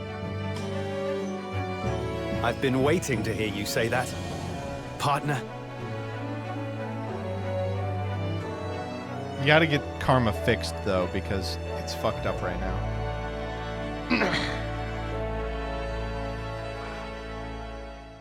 Wow, Ryunosuke is Don't forget circumcised. me then, Kazuma. Fuck off. as if I could. Ryunosuke. And Mr. Sholmes, Okay, thank you so much. let's hear what I'm Mr. very Sholmes much sounds indebted like. to you. Indeed, Mr. Naruhodo. I believe you are. I got it 100% right. I'll never forget all you've done for me during my time in London. Quite.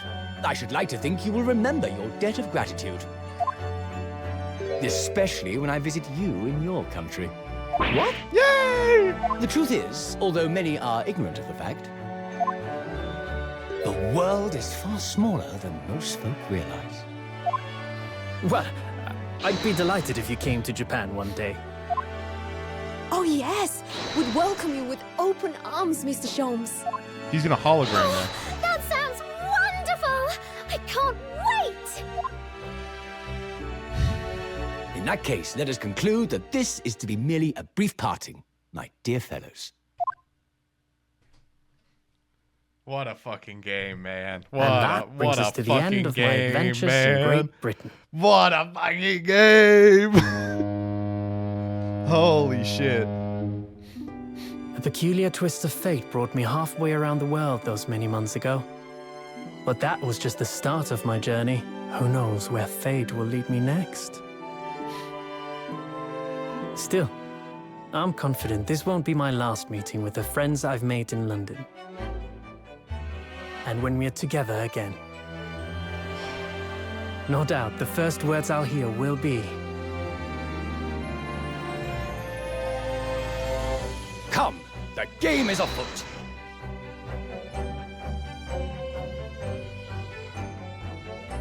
Man. The ship, with our friends from the east, sailed steadily towards the distant horizon. Oh, it's Iris Sholmes. But Sholmes's face was alight with joy. The times may change, but a steadfast friendship will remain true, Wilson. We have but to gently close our eyes, and we are with our companions. I was gonna say, once so more. Wilson here is Iris Wilson.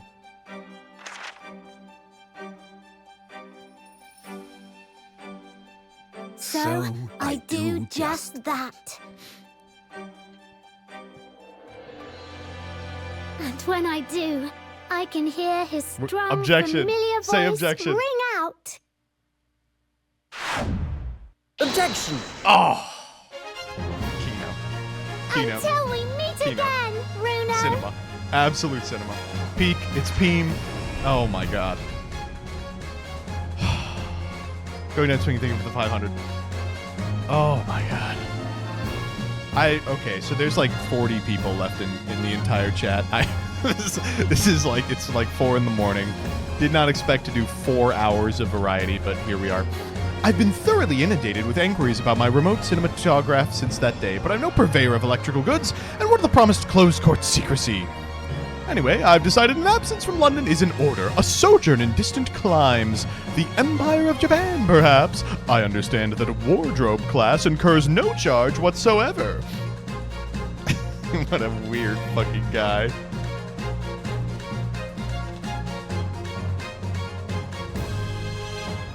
I gave a little note to Hurley the other day.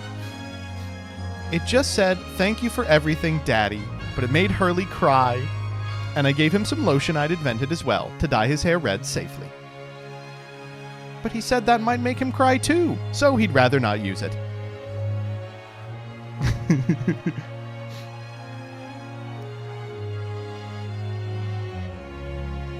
Alex0080, thank you for the 5 gifted subs. If you didn't get one, dodge in chat, as simple as that. In those days, when I was known as the Reaper, I felt your presence at my side. Once, unable to bear the burden of that grim pseudonym, I even retired from the courtroom. Despite everything, I still wear your prosecutor's badge with pride. But the darkness that once beset me is no more, as you too are no more. In the words of a young foreign friend of mine, I must stride forward toward a brighter future. Can we get a smile? No, that's as close as we're getting.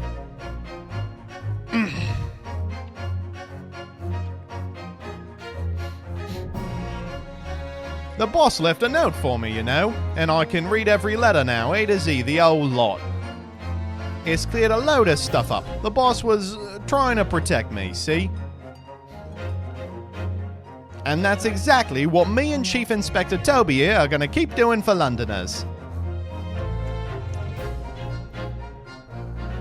I only wish I could have said how grateful I was before he, you know.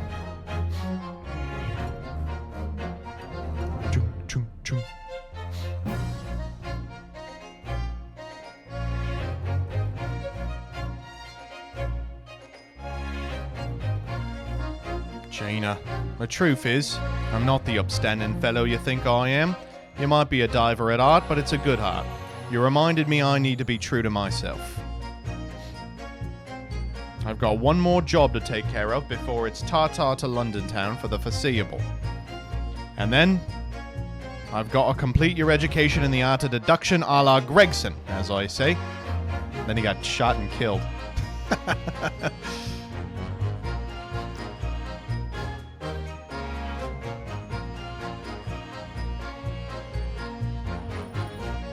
Oh, fuck, it's Ouchie. Your Excellency, this man is accused of illegal entry into... Fuck you. Who is this caddish counsel for the defense? Women are forbidden to enter the courtroom. Oh, really? My friend Susato-san is in the British courtroom all the time and doing a wonderful job. Perhaps I should have engaged the services of a regular legal team. Wait, so Seki can't be a legal team. But listen, I like the guy. It's crazy that that girl is such a clear lesbian pair for Susato, and Hairlock Sholmes is such a clear lesbian or male lesbian pair for Ryunosuke, but they are, at the end of the day, straight. Yes, they are. Fish corpses, on the whole. I'd like to hone my own filleting skills. You don't mind, do you, Mama? Yes, I do. I'm not a corpse yet, am I? No. And I'm glad. Scythe was in this game for like 10 minutes.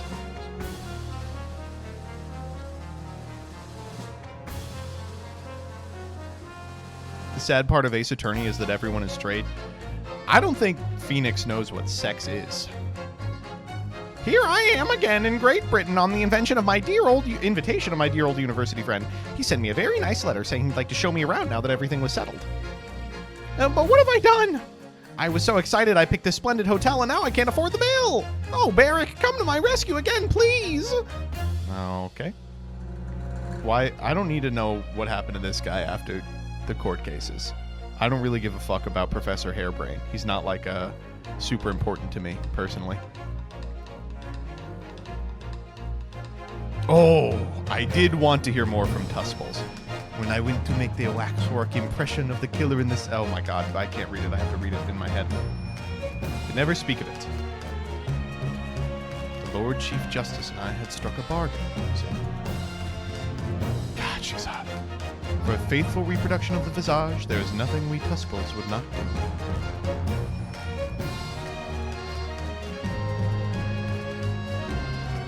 Mommy, this is like a 26-year-old.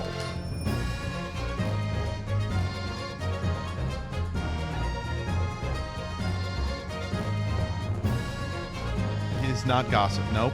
We know you're not gossip. Oh, no. Everyone calls me a pepino. Okay. We don't... These three are sharing a cell for some reason? They call me... No, no, I cannot do it. This is ridiculous. Oh, Daly, how charming. You've made lots of new friends here, I see. Yes, and when we're released, we're all going to strike it rich together. Uh-oh. I don't think that's a good idea. How did he bag her? Women love a moody twink.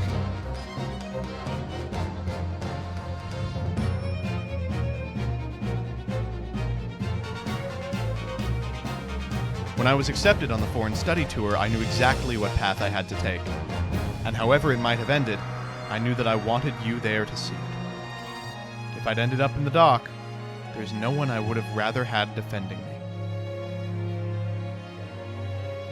But now, thanks to you, there's a new path I want to take.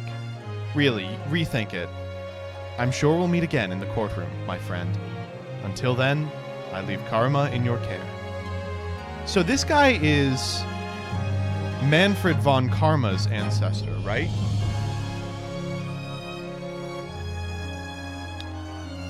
He has to be, right? Yes, okay. Von Karma is white? I mean, sort of. He marries a German woman at some point. I've made some tea, Naruhodo-san. It's important. Oh, I'm so happy that these two worked out together. Once we arrive in Japan, you shall be busy establishing your new office. I'm so delighted to be accompanying you. After all, your talents have become recognized by a great detective. Because you really are the greatest of lawyers. A great ace attorney. A great Ace Attorney's Chronicles, you might say. A great Ace Attorney Chronicles 2. The Resolve of Ryunosuke Naruhodo.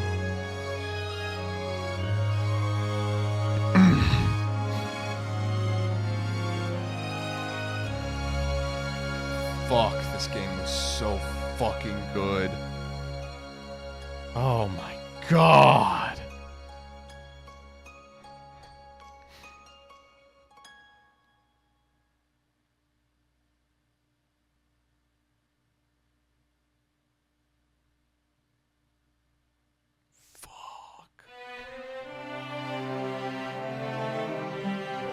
Now what? Oh, this is the end of the first one. They're saying it's the best Ace Attorney we've ever seen yet, folks. I like this one a great deal. For me, the problem is the 1-4 is so insanely good. It's like probably my favorite case in the entire series. But on the whole, I would say this game is probably my favorite. I like 3-5, I like 1-4. I think those are two highs that this didn't get to. But the whole game, this is just, it's so crazy. It's so crazy good.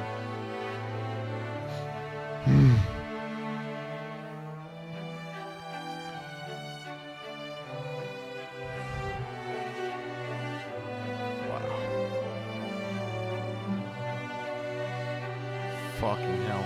And it's really upsetting because a lot of 1-5 is basically just this case. Like a lot of similar concepts. I mean, big surprise, governmental corruption, it's everywhere. But this is like a version of 1-5 that didn't make me want to claw my fucking eyes out.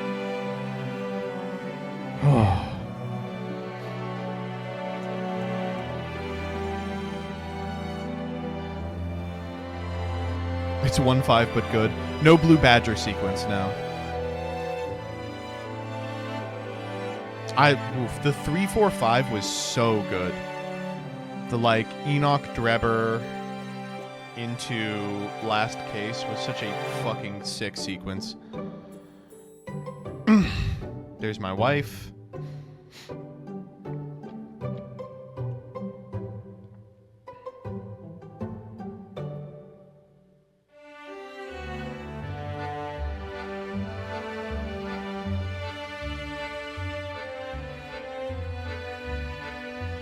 Oh, he's in the gossip costume. I don't think anyone really asked him to do that. Oh, nope, there he is. He's over there. Sholmes is a once-in-a-lifetime character. He's insane, dude. The moment that I realized this was going to be the greatest Ace Attorney ever was the very first Logic and Reasoning Spectacular. I was like, oh my god, like this is something else, man. Oh fuck. Will you go back and do the Ace Attorney games with Athena? So I'm currently missing 5 and 6 are the 2 that I haven't played. So Spirit of Justice and Dual Destinies, and I'm missing the Investigations. I will be taking a reprieve from Ace Attorney before I start those, because it's unfortunate. I have not heard great things about them. But, you know, it is what it is. And I, at minimum, want the Apollo Justice Steam port to come out.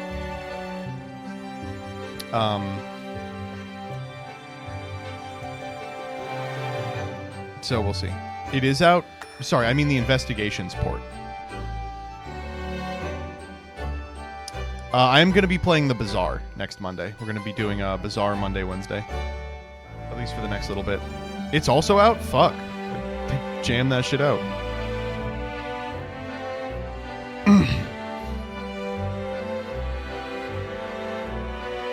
What the fuck is that? It's the Rainad game from like 5 years ago. It finally released.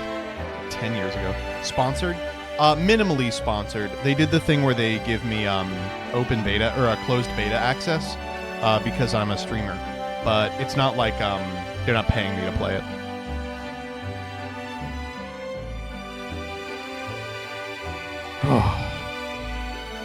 Fuck, I'm gonna have to sit with this one for a while. This was so good. Take a break not to burn out on these. Yeah, I know it sucks for the viewers, but it really, like, I played this game, this and its prior game over the course of an entire year, and I'm so glad I did it instead of just like, okay, today we're doing, you know, 8 hours of Ace Attorney. Like, with the exception of that. Even the subathon, it feels rough to be like, we did it all in one sitting, and I'm like, but I really feel like I wish I had done it over the course of a couple of days. Oh, man. That was so fucking good, dude. That was unbelievable. I got a Steam achievement. Now you can do the side cases? Yeah, for sure.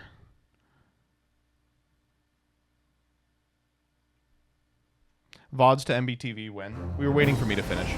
So we'll put up the VOD for the... I think Chronicles 1 is up, but 2 will, of course, go up soon.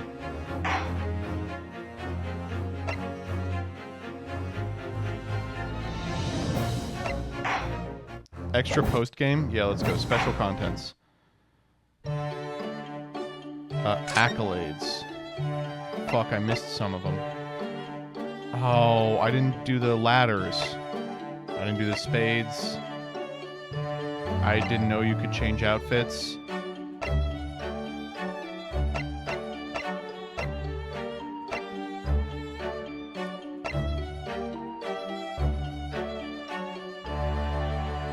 The Noodler. What is this?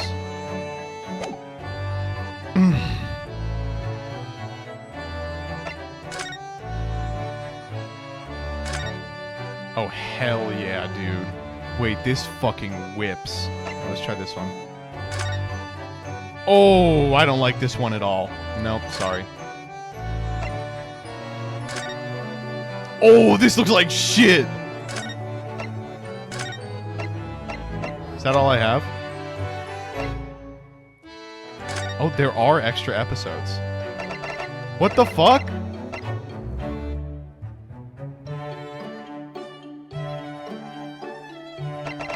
Are you kidding me? There's 8 extra cases? How long are these?